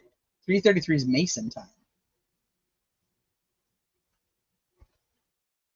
Direct DNA evidence at scene of crime was Nick's threshold for third-party defense on opening statement, but oddly enough, they don't have that for Richard Allen at the scene of the crime. That's a very interesting nexus. Thank you for answering, because I thought that was, I'm like, he expects them to have DNA evidence that puts these people at the crime scene. We also know that Elvis Fields got, he got a buccal swab, and we don't know what ever happened with it. We don't even know if it was ever processed. We don't know if they compared it to the DNA they did have. We have no idea.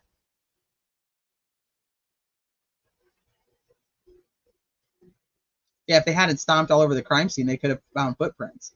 Well, they had a bunch of civilian searchers that were just all over the place.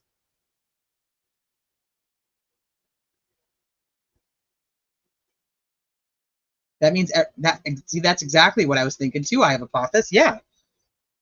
That would mean that everything had to be essentially done by 2:40, right? Because, I mean, you still got to drag Libby from one spot to the other.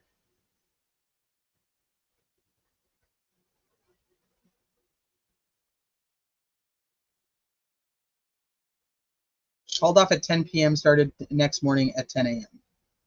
But there was still supposedly people out there searching.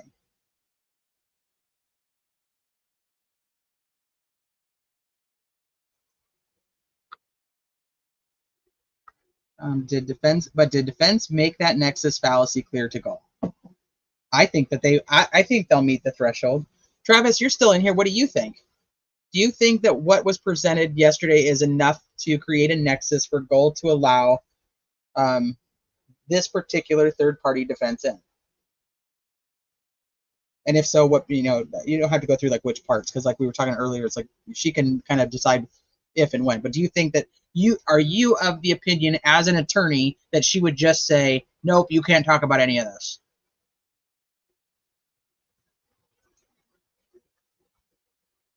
It sure is a lot to do in a short time for one little guy.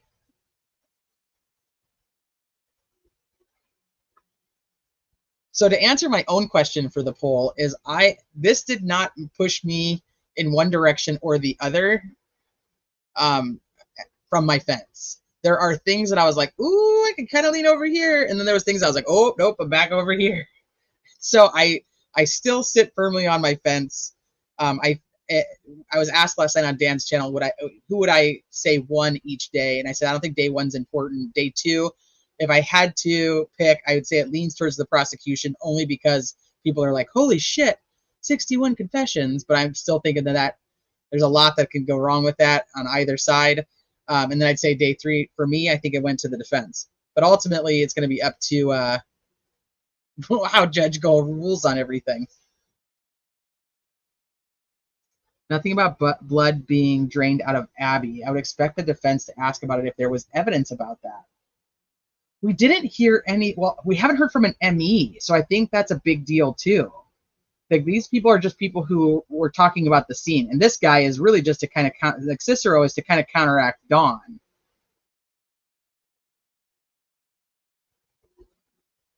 Well, that's a good question too, Digital. Is there a legally defined nexus, or can Gold just make up one on her own? There is a legally defined nexus, but it's also a very broad legally defined nexus. I'd have to pull it up.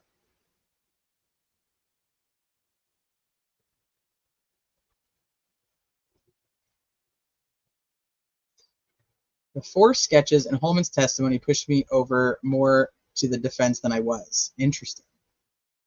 Jay says the confessions mean nothing. If he was insane, he needed to be medicated into a catatonic state.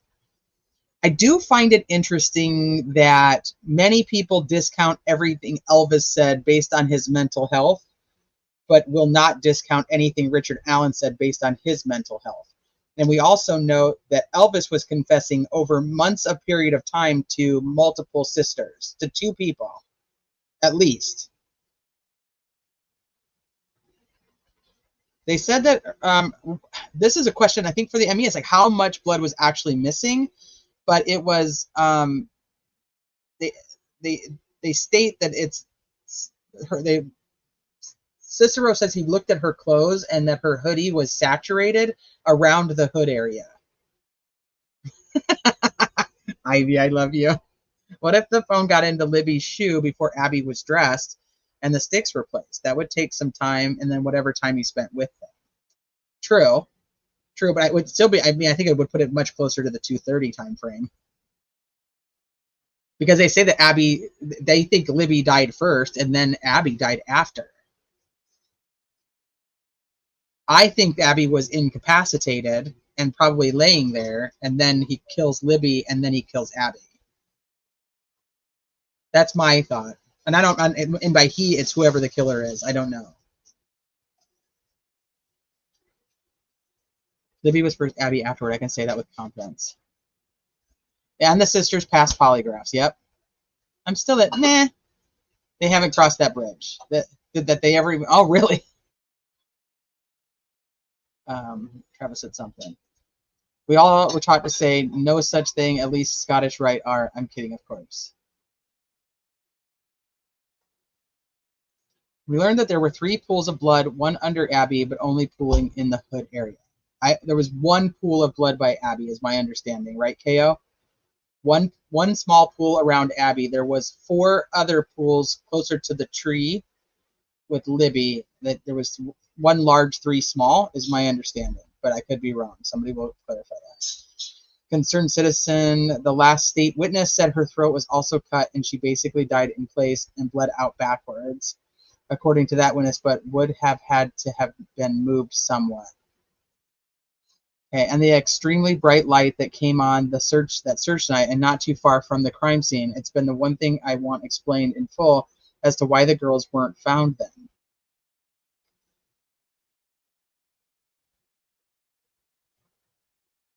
Oh my god, it's so hard to say. I know.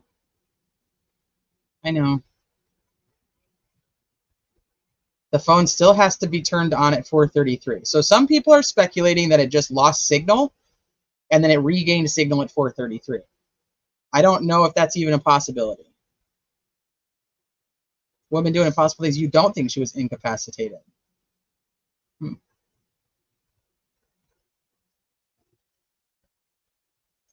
Well, everybody ignores that. The witnesses who said they heard screams at like 2:30 in the morning and they reported it, and cops said they didn't have time to go check it out yet. My question is, why did they go out of their way to not investigate the blatantly obvious suspects? Why are they covering up for a bunch of nobodies? I think that's one of the biggest issues is why didn't you?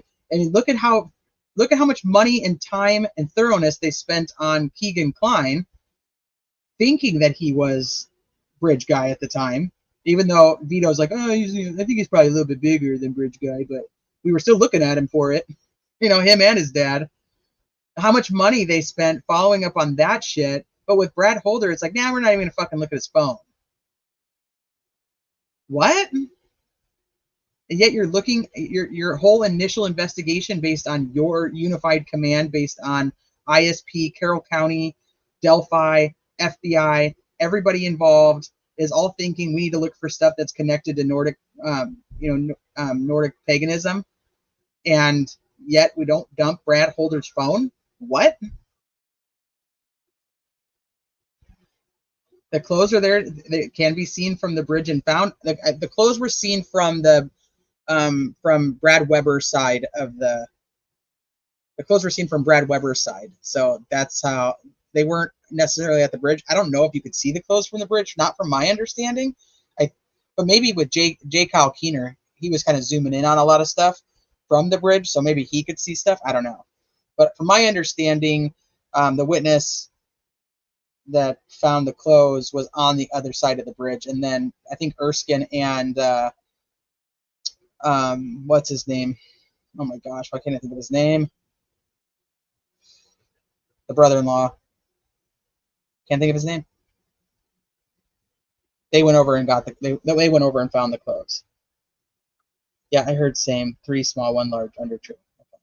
Hi, True Grit Crime. I hope you got everything taken care of.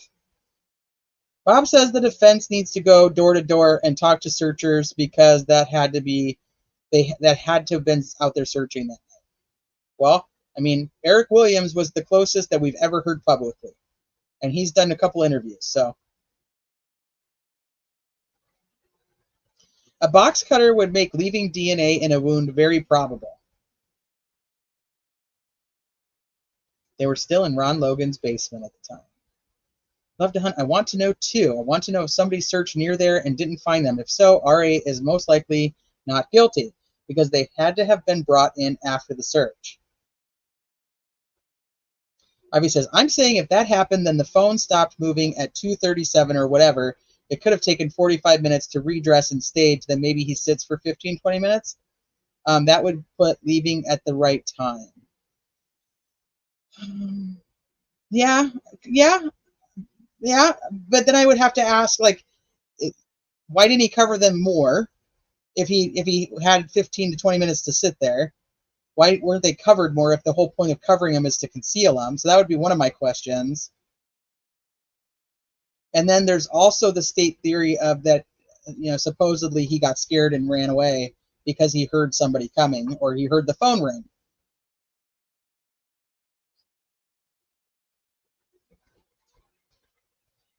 Everyone should agree that they dropped the ball. Don't bark, you guys. Hi, Peggy. I thought we find Peanut. They were left to be found. Well, yeah, that's somebody. Yeah, not Erskine, the other one. Did somebody say his name? I got behind again. Good deal. I'm glad. No, the other brother. Anna's sister's husband. I don't know why I can't think of the dude's name. I can pull up the Prezi, I guess. Anna's sister's husband. They were engaged at the time. McDonald. I can't think of his first name.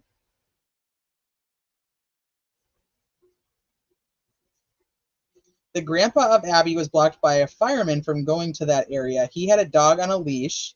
Well, I think that was Libby's grandpa, Mike Patty. Or not Mike Patty. Oh my God, Brad German. Libby's grandpa. He was going to go searching with his dog. Yeah.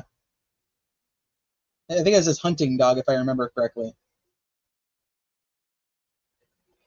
Did they run the DNA on the search party members' urine and piss? They said that they were found at the scene, and spit, don't forget, to determine if they were from searchers or from the murderers. Oh, hell no. I doubt it. I doubt it.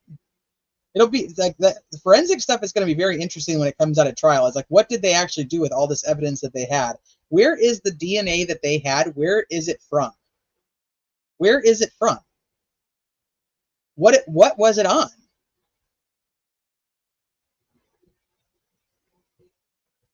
Message. Oh, I checked my phone message. Let me see. It's on silent, so.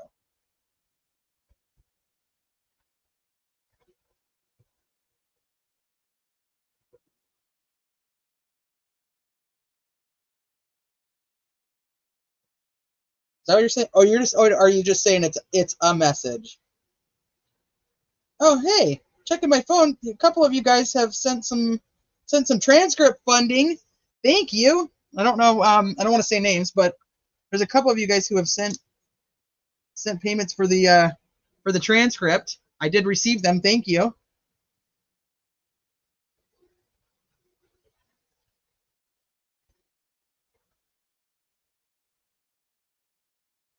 Perfect.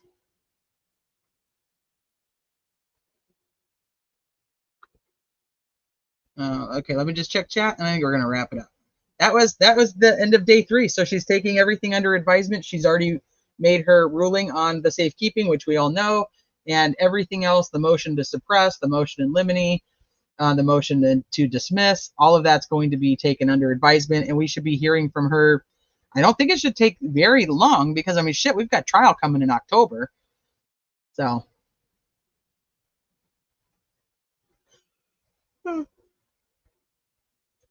His message was another debate challenge. I didn't know that. I'm like, I guess we're throwing down the gauntlet all over the place. Like, let's do it. Only lied to hubby for less than 30 minutes. Told him I'd be there at 11. Okay. Yeah, go be with hubby. The damn deer they seen. Yep. Did anybody figure out that guy's name, or do I need to look it up? I don't know why I can't think of his name. Nancy, what is his name? Why can't I think of it? I'm looking to see if you guys named him. Abby's uncle, but he was engaged to Anna's sister at the time. McDonald, heavyset guy.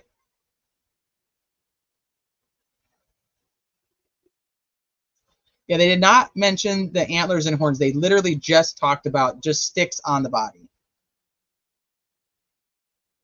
You know, that's actually something I would have maybe have expected with Dawn. Abby's uncle, Nancy. Oh, look. He's on the freaking search list. I'll just pull the Prezi up. Because I'm not gonna be able to let it go. You guys can't remember it either. Starts with an A? Does it start with an A?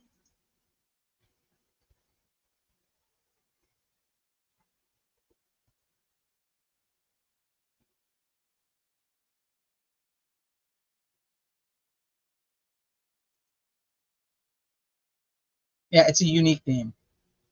Elo. Elo? Is that right? Elo. Is that how you say it? Elo? Elo McDonald? Now Erskine's the other one. Erskine's the step uncle. He's Anna's step brother. The one I'm talking about was with him, but it's Anna's sister's fiance at the time, now husband. But I think it's Elo. It's Elo. That's what it is. It's Elo. That's what it is. Thank you, guys. Okay, I don't have to pull all this up then. Yes, Elo. Oh my God, I can't think of that fucking guy's name. I just totally drew a blank. So, all right, let's wrap this up. Tomorrow night I will be on Blue Eyed Trucker. I don't know if one of the wrenches, if any wrenches are still here, you guys can, somebody can pop, maybe drop the link. I will be over there. Apparently having a debate with Ruckus, which I thought I was just going on, but we're having like, it'll be a nice conversation. On Blue Eyed Trucker's channel tomorrow at 4:30 my time, so 7:30 Eastern. And then Monday, like I was telling you guys, we'll cover the Chad Dorman press conference and the hearing from today where he took the plea deal. And then I do have some stuff we've been still putting together for the Delphi situation. And obviously if anything pops up with any rulings in Delphi, or if we happen to figure out something about Todd Click's Brady violations, and then we'll hop on. So, but I'm gonna go eat some dinner. You guys go enjoy the rest of your Friday, and as always, I absolutely appreciate you guys being here. I know that you guys have thousands of other places you can spend your time and get your info, and you guys choose to hang out with me. I think that's super fucking awesome. So thank you guys for being here. If you haven't hit the like button, make sure you hit the like button. If you are wanting to help contribute to the transcript fund, I do have the request out for the transcripts, hoping that the attorneys put the request in to make it cheaper for us. But I have my link tree is up there. It's got Venmo, it's got PayPal, it's got Cash App, it's got any way that you could possibly think of. If you want to contribute through the channel, that's awesome too. Just know I don't get paid on the channel for over a month later, so it may go to like the next round of funding. But through Cash App, PayPal, Venmo, any of that, if you guys want to contribute, it is never necessary. But if you are willing to help out with the cost of the transcripts, I appreciate that more than you guys know. Other than that, go enjoy your Friday. I will see you guys tomorrow if you guys want to watch over on Blue Eyed Trucker. Have a good one.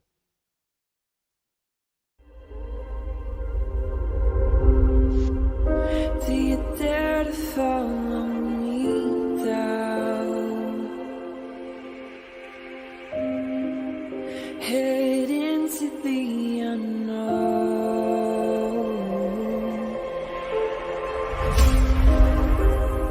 down the rabbit hole.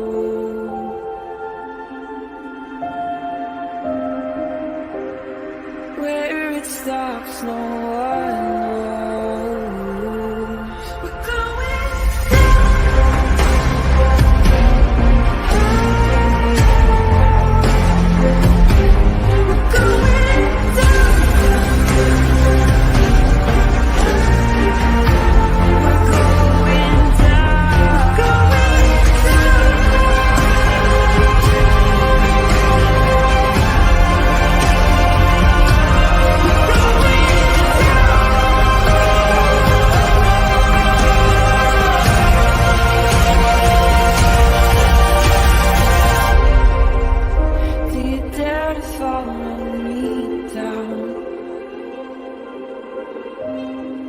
headed into the unknown.